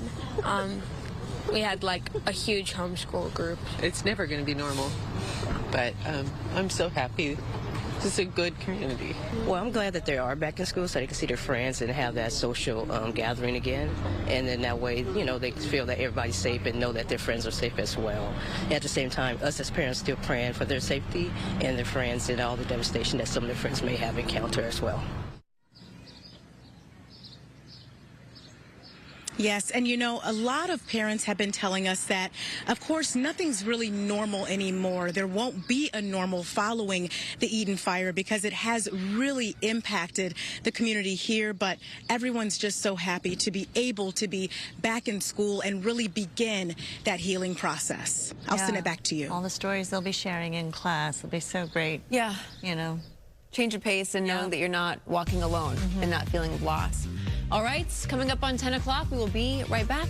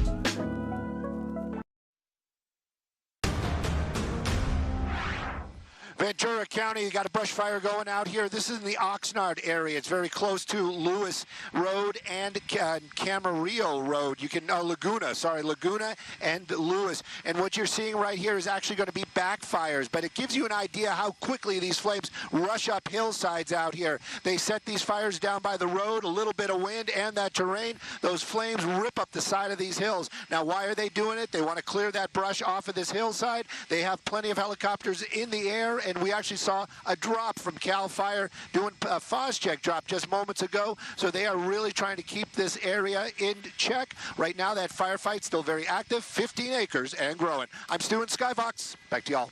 Thank you, Stu. Coming up at 10, team coverage continues on the SoCal wildfires, how crews are working to minimize the impacts of the Hughes and Sepulveda fires. That's coming up next.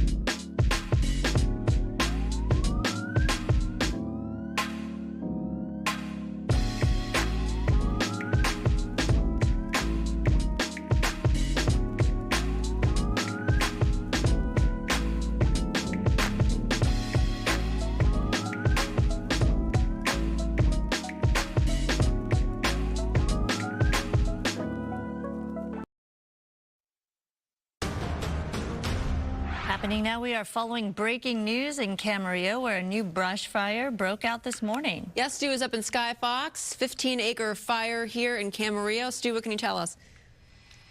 Well, I can tell you that the fire continues to burn out here, Jen, and it's 15 acres and growing. This is in the Ventura County area. Multiple agency task force down there battling those flames. We actually saw a Cal Fire second drop right there from Cal Fire.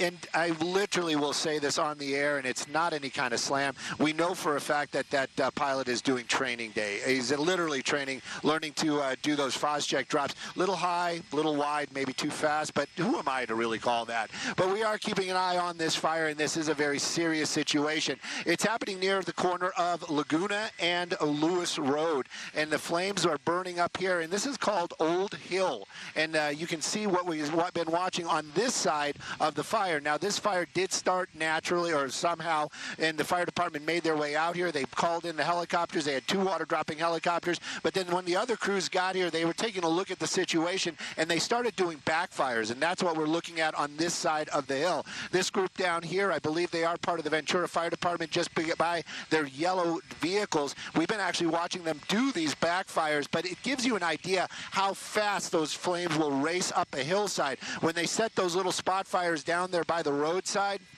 it literally is minutes before those flames make it up to the top of the ridgeline, and you can see some of that right there, and that's what's left over. That's the little bits right there. Now, on the other side of the hill, you have other firefighters there as well. The wind is basically pushing it down the other side. This hill has basically been surrounded. Now, we did understand that there are evacuations in the area. That's going to be Channel Islands State University. That's what you're looking at right there. Is it an immediate danger? Doesn't make any difference. If the evacuation order comes, they tell you to leave, you need to follow the rules and make your way out of there. That parking lot up in this area right here, when we arrived, was full of vehicles. You can still see vehicles departing the area, and also gives you an idea about the winds down there. Up here at 6,500 feet above this fire, we were getting winds about 30 knots, 30 miles an hour, excuse me, and they probably have about the same down there on the ground. There are some road closures, and then I'll toss it back to you. Right there, that's going to be Portal Road, and you can see they do have that shut down. They're allowing the vehicles to depart out of the area, but they're not allowing people to make their way in. Lewis Road, not Old Lewis Road, also closed near that fire. They're not allowing anybody by there until they get these flames in check, and this backfire taken care of as well. Sending it back to you all in the studio. Stu, yes, thank you. Also, I want to let you know there's been a temporary evacuation point, a shelter that's been set up at the Camarillo Community Center, and that's at 1605 Burnley Street there in Camarillo, if you are evacuating. Okay, so thank you, Stu, for that. We'll keep an eye on it, of course, but also want to tell you about this. The Hughes Fire near Castaic Lake has torn through thousands of acres. That's right. Firefighters working around the clock to manage this situation there. Mario Ramirez is live in Castaic with the very latest. Exactly a little over 2 weeks after those 2 major wildfires broke out. You probably heard the sirens here. We've been watching emergency vehicles, fire engines making their way through here, Castaic, about 40 miles north of downtown Los Angeles. We're near the 5 freeway and Lake Hughes, and just take a look. We noticed that plume of smoke picking up there near, just behind homes on the ridge top there near Castaic Lake to our north, in steep canyons and grassy hillsides where the fire continues to burn away from the freeway, and we hope it doesn't get any closer to those homes there. We want to show you the video here. Just take a look at what this fire activity did overnight as it burned through thousands of acres in just the first few hours, burning through brush fire officials describe as critically dry. As those flames were spreading, parts of the 5 freeway that connects LA to Bakersfield was closed through the Grapevine, an area that can typically see extremely strong winds during events like this. With the winds cooperating, hopefully with us, the fire department out there distinguishing the fires, we're hoping that eventually we can repopulate those people who were evacuated back into the evacuation zones. But for the safety for the public, the safety for the first responders who are out there fighting the fires, we want to keep those zones clear for them so they can do their job and make sure that their properties remain safe. The LA County Sheriff's Department telling us they hope to repopulate those areas as soon as it's safe to do so, but that's just not the case yet. Unfortunately, there have been no reports of damage or injuries from this fire. And you'll notice here at the closure along the 5 freeway and Lake Hughes, the National Guard is still positioned around these burn areas, now assisting local law enforcement here with the Hughes Fire. Nearly 800 are still in Southern California helping with multiple fire zones. In Castaic, near the 5 freeway, I'm Mario Ramirez. Back to you. All right, Mario, thank you. Now, some mandatory evacuation zones have been lifted in the Hughes Fire area as the firefight continues. Gigi Graciette is live in Castaic with more. Good morning to you, Gigi. Good morning. The city of Santa Clarita just put out that the evacuation order zones have been changed now to evacuation warnings, but that information is just being disseminated to the Los Angeles County Sheriff deputies that have these checkpoints set up. This one is at Ridge Route Road and Lake Hughes, which is still closed. The deputies here tell me they are in touch with command and they're just waiting for the order to break the checkpoint down. A lot of folks. Actually, I'm going to ask photographer Brian Shaw to pan over to the left over there. You see a line of cars already starting. Folks, of course, very anxious to get back into their North Lake neighborhood. They were under a mandatory evacuation order last night, so they've been out of their homes. A lot of folks did stay behind. Now, just a short while ago, we showed you the fire punking up, as they call it. A lot of smoke on that ridge line. Right now, it is clear. It is very windy in that area, but the super scoopers, they launched an aerial assault. And actually, I don't know if photographer Brian Shaw can see it, but almost over our head here, you've got one of those large air tankers, either very large, they're called VLATs or LATs, large air tanker or very large air tanker. They've been also working on continuous airdrops in the area. So the super scoopers out in full force again, the two of them making water drops, picking up water at Castaic Lake. As one homeowner, Mike Vogt, told me, the lake really saved our neighborhood of North Lake. As soon as they lift this checkpoint, we're going to come back. We're going to let you know. We know you're anxious to come home. That is the #1 question I've been getting, and we'll bring you that information as soon as we get it. We're going to stay right here. Reporting live, I'm Gigi Graciette. I'll send it back to you. All right. Thank you for your work out there, Gigi, and the update as well. Okay, so also schools, multiple schools across districts in the Santa Clarita Valley are closed because of poor air quality. Today, campuses in the Saugus Union District, including West Creek Academy and Tesoro del Valle Elementary, are shut down. Castaic High, Valencia High, and others in the Hart District are also closed. So is the Santa Clarita Valley International Charter School. And College of the Canyons, Valencia and Canyon Country campuses are closed as well, but online classes do continue. Officials are assessing safety concerns before reopening. Meanwhile, President Trump is expected to be in L.A. tomorrow to visit communities ravaged by these wildfires. This all comes as Trump says that he might withhold disaster aid if California doesn't change its water policies. Trump claims that fish conservation efforts in Northern California are responsible for fire hydrants running dry in urban areas. He also blames the struggle to tame the fires on Governor Newsom. Meanwhile, President Trump is taking some major action on immigration, sending 10,000 troops to the border. Doug Luzader has the latest from Washington.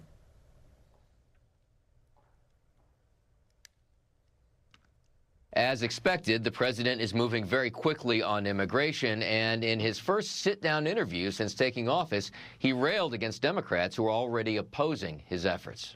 Welcome back. Thank you very much. President Trump still settling back into the Oval Office, sitting down yesterday for his first extended interview since returning to the White House. His immigration and border strategy is coming into sharper focus, and he says he won't let sanctuary cities stop him. We're trying to get rid of them. We're trying to end them, and a lot of the people in those communities don't want them. You know, California is a big example. Would you cut off their money? I might have to do that. Sometimes that's the only thing you can do. Earlier in the day, the White House made it clear that U.S. troops will be part of the solution. Today, the United States military, directed by the Department of Defense, has deployed troops, active duty troops, and National Guards, men and women, to secure our southern border. We don't have to listen to him. It's illegal. We don't have to treat this seriously. It's a joke. From the left, the pushback has begun, and almost half of U.S. states are suing now to block Trump's effort to end birthright citizenship, but also signs of a shift. The bill passed. Congress has now passed the Laken-Riley Act, which calls for the detainment of illegal immigrants accused of other crimes. 46 Democrats in the House voted alongside Republicans to send it to the president's desk. And we expect this will be the very first bill that President Trump will sign into law since taking office on Monday. In Washington, Doug Luzader, Fox News. And thank you for that, Doug. We are watching our winds, and unfortunately, they continue to strengthen an area near the ridge tops, near the Castaic Lake or the Hughes Fire. We're now looking at gusts clocking in at 48 miles an hour, and there are some isolated areas, fortunately, away from the fire zone. Magic Mountain Truck Trail now pushing wind speeds into the 80 miles per hour. Incredible winds. We are still under high wind warnings, and this also applies to Ventura County. We've got eyes on the Laguna Fire in Camarillo. Winds continue to blow very strong there at 35 miles. And out towards Malibu Hills, pushing into the 30s. Meanwhile, outside of the wind-prone areas, we are detecting calm to light winds across much of the basin. We're looking at wind speeds at best in Huntington Beach at 8 miles an hour. And temperatures are on the rise as winds are backing down there. Temperatures all the way down to the beach could be in the 80s this afternoon. And out towards the Inland Empire communities, Ontario now looking at winds pushing to 25 miles an hour. The high wind warnings are going to expand to about 2 p.m. this afternoon. We're going to see if those conditions get extended. But by 6 p.m. tonight, the high wind warnings will still apply for the IE and Orange County. And gusts are going to be pretty strong at those regions as well. We are under critical fire danger, hence the red flag conditions. We are windy, we are dry, and red flags are going to extend all the way through tomorrow morning before we see big improvements in terms of relative humidity. The onshore flow is going to increase. And this weekend, Saturday, now through Tuesday, we're looking at rain chances. How much rain are we expecting to get? Beneficial rain, of course, outside of our burn scar areas, about a ½ an inch or so. Mostly foothills and mountains could see a range of ½ an inch to even over an inch of rain, especially in the darker color areas where maybe 1.25 inches could happen. Chance of thunderstorms. This is the big concern. If a thunderstorm were to roll across areas of the burn scars, this could lead to flash flooding concerns, mud and debris flows. So we'll be watching that, especially if you're dealing with rainfall rates above a ½ an inch per hour. In addition to the rain, precipitation in the form of snow in Big Bear, for an example, could receive up to a foot of snow at 7,000 feet. So big changes on the way. In the meantime, we're going to be dealing with dry, windy conditions, red flag warnings, again, remaining in place through tomorrow, and temperatures hotter than normal. Ladies. All right, Samana, thank you. So up next, authorities have been warning fire victims to watch out for price gouging. They're going to take it very seriously, and now an LA-based real estate agent has been charged, accused of price gouging a couple who lost their home to the Eaton Fire. We have details on that coming up next.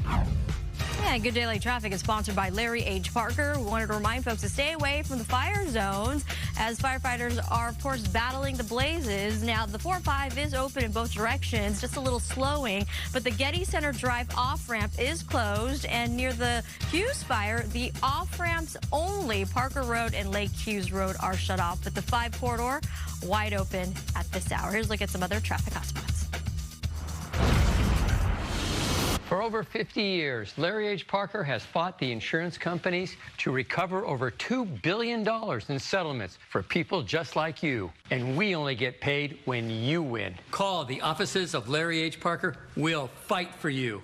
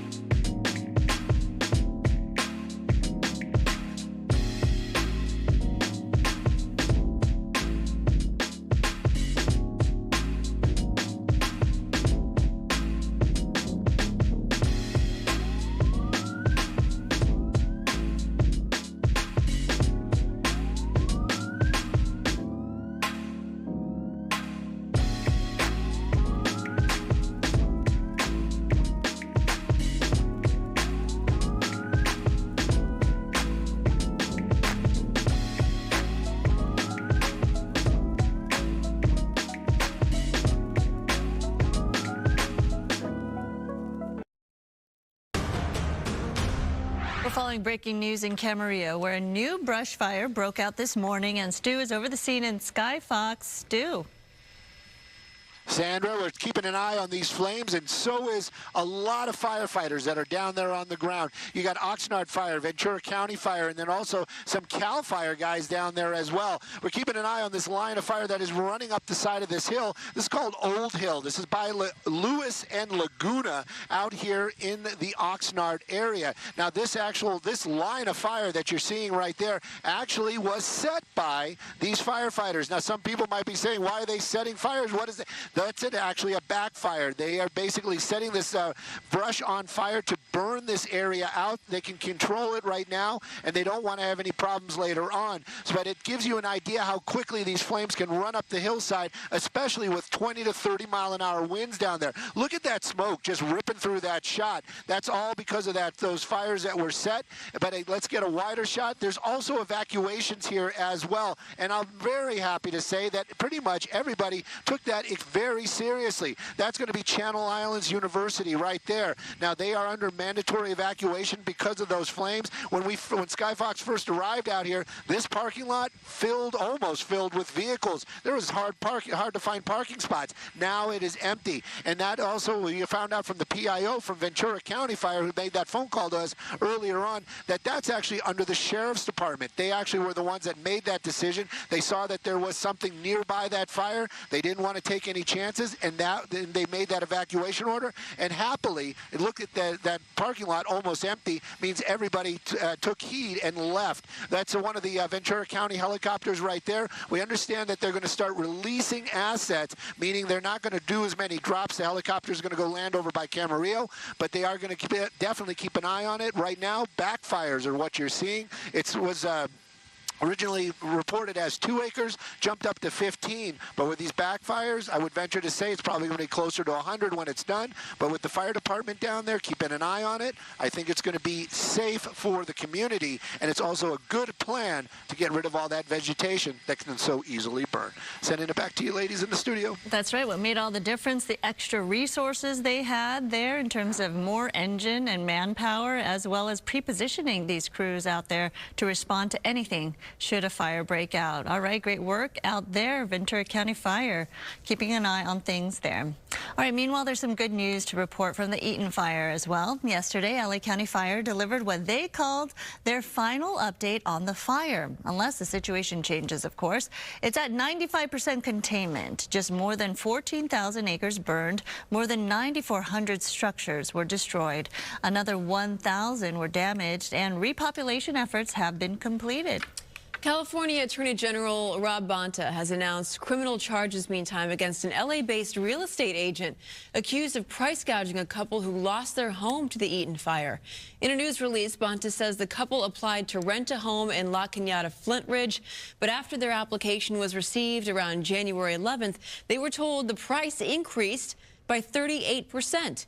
Since the fires first broke out and until March 8th, California law prohibits raising prices for rental properties and other essential goods and services by more than 10%. The charge filed carries potential penalty of a $10,000 maximum fine and the possibility of 1 year in jail. Bonta says his office has already sent out 500 warning letters and hopes these charges serve as a warning to people who are looking to further victimize those who lost everything. All right, coming up, Amanda will join us. She has some big news about Taylor Swift. And Timothée Chalamet is enjoying some big news as well as he prepares to host SNL this weekend and pull double duty as the musical guest. Yeah, he's going to need more of himself like that. He needs to clone himself. He does. We will be right back.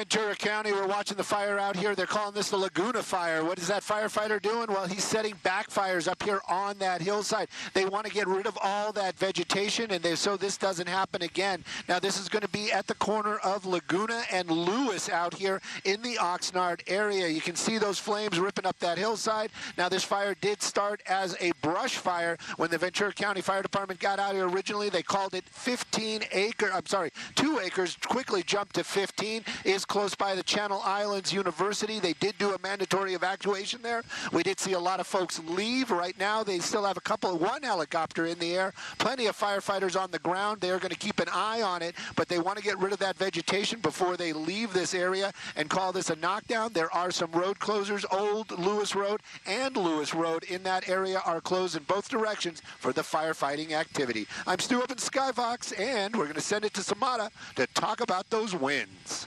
Oh, great visuals there, Stu, and it's so good to see that they're really getting a good handle on that fire. The weather is brought to you by Sweet James Accident Attorneys. Taking a live look at our LAX cam right now. You can see the cameras bouncing around a little bit. It's still a little gusty out even towards LAX. And speaking of gusty winds, taking a look at our red flag conditions, you can see that it extends all the way into now Friday morning. Because we are windy and we're dry, we're under critical fire weather. But how warm is it? This is due to, yes, the offshore winds, and due to compressional heating. Temperatures are set to soar 70s and 80s. And just like that, we're going to turn things around. This weekend, we've got rain coming our direction, beginning as early as Saturday and lingering all the way through Tuesday. So we have multiple days of rain. Accumulation on the lighter side, but some areas could see moderate rain activity, a range of even ½ an inch to an inch plus. Now, it's beneficial rain for everyone outside of the fire zone, but the rain could pose a big problem for the burn scar areas that could lead to flash flooding. And due to the runoff, mud and debris flow can also be a problem. If I can turn to my iPad, if we have that handy, I can show you the wind conditions over the Laguna Fire in Camarillo, if we have it. If not, I'll tell you right now, we've got wind speeds still on the increase. Oh, thank you very much. Here's the Round Mountain where Stu was just over, an elevation of 557 feet. We've got winds right around 36 miles an hour. These are gusts, and you could see here, winds are coming out of the northeast, blowing actually away, thank goodness, from the California State University Channel Islands adjacent to the Round Mountain. There are evacuation warnings and orders in place, and winds continue to be really strong, especially in the ridge tops near the Santa Monica Mountains. This is the west end. You can see this is Miller Ranch with wind gusts up to now 64 miles an hour. And we're going to go ahead and check in on the Lake Hughes area, the Lake Hughes Fire. For the Hughes Fire near Castaic Lake, we're now looking at wind speeds increasing to 48 miles an hour. Earlier this morning, we were looking at wind speeds right around 40s. Now it has increased in strength. And it's not just LA County and Ventura County, but now we're picking up higher wind conditions across the Inland Empire community and Orange County as well. And all these locations are under, at least the mountain communities, under a high wind warning through about 2 p.m. for LA and Ventura County, and the high wind warnings in place for much of the IE and Orange County through 6 p.m. tonight. We are on high fire alert. Send back over to you, ladies.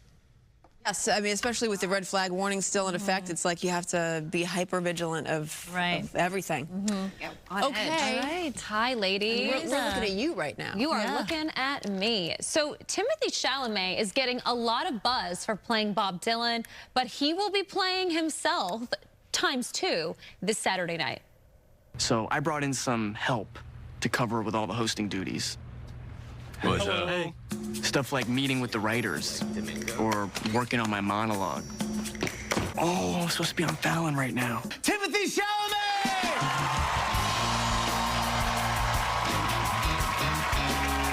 He's good. He's really good. This is, of course, a nod to the New York search for the Timothée Chalamet doppelganger. So many people came out to that one. So many people came out. He actually got to meet the guy that won. In the latest SNL promo, Timothée Chalamet gets by with a little help from his doppelgangers. He is not only the host, he is going to be the musical guest. I say musical guest, but he's the host, so he's the musical performer, right. Well. And he made history this morning as one of the youngest two-time Oscar nominees. Wow. Sandra asked what kind of music he's come out with. Oh, well, Sandra, he plays a guy named Bob Dylan. And Thanks, Jen. Famous American rocker. Well, he's not topping the charts as you will. Yeah, okay. Thank you. How does it feel? Yeah. Do you know that song? Okay. Thank you. Yeah, you're welcome. Maybe you'll know these artists. Have you heard of Taylor Swift? A little bit. Have you heard of Morgan Wallen? Sounds a little familiar. Okay, well, those two are leading the 2025 iHeartRadio Music Award nominations for this year. I love you. It's ruining my life. I love you. It's ruining my life. Sandra, who is that song with? Post Malone. Oh, my Jen! I think she could have gotten it. My Sandy. I was going to get it. Post Malone, who actually also has a song with Morgan Wallen, I Had Some Help. By myself. Don't want to ask you. Yep. Thank you. Taylor Swift earned 10 nods and will also be honored with the new Tour of the Century Award for her record-breaking Eras tour. And country singer Morgan Wallen ties with Swift, followed by Kendrick Lamar. Ooh, I love mustard. I love his new stuff. Post Malone and Sabrina Carpenter each have 9 nominations. Lady Gaga will receive the iHeartRadio Innovator Award. And the iHeartRadio icon is, she'll always be our baby, Mariah Carey.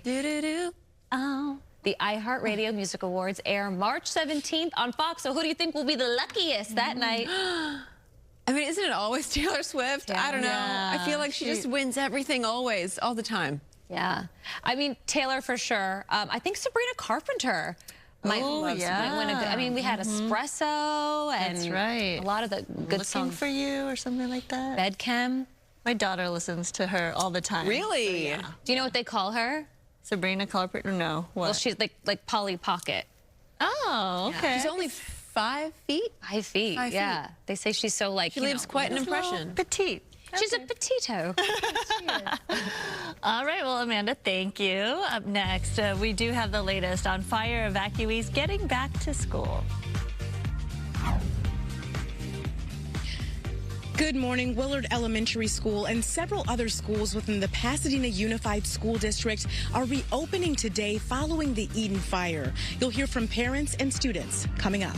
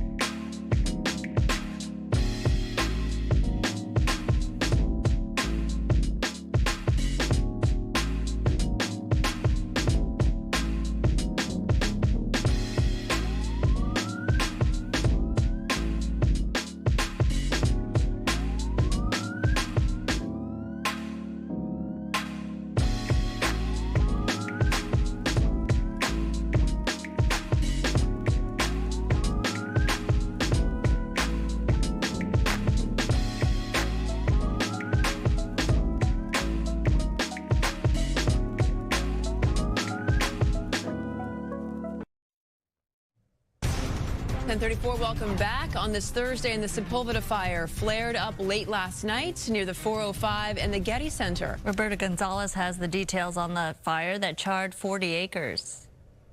Hey everybody, I don't need to show you my anemometer to show you that the breeze is kicking up. All you got to do is look at some of this vegetation where the wind has been blowing, and that is the reason why we have high concerns around the Los Angeles area again for fire danger. We do not want to see repeat performance of this.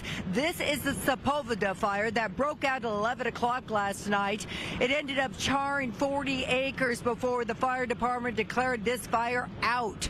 But we still have lots of hot spots in and around the area. Can you see that firefighter way up there on that hillside? They're going to continue to monitor those hot spots because the winds are increasing throughout the day today. That is why red flag warning is still in effect. That's why we still have high wind advisories and warnings in effect through today throughout Los Angeles counties and particular areas. Now, the bottom line is PIO David Ortiz from the Los Angeles County Fire Department, he told me we still have to be pretty vigilant. Here's what he had to say.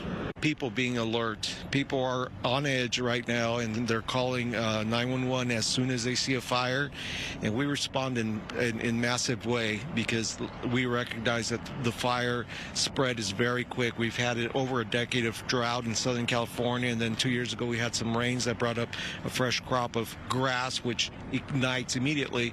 We're going to have rain possibly this coming weekend. Even though rain is in the forecast for the weekend, one thing you have to be very mindful of is all of this. Take a look at this. A lot of these weeds, they may be native, but then we have a lot of weeds that are not native of this area, and they dry out just as quickly as the native shrubs, the willow trees, the cottontail plants as well, and even the poison oak. Those are not so native of this area, but continue to dry out all around here and will continue to do so as this area is seriously in a drought situation. And that was Roberta Gonzalez reporting for us. Yeah, you can see why those fires move so quickly because it's so dry out there. We need some rain. All right, on to this. Pasadena Unified Schools. They are reopening after the Eaton Fire devastated parts of that community. We have Coco McAvoy live at Willard Elementary School where some kids were coming back, and kids are now in the classroom, in fact. Good morning. Hey there, Willard Elementary School is one of several schools within the Pasadena Unified School District that is now reopened starting today following the devastating Eaton Fire. And as you can imagine, it really does mark an important moment for the Pasadena and Altadena communities that are still reeling from the fire and all of the aftermath that, of course, comes with it. And we have been here speaking with students and parents as they've been sending their kids back to school here. A lot of emotion as well. We, of course, saw some tears, hugs, as students are able to reunite with their friends. And Superintendent Elizabeth Blanco was here at the elementary school as well, along with other school officials to welcome the students back. More than 3,400 students are returning today. And the district really has been impacted by the Eaton Fire, with 5 schools destroyed in the district, and these are historic schools. We spoke with students and their parents when they arrived here at Willard Elementary School in Pasadena, many of them expressing the same thoughts, upset about what happened, grieving for the community, but also happy to be back in the school to see their friends and teachers. We've seen our friends a couple times before, but I'm excited to see all the friends that I've missed, that I haven't seen here, and I hope they're all safe and okay. I'm excited to see all my friends again and play soccer at my school and learn some more stuff that I already haven't. We got some damage. You know, honestly, we feel very blessed that we haven't had total loss. You know, we're back in the house. We do feel very fortunate, and especially comparatively speaking to other folks. So we're all good, we're all safe, and, you know, here we are today. And one parent told us that nothing will be normal again following the Eaton fires, but really this is a step, a start to healing, at least for the students that can now be reunited with their friends at school. I'll send it back to you. A sense of normalcy for those kids and families, getting back to a routine, getting back to seeing their friends. It's so important. Thank you so much, Coco. Now, we do have some breaking news, some welcome breaking news for fire evacuees in the North Lake area. Yeah, Gigi Graciette joins us live to fill us in. Good morning. This is the #1 question we've been getting from folks who had to evacuate yesterday. When can they return? And we're happy to tell you, you can now return. The checkpoints have been lifted. This is the corner of Lake Hughes Road and Ridge Route, the North Lake community. Of course, right across and next to the Upper Lake, Castaic Lake, and then the Lower Lake, known also as Castaic Lagoon, under a mandatory evacuation order that has now been changed to an evacuation warning, which of course always means you should be ready to go should the wind shift, should the situation shift. Joining me now live, Engineer Jeremy Ruiz. He's with the Kern County Fire Department. He's here working this incident. The fire today is looking much better than it did yesterday. That is correct. With the quick response that they've had from staged resources, not only from the Palisades and Eaton Fire, they were able to put 1,200 firefighters on this to button it up as quickly as possible. Very welcome news. Some folks can return to their homes, but they still have to be on high alert should that wind that we continue to see change. That's correct. So when we have a warning, that means we still need to have a bag packed, ready to go, because like you said, the winds can shift, something can change at a moment's notice. So we want to make sure that we're staying vigilant, we're staying signed up for Genesis Protect, and we are making sure our notifications are turned on. And when we see the wind shift, just talk to me really briefly. The embers, they fly with that wind, our infamous Santa Ana winds. They can spot anywhere from 1 mile, and I've heard even up to 5 miles ahead of the actual fire that's being fought. That's correct. Depending on the winds, depending on the terrain, depending on what's burning, you can have ember cast, and that can blow. Today they were projecting up to 1.6 miles. So a new fire can just spark up. That's absolutely correct. They call that a spot fire, and it can grow into its own incident. Engineer Jeremy Ruiz from Kern County, thank you for your help. Thank you for your assistance. One of the many firefighters from different departments across the country on this mutual aid incident. We'll have much more coming up on Good Day LA. All right, Gigi, thank you. Yeah, welcome news for all of those evacuees. Definitely. All right, Gigi, thank you. And we're going to take a quick break. We'll be right back.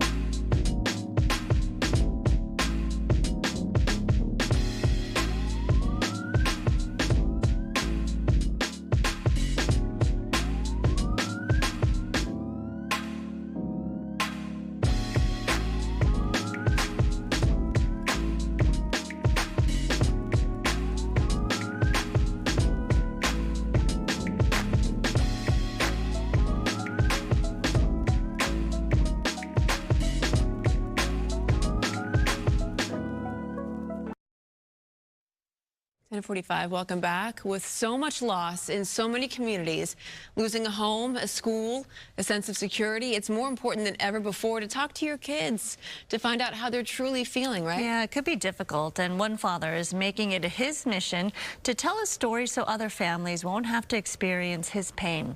We do have to warn you, what you're going to hear may be very, very hard, and it deals with suicide. You know, I have 4 kids, and Ryan was the youngest. And as far as the grumpy kids go, he was the least grumpy of the 4 of them. What happened to my family and my son is something I never would have expected to happen. March 2018, Kim and I were down celebrating her birthday like we like to do. And we got a text from Ryan saying goodbye. Ryan just turned 14 years old when he texted his family goodbye.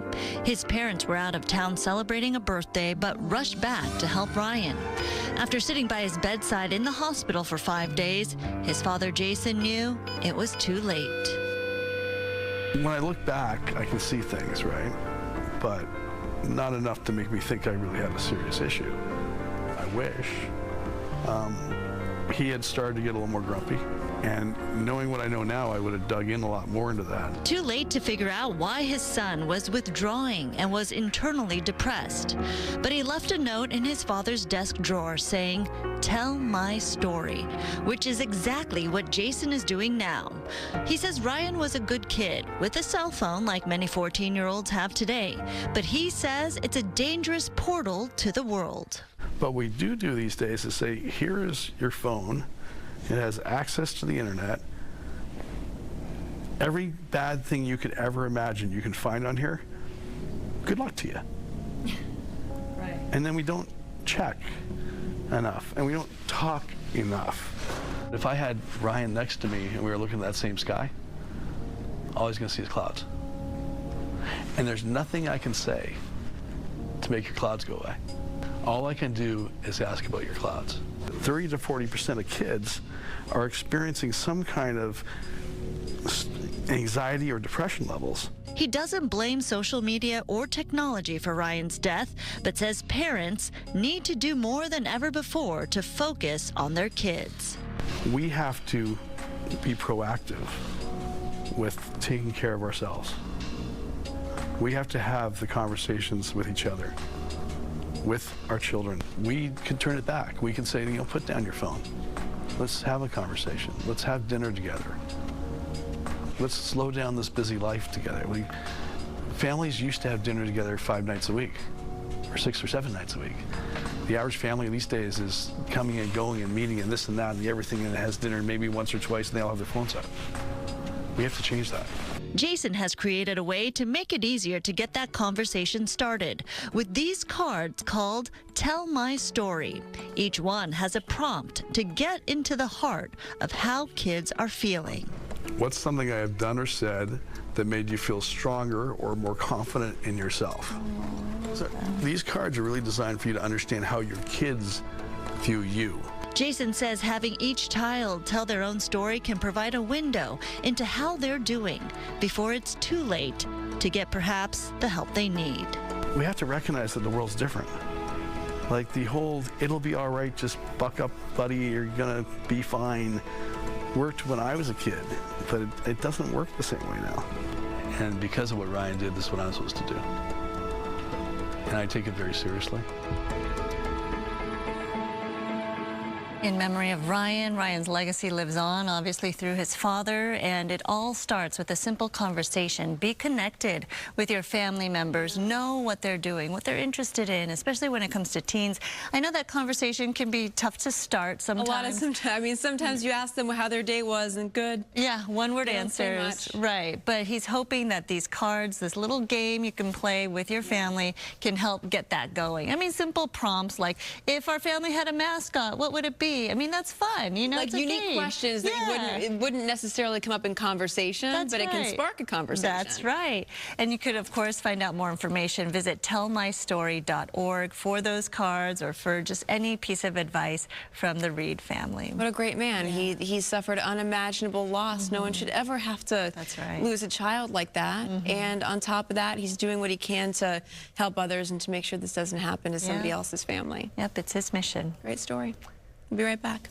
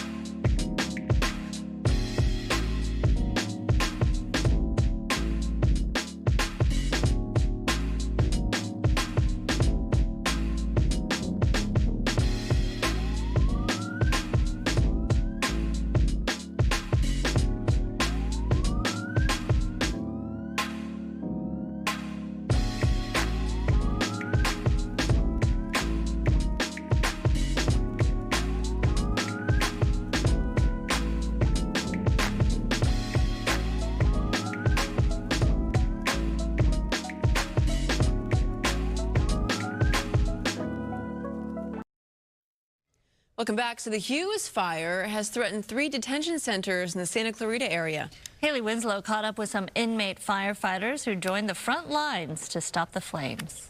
For about the last 5 minutes or so, what they're trying to do is burn the fire back. They're lighting literally this brush on fire so that it doesn't hit the RV park and that it actually blows back the other way. So it's been pretty remarkable. Did you guys get everybody out? Yes, sir. Okay, so they got everybody out. There's it was unbelievable. So you can see them dropping the ignite fuel on the brush, and then it's just catching on fire, and they're hoping that it's going to blow back the other way, spread back the other way, and not keep going towards these mobile homes. But pretty incredible work by these inmates from Santa Cruz, these heroes. When you just asked them if they got everybody out, were you referring to the RV park itself? No, I was referring to the inmates. So there were a couple dozen of them back there, and they kind of ran forward really fast before the flames got them. So I was just making sure all of them got out okay. Got it. Okay. So this is their assignment for the day, at least for now. This inmate crew from Santa Cruz is doing its part to cut the lines there and to prevent the fire from going further into the RV park. Why not? This is what you're hoping for? Yes, ma'am. Okay, talk to me about what you guys just did. We basically met the fire to the rest of it by drip torching. Looks pretty good, you guys. Good work. That was remarkable. I've never seen anything like that. Awesome. Thank you. We appreciate it. And you're hoping that it blows back the other way? Yeah, for sure it will. For sure it will. For sure it will, they said. So if that works, they just saved all of these RVs and all these people that are counting on them. So really, really heroic work. Yeah, setting those backfires really make a difference. All right, thank you. All right, whenever a new fire breaks out, a lot of people turn to the Watch Duty app, of course, for the latest on evacuation orders. And the free app uses a network of volunteers to gather data and vital information, including fire locations, when people need to evacuate, and where shelters have been set up. Full-time employees also listen to radio calls to gather the most up-to-date information. CEO and co-founder John Clark Mills explains why he created the app. All this information is scattered across multiple different websites. Some have good information, some have bad. There's misinformation on the internet, and there's really no place to actually go as your single resource. So unfortunately, lots of people are now aware why we exist. You know, some of my friends were like, who lived in the city, didn't really get it. They're like, doesn't CAL FIRE's website have that? They're like, what are you doing? And they didn't understand until catastrophe happened. And in the days after the fires started, Watch Duty was the #1 download in Apple's App Store. Again, the app is free, and Mills says it will always be free. During the first days of the Palisades and Eaton fires, more than 2 million people downloaded the app. That app is fast and it's accurate. Also, a new city report estimates that the LA wildfires have caused at least $350 million in damage to public infrastructure. That includes street lights, recreation centers, and a library that burned down. The 7-page report from the city administrative officer looked at the first 4 days worth of destruction, largely from the Palisades Fire. Initial estimates show the Department of Water and Power sustained nearly $76 million in damage, sanitation infrastructure nearly $48 million, and the loss of the Pacific Palisades Public Library an estimated $55 million. All right, our live team coverage of the fires continues right after the break. We're keeping a very close watch on a new one that broke out this morning in Camarillo, about 15 acres. We will be right back with all of those updates. Keep it here.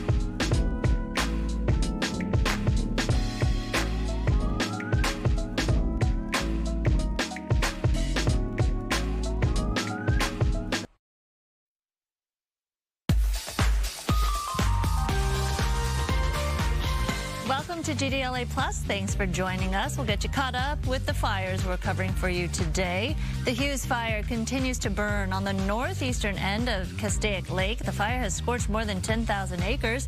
It's 14% contained at this point, and there are mandatory evacuation orders and warnings in place. Some of those are lifted, though, which is the great news this morning. And Interstate 5, which was shut down in the thick of it, has reopened to traffic. And we have a new brush fire. The Laguna Fire has burned 15 acres in Camarillo. This is near California State University, Channel Islands, in the area of Laguna Road and Lewis Road. So an evacuation order has been issued for California State University, Channel Islands, and University Glen. Potrero Road and Lewis Road are closed. Skyfox was over the fire earlier on this morning. It seems to be pretty well contained. You can see fire crews circling the flames, a lot of vegetation there. Evacuation shelter has been set up at Camarillo Community Center. That is at 1605 Bumley Street in Camarillo. It's currently, yes, 15 acres. We're, of course, going to keep a close eye on it, but it does look like between aerial crews and ground crews out there, they do seem to have it under control. And it's also in an area where there is a lot of farmland nearby. Yeah. Wide open fields, not a lot of structures. That's right. So back to the Hughes Fire. We have Gigi Graciette live in Castaic with the latest on the firefight and evacuations there. Some people are being allowed to return home. And this certainly is good news for the tens of thousands of people who were forced to evacuate the North Lake, Castaic Lake community here above Lake Hughes Road off of Ridge Route. It is now open. The checkpoint is gone, but it's important to note that this neighborhood does remain under an evacuation warning. And photographer Brian Shaw may be able to show you why you may be able to make that dark smoke out into the distance. The fire does continue to burn. Officially, it is only 14% contained. Over 10,000 acres have already been burnt, and there is no containment in sight yet. We are awaiting updates on those numbers, but the winds, this is a wind-driven and topography-driven fire, and the winds here are still very much a concern. Take a look at the video. Overnight, the aerial assault continued. Today, we saw the super scoopers up and about. They were refueling that water, getting that water from Castaic Lake. As one homeowner told me, Castaic Lake really saved their neighborhood. The ability to get all of that water and do those continuous water drops that we have seen. We saw them yesterday, and that has really helped. Again, 10,000 acres, just over 10,000 acres, only 14% contained. Over 4,000 firefighting personnel assigned to this incident. But the concern is, and we can't stress this enough, the winds, the infamous Santa Ana winds. And we spoke to a firefighter from Kern County, Engineer Jeremy Ruiz, about the danger those winds pose. Depending on the winds, depending on the terrain, depending on what's burning, you can have ember cast, and that can blow. Today they were projecting up to 1.6 miles. So a new fire can just spark up. That's absolutely correct. They call that a spot fire, and it can grow into its own incident. And we've seen plenty of spot fires. You are looking live. You may be able to pick up. You can see off to the left, photographer Brian Shaw. Do you see that ash and the dust just blowing off of that hillside? That is because of the wind. And up on the ridge, the wind is even stronger. So very much a concern. Again, North Lake, the Castaic Lake community, now under an evacuation warning. That means you should keep the important things that you packed up to evacuate yesterday. Keep them packed up, have a ready-to-go bag by the door or in the car if you feel safe enough to put it in the car, and just be ready to go at a moment's notice if the wind acts up again, because the Hughes Fire is still not contained. Reporting live in Castaic, I'm Gigi Graciette. Back to you. All right, Gigi, thank you for that update. And as Gigi was showing us, Samada, those winds, still an issue out there. And that's a big problem. Good morning, Sandra, Jen, and to all our viewers out there. We have been continuously watching these winds get even stronger. And just from just a few hours ago, where wind gusts were a range of 40 to 50 miles an hour, we're now picking up clocking in at 53 miles an hour. If we can go to my iPad, and I'll show you exactly what I'm talking about. Near the Castaic Lake, yes, where Gigi is, the ridge tops there, just north of Castaic Lake, we're looking at wind speeds 53 miles an hour and an elevation over 4,000 feet. So they're dealing with those really strong gusts, and to the firefighters' point, those ember casts can reach up to 1.6 miles and create a new fire. So this is the perfect components in place where we have the strong winds as well as the terrain and lots and lots of dry vegetation that continues to fuel this fire. Hence, they are aggressively attacking at this hour the fire. And we're also watching the latest fire, which is down near the Camarillo area. We're calling this the Laguna Fire, and that is located adjacent to the California State University Channel Islands, which is currently under evacuation orders and evacuation warnings. The fire is around the Round Mountain, and the winds continue to blow the flames away and the smoke away from the campus. So that's good news. But look at the wind speeds now increased from 38 miles an hour to now pushing to 49 miles an hour, and the humidity in and around that area continues to be very dry. And out over towards the west end of the Santa Monica Mountains, west of the Palisades Fire, we are picking up wind speeds now a range of 64 miles an hour. And it's not just LA and Ventura County, but we're also watching wind conditions picking up across the Inland Empire communities as well, and Orange County, strong gusts of 40 to now even 50 miles an hour. And if we can go to Weather 1, I'll show you that this wind event, the critical fire danger, is incorporating all our local counties. Red flag warning conditions now extend all the way through tomorrow morning. Outside, of course, the basin area where winds are very light, it is protected. We've got rain on the way that could pose new issues for the burn scars. We'll be on watch for that as well. Back to you guys. Ladies. All right. Thank you, Samada. So meantime, the Sepulveda Fire has been extinguished after burning 40 acres. Roberta Gonzalez has been covering it all for us all morning long, and she has the details. Hey everybody, I don't need to show you my anemometer to show you that the breeze is kicking up. All you got to do is look at some of this vegetation where the wind has been blowing, and that is the reason why we have high concerns around the Los Angeles area again for fire danger. We do not want to see repeat performance of this. This is the Sepulveda Fire that broke out at 11 o'clock last night. It ended up charring 40 acres before the fire department declared this fire out.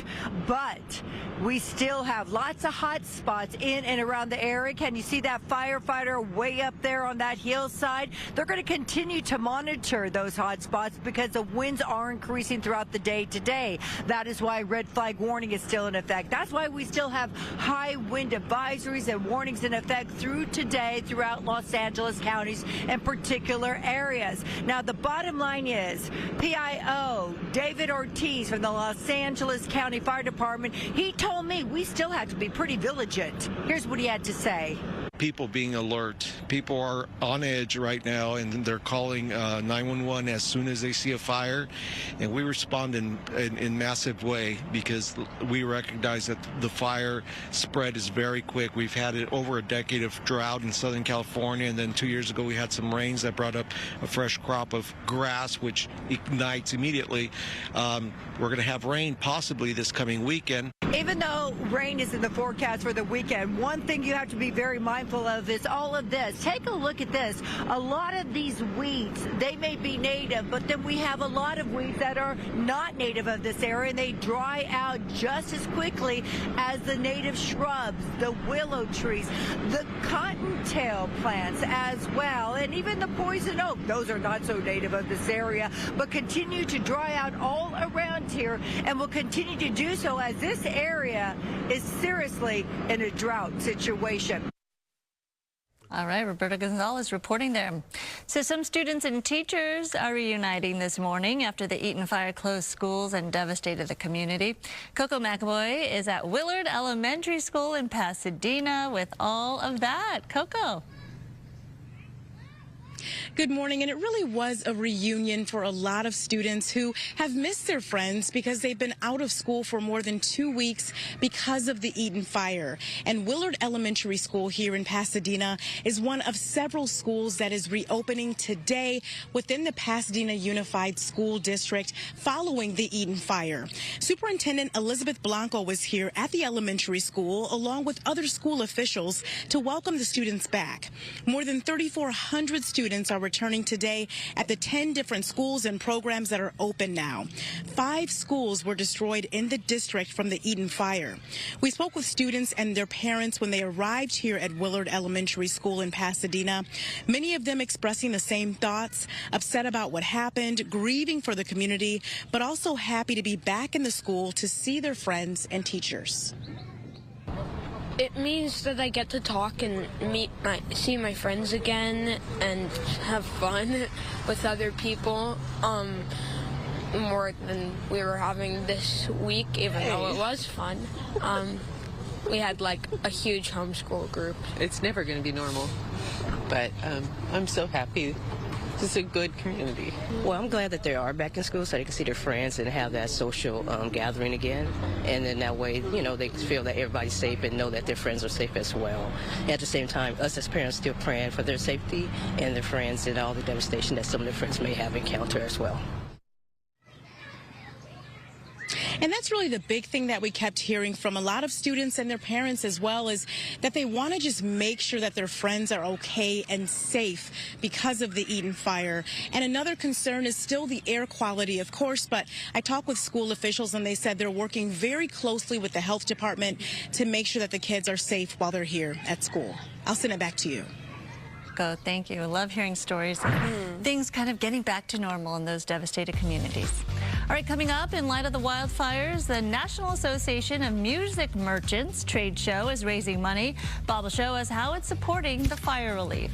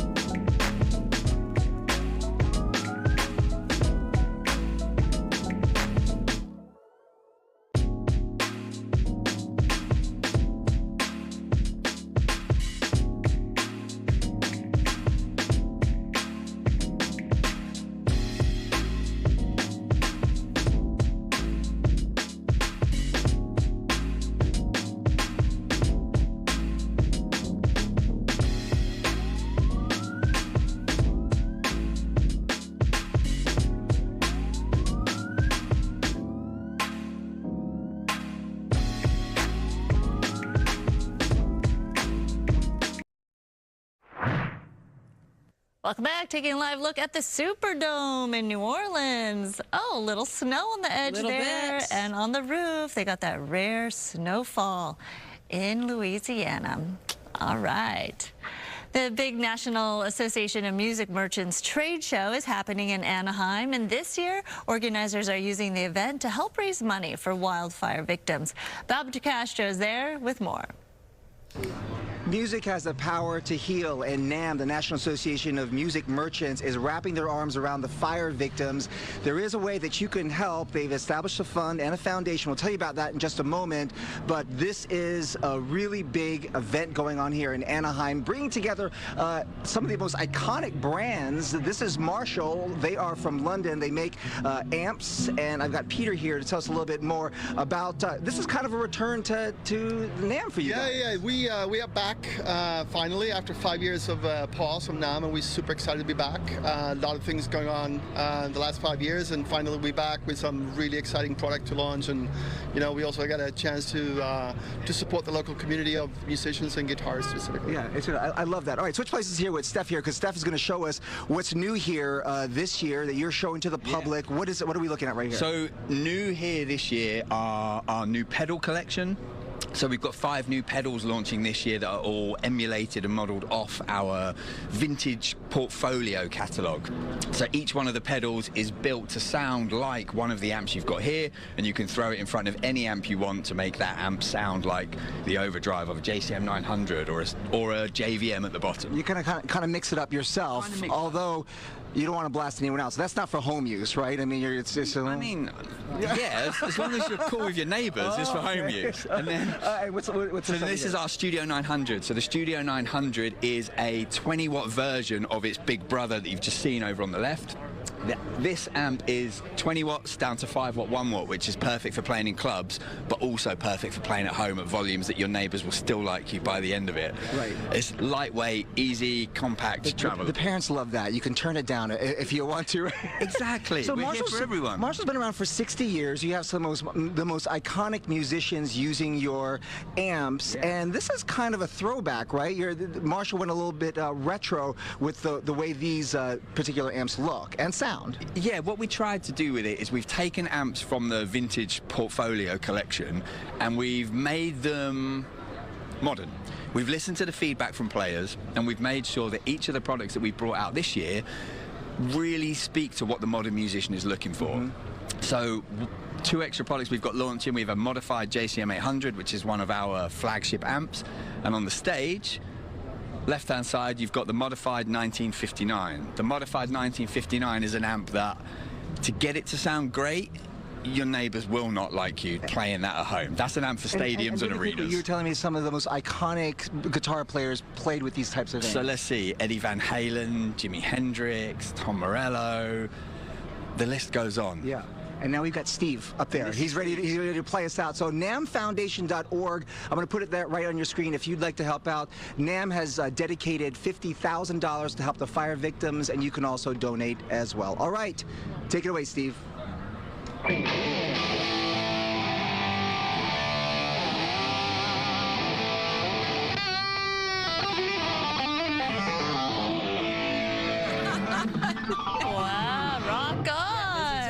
Freebird, play Freebird. That was cool. All right, nice going, Bobby D.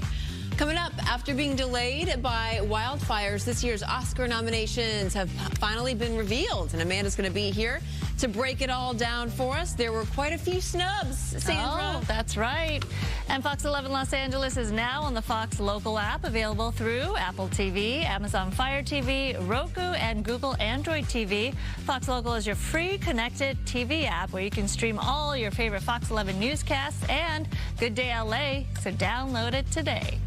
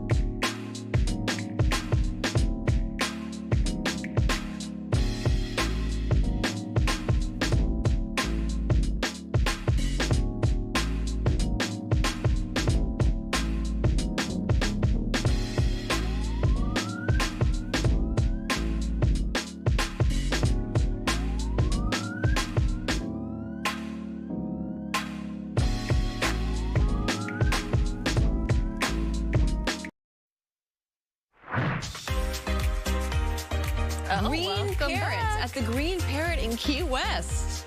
Wow, look at this. This is from our resort cams. Interesting. Okay, what fun and fantastic band is going to be up there? Or is this even, I mean, is it in use? Because it looks like it's roped off. Anyway, I don't know. It looks like a pretty cool place, though. Yeah, it's like Jimmy Buffett World, Margaritaville. Yeah. Isn't it pretty cold in Key West right now? I could see you at a Margaritaville, Sandy, with your flip-flops.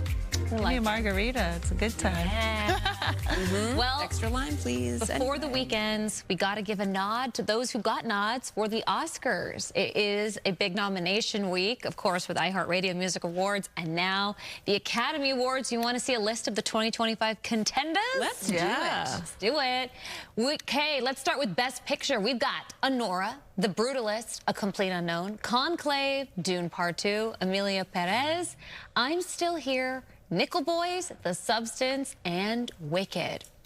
For director, you have Jacques Audiard for Emilia Perez, Sean Baker for Anora, Brady Corbet for The Brutalist, Corley Farge for The Substance. A lot of French filmmakers. Yeah, good. You do great with those names. James Mangold for A Complete Unknown. Let's go to the ladies. Best Actress, Cynthia Erivo for Wicked. Jen?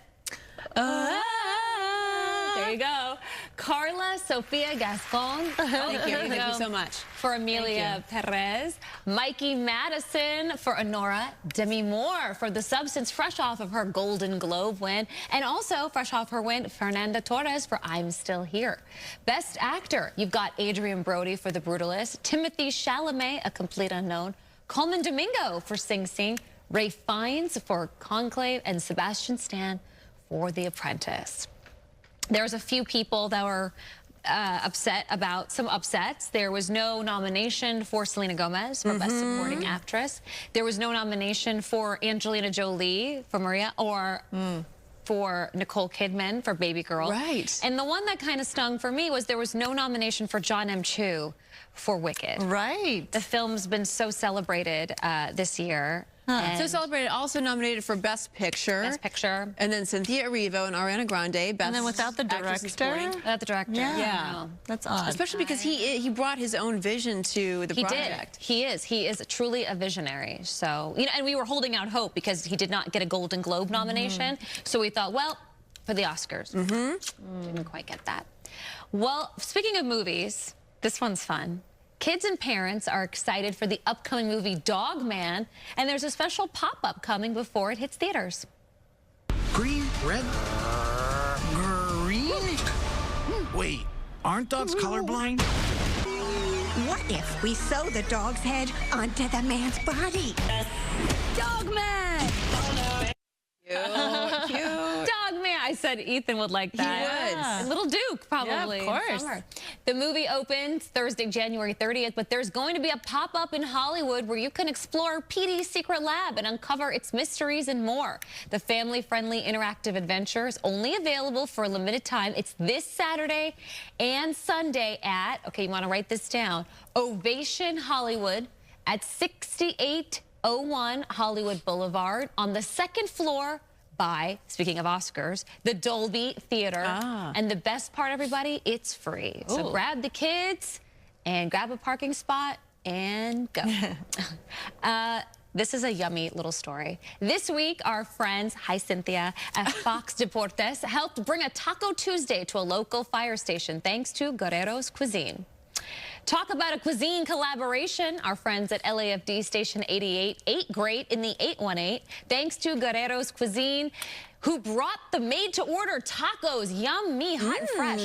Guerrero wanted to personally thank the brave firefighters for their hard work over the past 2 weeks. So, hey, if you need some great tacos for your next event, you can reach out to him.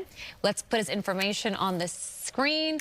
We love to support someone who loves to give back. So let's get his email, phone number. There you go. Oh, nice. All right. He's LAFD approved. They were telling me how delicious his food is, and he is Fox Deportes approved as well. Thank you to our friend Cynthia over there for sending that story our way. I love that. All right. Sounds good. There's so much more that these first responders are doing, including in the Camarillo area. So we're going to check in with Stu and Sky Fox over the Camarillo fire right now.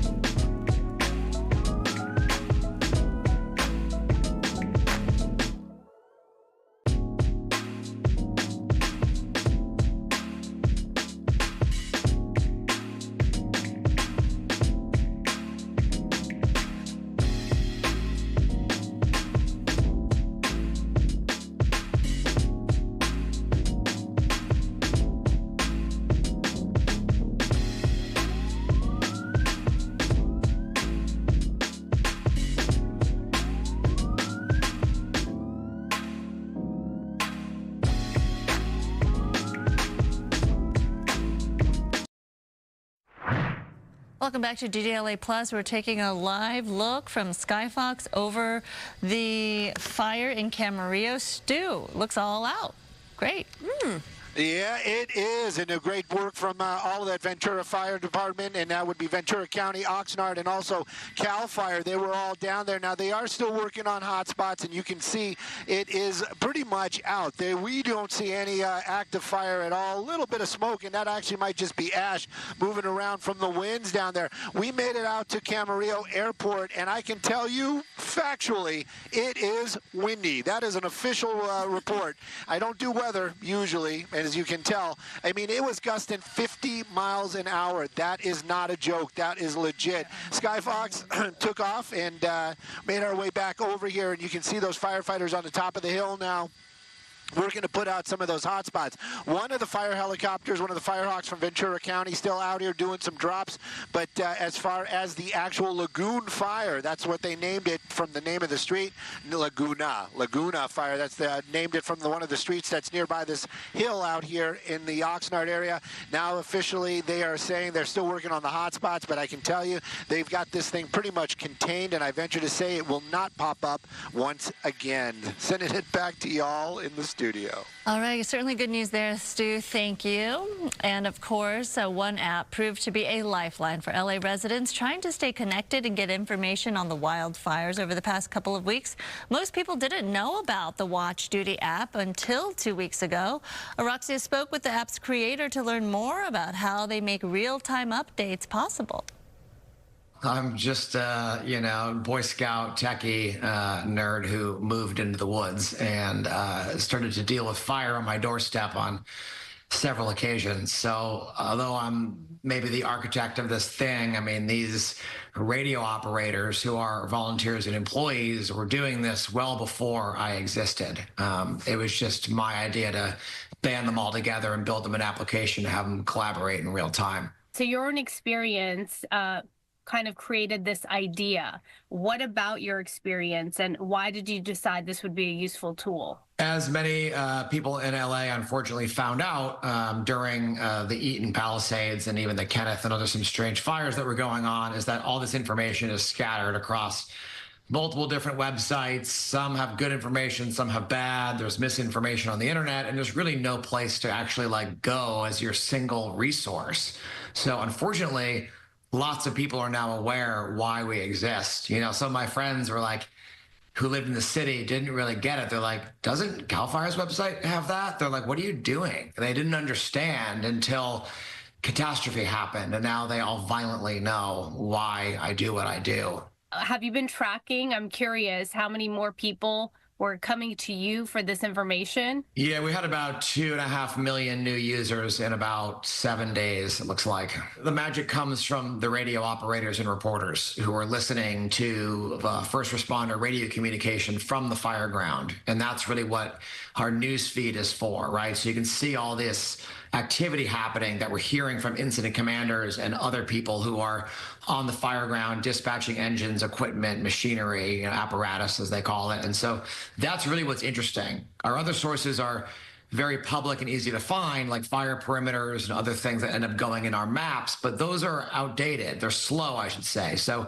they're very slow to update, and that's the easy part, right? The challenge is really getting people full-time, 24/7, listening to the firefighters fight the fire. What's next? Do you have any long-term plans? I know I read that you said no reason to change anything. We are going to expand into other disasters, right? I mean, we've always had this plan, right? I'd like to tell people that it's not called fire duty for a reason. This was never just about fire, right? It is about natural disaster and emergency alerting. Your message to the community as far as what you're going through or what everyone's gone through and what your hope is? I mean, our hope is that, you know, it's the same after every fire like this, after every mega fire. Our hope is that change will happen. You did say part of the reason you started this, aside from your own experience, was also kind of your anger. Yeah, I think spike can be a powerful motivator at times. Someone's got to do something.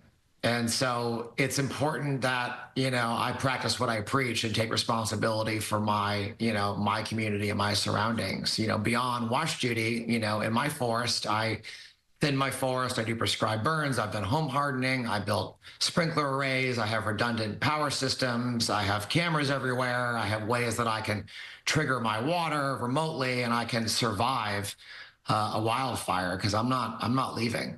Who do you think bears responsibility for? Everybody needs to get involved. You know, big government, small government, everything needs to change from the top down. And many people online were talking about making contributions to keep this app up and running. You can, of course, do that if you're interested. There is an annual $25 membership as an option, but the service is free of charge, and he wants to keep it that way. It's such a vital service for so many of us because it is very timely and also accurate, like you mentioned. And those alerts, we relied on that app for those evacuation notices and the warnings there. All right, coming up, in response to the devastating wildfires, the Boys and Girls Club of America is offering fire relief to those who've been impacted. Earlier, we talked to the CEO of the organization about their amazing work, not just during this crisis, but really all year round. We'll have more on that when we come back.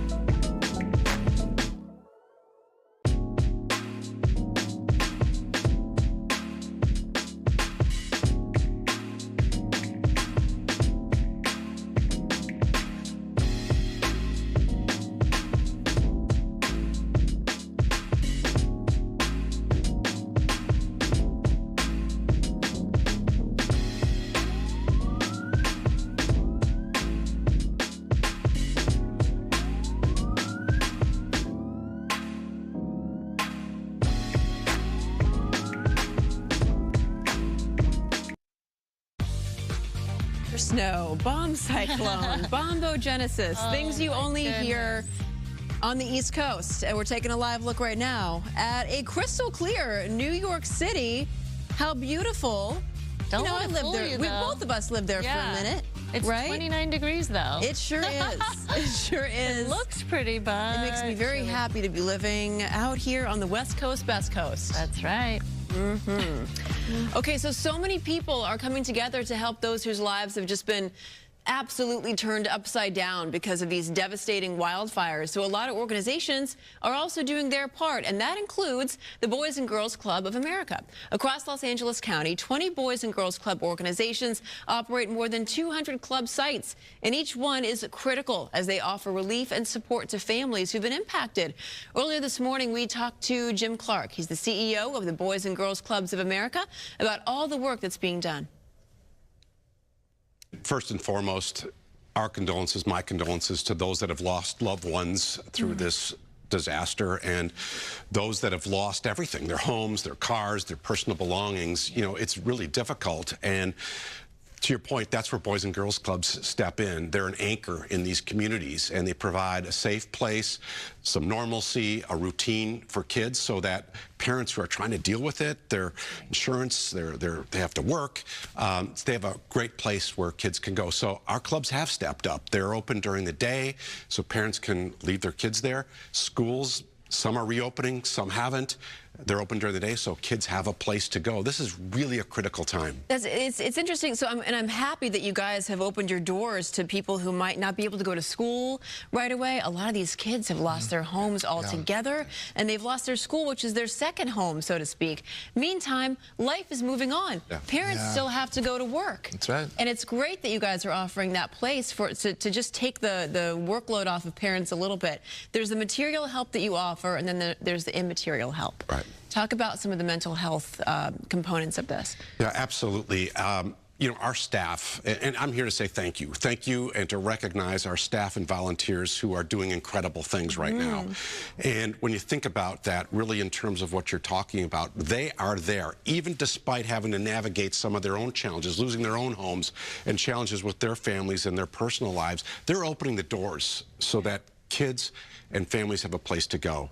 And inside of that, they're providing tools and resources from mental health. Look, kids are afraid. They're asking questions. They're anxious. They don't know. And so that mental health issue and the trauma they're experiencing, we're providing trauma-informed tools so they can really help these kids and families. And it's so, so needed right now. But on top of that, it's groceries, it's clothing. I was up in Pasadena yesterday, and just seeing what the Boys and Girls Club there and their CEO, Lisa Cavalier, are doing to make sure the community and kids and families at those clubs have clothes to wear. These are essentials. They're grocery cards, gift cards. They're doing everything, helping them find temporary living. And before we go, because we're running out of time, I just want to also make sure we touch upon the disaster relief fund that you have as well. So we have about 30 seconds. Yep, absolutely. So we encourage everyone to help support with resources. And the site is bgca.org/supportla. bgca.org/supportla. All of the money raised will go directly to the clubs right here in Los Angeles County most impacted. So we appreciate you bringing this to light and helping us recognize the great work the Boys and Girls Clubs are doing as anchors and assets in these communities. It's important to help the helpers. You guys are doing great work. Thank you so much. So that's bgca.org/supportla if you would like to contribute. Thank you so much for being with us. Thanks for having me. All right, coming up, an important dialogue with kids and teens about how they're really feeling. I spoke to a parent who's made it his mission to share his family's painful story.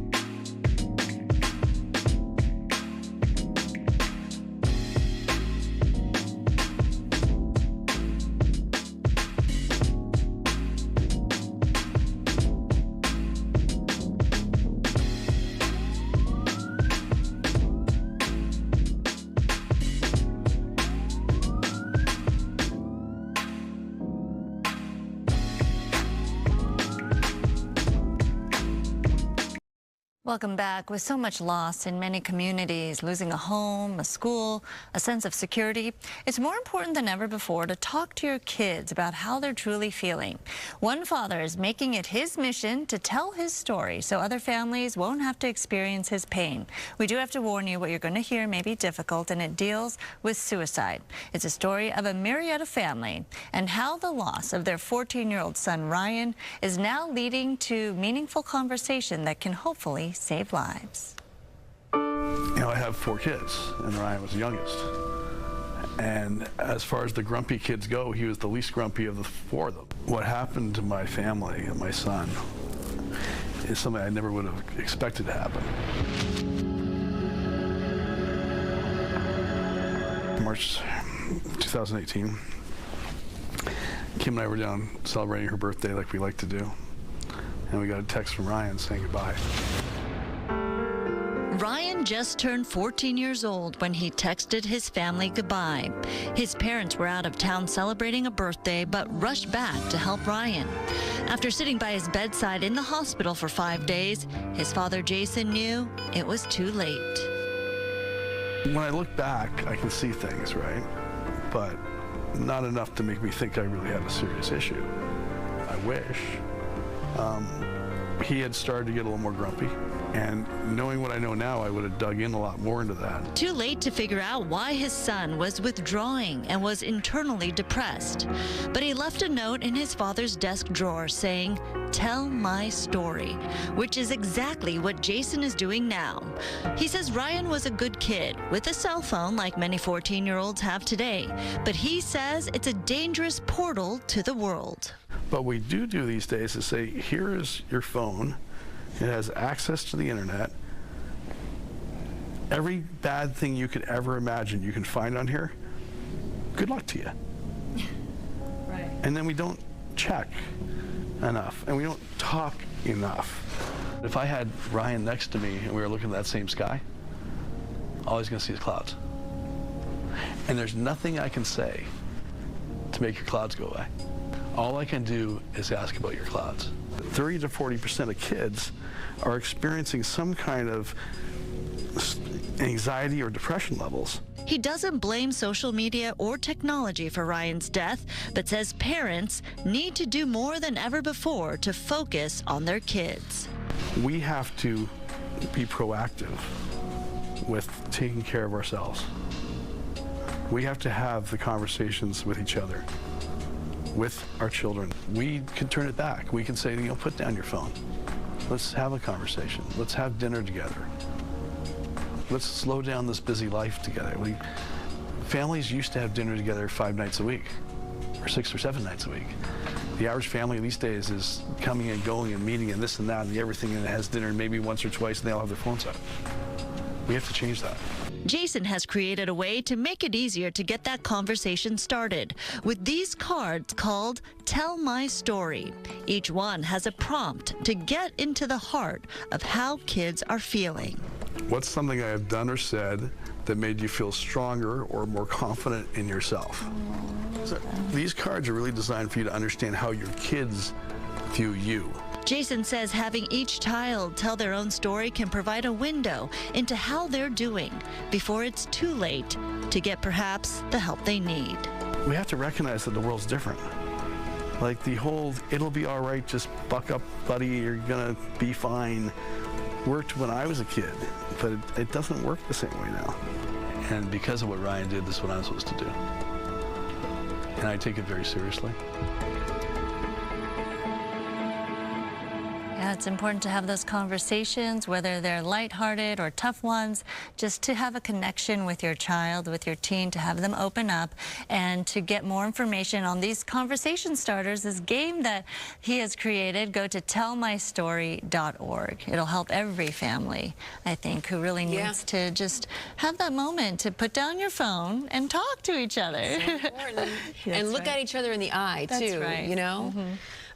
Yeah. I mean, the fact that he can work through that unimaginable pain and then try to help other families who might be going through similar situations is incredible.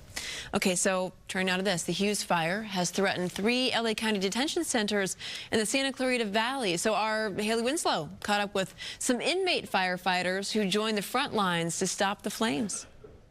For about the last 5 minutes or so, what they're trying to do is burn the fire back. They're lighting literally this brush on fire so that it doesn't hit the RV park and that it actually blows back the other way.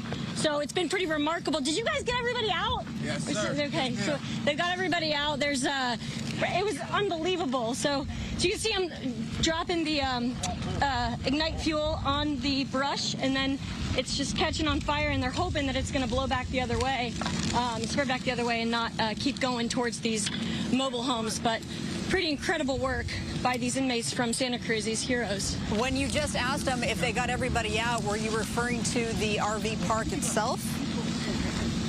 No, I was referring to the inmates. So there were a couple dozen of them back there, and they kind of ran forward really fast before the flames got them. So I was just making sure all of them got out okay. Got it. Okay. So this is their assignment for the day, at least for now. This inmate crew from Santa Cruz is doing its part to cut the lines there and to prevent the fire from going further into the RV park. Why not? This is what you're hoping for? Yes, ma'am. Okay, talk to me about what you guys just did. We basically met the fire to the rest of it by drip torching. Looks pretty good, you guys. Good work. That was remarkable. I've never seen anything like that. Awesome. Thank you. We appreciate it. And you're hoping that it blows back the other way? Yeah, for sure it will. For sure it will. For sure it will, they said. So if that works, they just saved all of these RVs and all these people that are counting on them. So really, really heroic work.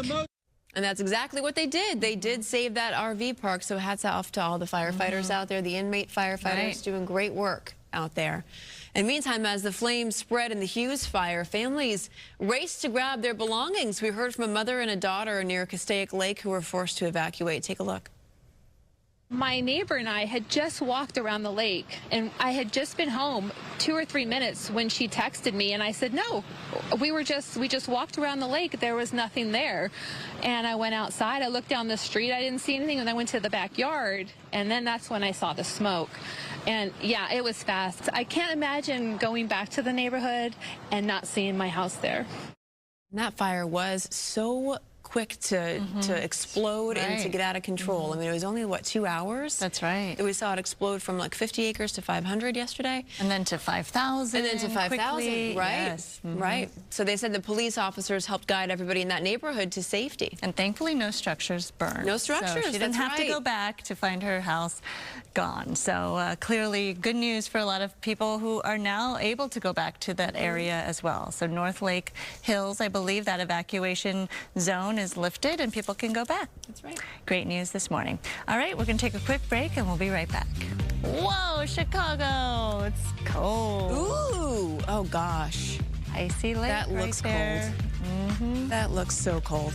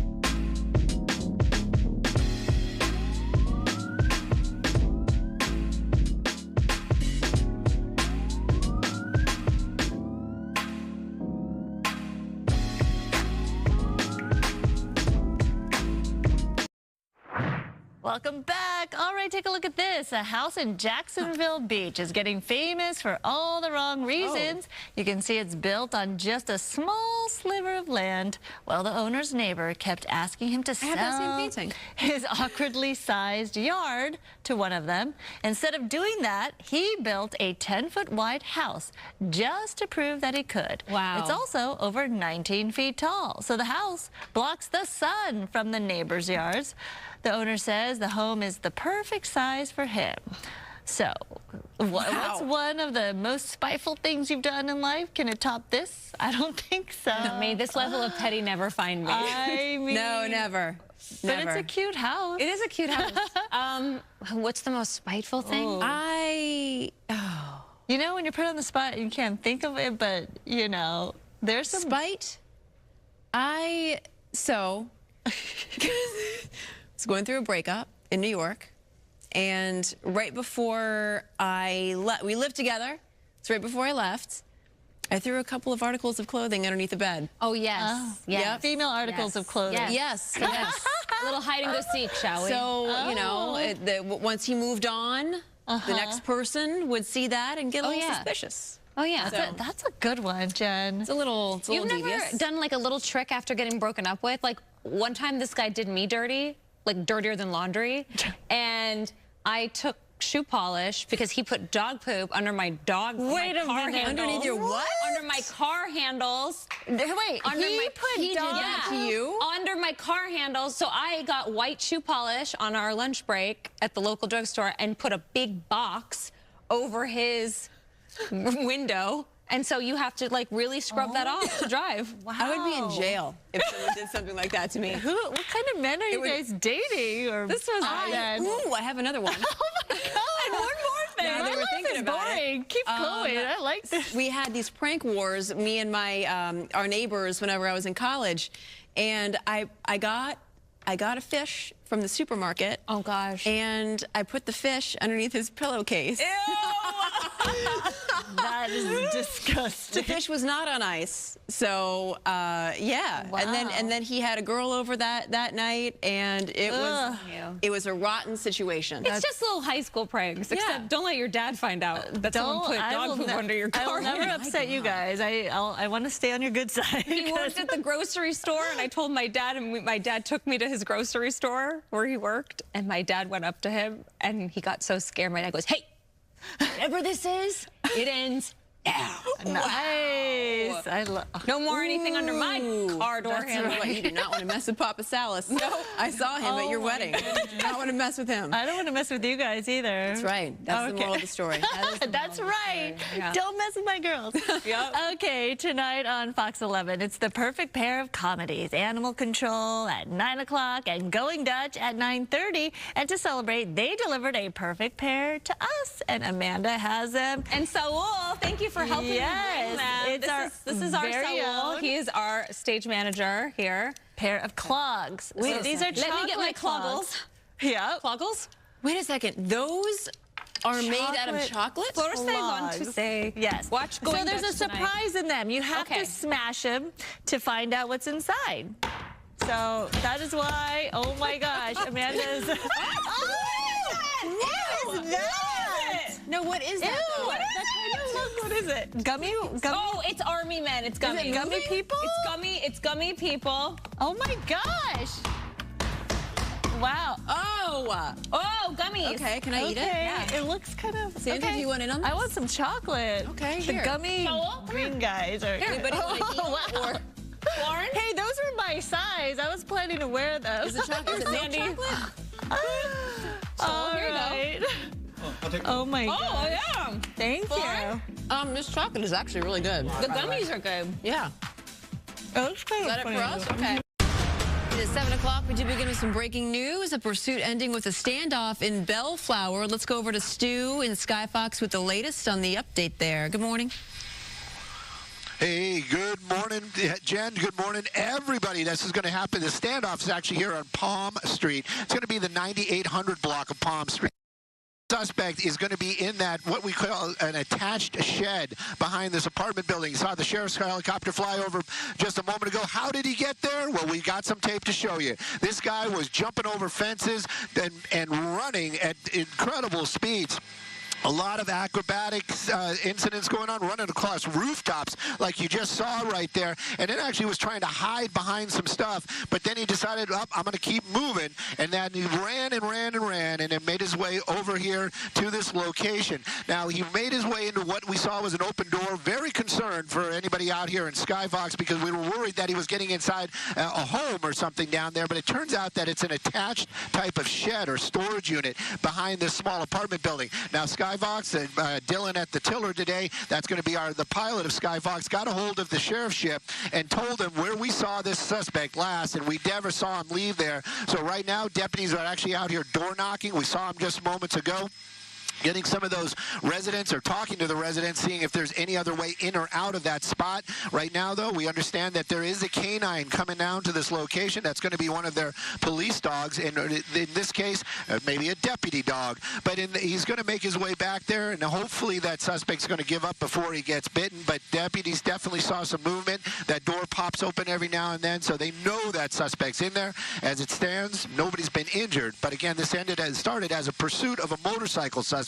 That guy dumping the bike and then starting to run through this neighborhood. I'm Stu up in Skyfox. Back to you all in the studio. Hoping for a peaceful ending there. Thank you, Stu. So meantime, firefighters were certainly busy overnight as a combination of low humidity and high winds sparked more wildfires. So here's a look at some of the fires that are burning right now. Forward progress has been stopped on the Sepulveda Fire, and the evacuation warning has been lifted. The fire has burned 40 acres. This video that you're looking at right now is courtesy of Citizen App. The fire flared up yesterday near the 405 freeway off-ramp by the Getty Museum. No structures damaged here and no injuries reported. The 10,000-acre Hughes Fire on the northeastern end of Castaic Lake is only 14% contained this morning. There are mandatory evacuation orders and evacuation warnings in place. This is impacting Interstate 5 around Gorman and Castaic. Parts of the highway were temporarily closed, but have since reopened to traffic. And there are new developments from Castaic this morning. Evacuation orders are expanding as flames spread toward homes. Take a look at the latest map here from Cal Fire. About 31,000 residents are now under evacuation orders. Schools and roads are closed, and parts of the 5 freeway were temporarily shut down. We have Mario Ramirez live with the latest information on that. Good morning to you, Mario. Good morning, Jen Melvin. We can tell you the freeway here behind us is fully reopened, the 5 freeway northbound. Now, overnight, with the calmer conditions, helicopters were able to make those water drops, and they were able to make progress, but we know that fire exploded in size in the early hours. Now, we're at the closure here along Lake Hughes and the 5 freeway. The northbound off-ramp is closed, and on the other side of the freeway, in this evacuation zone, you can see some of the California National Guard members in place now assisting local law enforcement in this fire zone. Let's go to the video. The Hughes Fire started just before 11 a.m. yesterday off the 5 freeway at Lake Hughes in hillside brush that fire authorities describe as critically dry, and this exploded in size to thousands of acres in just the first few hours under a red flag warning pushed by strong winds. And it's those flying embers that can also speed up a fire spread, powerful gusts carrying those embers for miles in some cases. And as Jen mentioned, part of the 5 freeway from Grapevine Road near Fort Tejon to Highway 126 north of Castaic, where we are, was closed before reopening last night after firefighters managed to push back the flames from the freeway. Evacuation orders issued for areas in and around Castaic Lake, east of Lake Piru and the Ventura County border, west of Bouquet Canyon Road, south of Sandberg, and north of Castaic Junction near Santa Clarita. And we spoke to L.A. County Sheriff's public information officer earlier this morning, and here's what he said about some of those areas. Once people leave those hard evacuation order zones, unfortunately, they're not allowed back into that specific area because of the curfew, and with the fire department needing that area safe for them to do their jobs. The warning zones, obviously, we're telling people, hey, to pack all your desirable items such as paper, cash, any pictures, basically everything that your families hold dear to themselves, are ready to go. Fire crews and helicopters overnight focusing on the north side of the fire, and people in evacuated areas told to shelter at Hart High School and the College of the Canyons East Gym, both in Santa Clarita. And coming back out here live around 6:30, we showed you what the winds were doing here in this area, and they were a little stronger than they were right now, sort of backing off. The Sheriff's Department says that there are still over 31,000 residents in those mandatory evacuation zones, and we'll keep you updated throughout the morning if that changes. For now, live here in Castaic, we'll send it back to you. There's skies though where you are. That is a good sign. All right, thank you, Mario. So meantime, some school closures to tell you about. Schools across multiple districts in the Santa Clarita Valley are closed because of poor air quality.